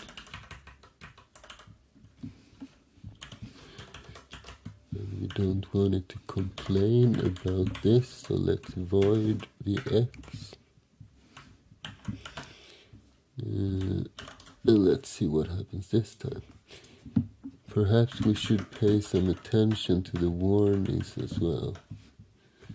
So what do we have? Variable L set but not used.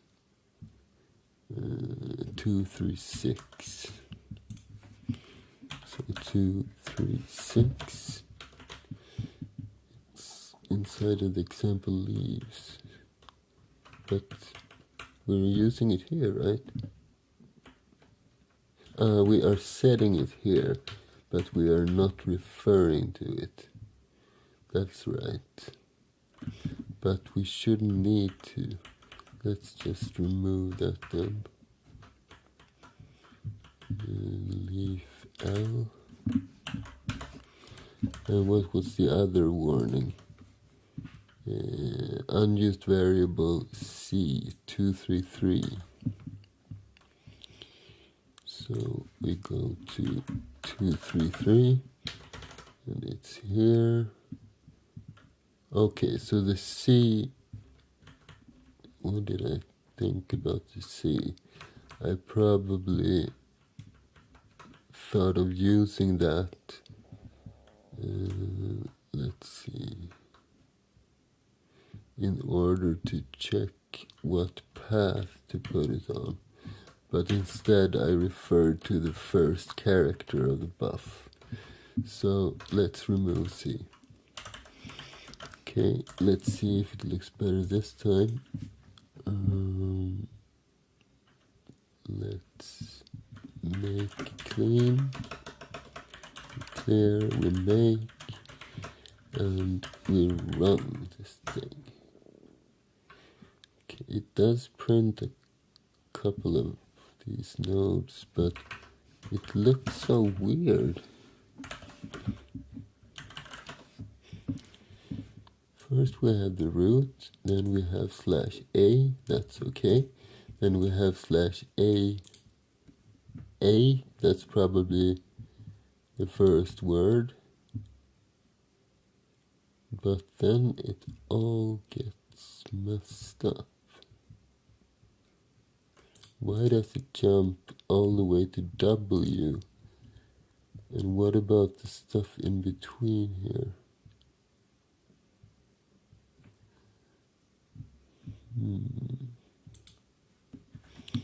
Maybe we need some debug messages when we populate the tree.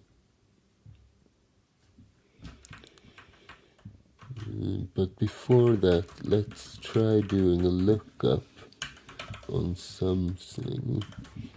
Let's see if we check the head of the file. Let's see if this aardwolf is in the tree. So how do we do that? We call the function lookup, and what are the arguments? It's the path, and the path should be the int8 representation of /a/ this, right? Or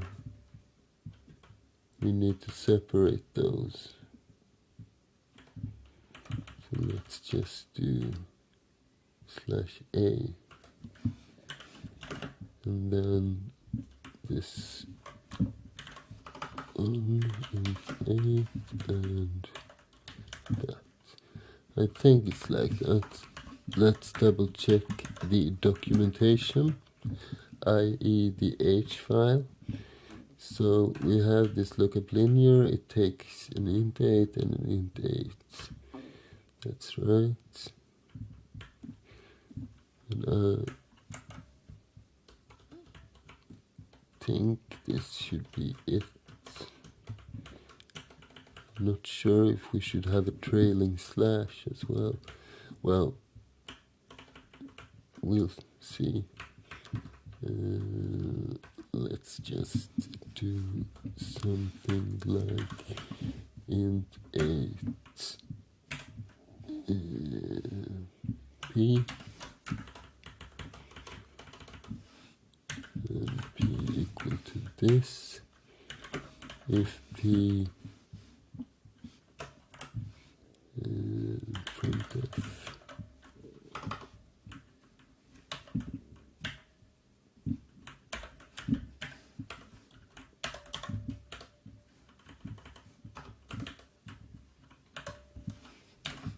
p else printf no.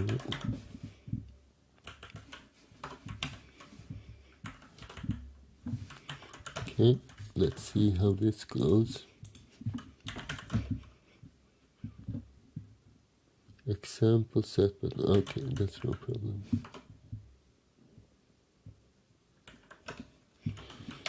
So let's run this whole thing. No, it does not find that one. Okay, we're getting closer. Let's test this out as well.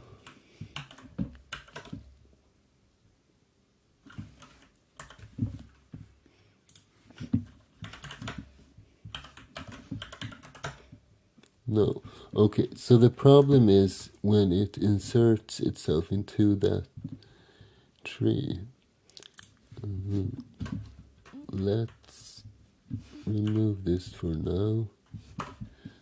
This is a neat trick, by the way. We can use the preprocessor to do an if statement, and then we just end if. So this piece of code is not even in the compilation process. Alright, so how do we debug this the best way? I think before we create the leaf, we just print out the different variables. So we have something which equals something like so, and let's do something like this.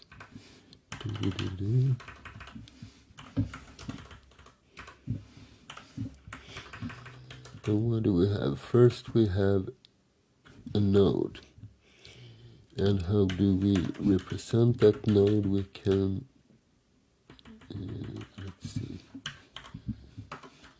node equals to, let's do not a pointer, but we go into the n and show its path. The next one is buff, that's easy. So buff equal to %s and buff. Then we have val, same there, val equals to %s and val, and finally we have the length. So we do len equals to %d, and we will simply just copy this whole thing.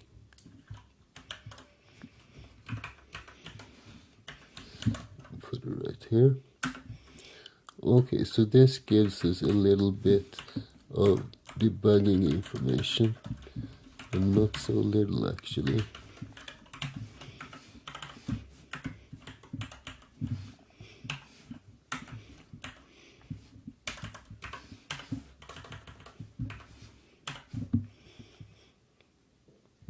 Alright,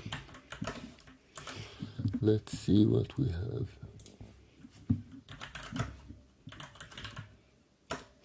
And let's run tree and pipe it to more. So node equals /a, that's probably right. Buff equals to an a, and then all of this. Is that so?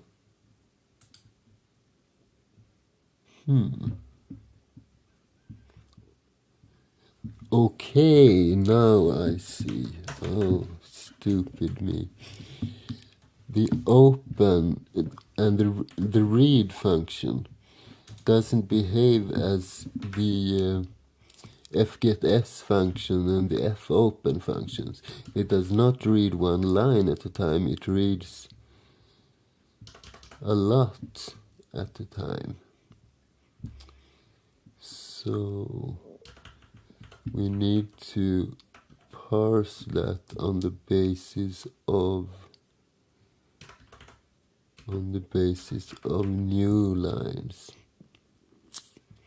Right.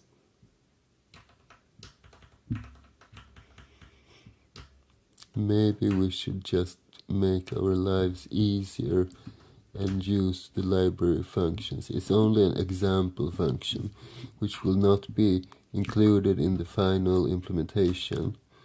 So let's do that.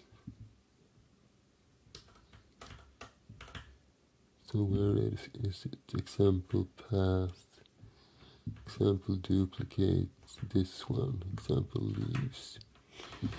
So let's comment out this one.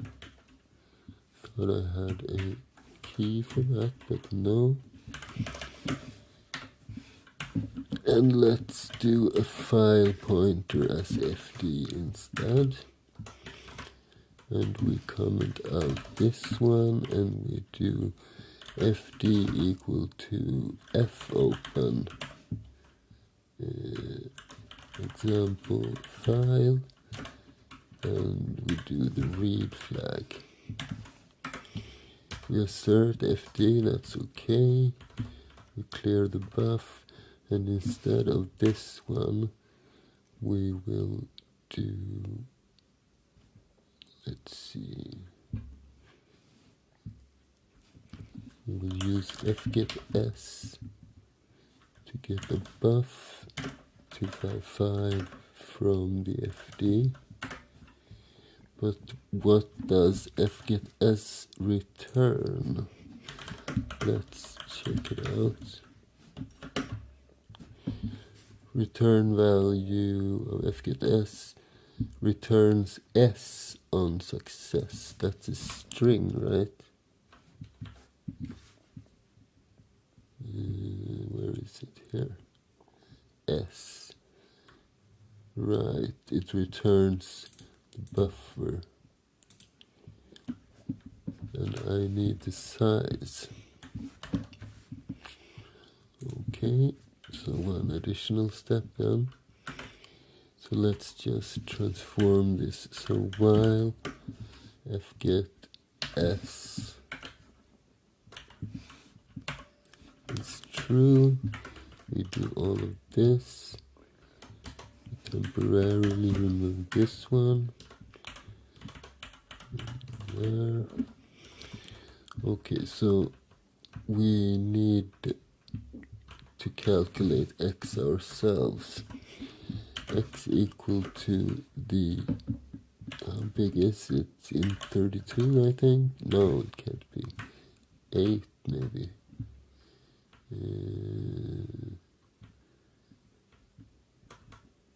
No, it's 32.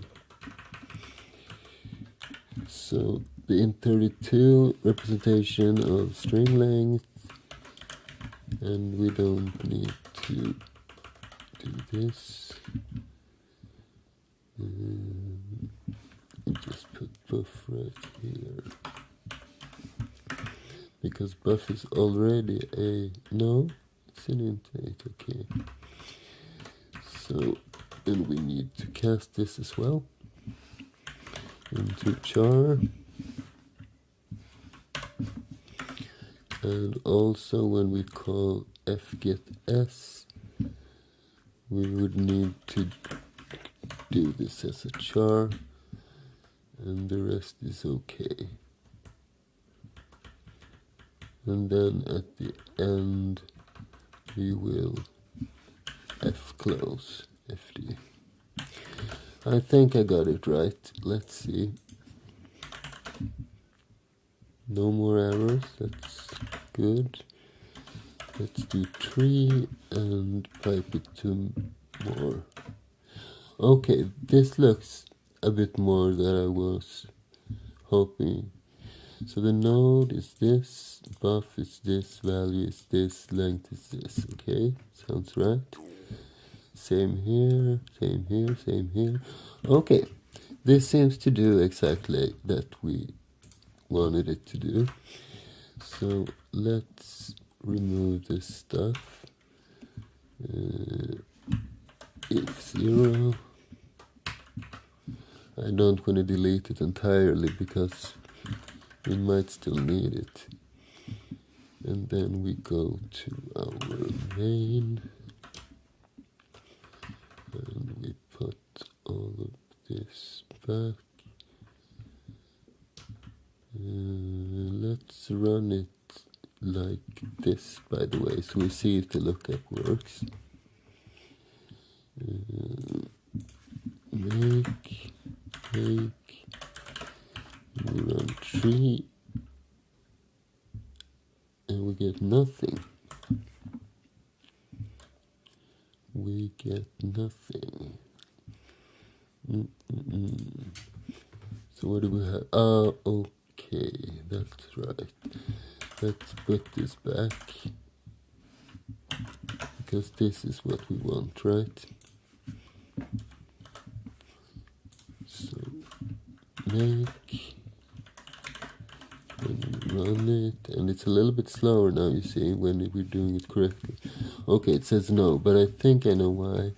That's probably because we have this trailing slash right here. So if we remove that, we should get the value of that variable.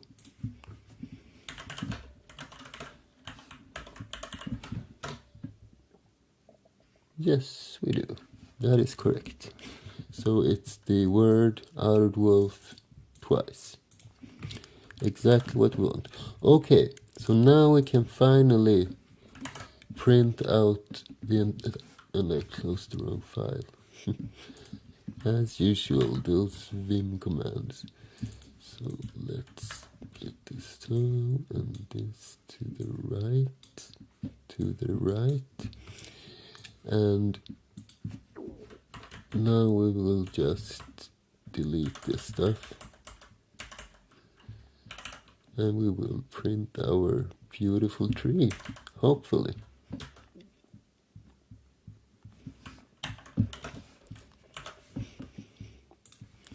So we do make clean, jump down a little bit, run make, sounds good. And we run tree.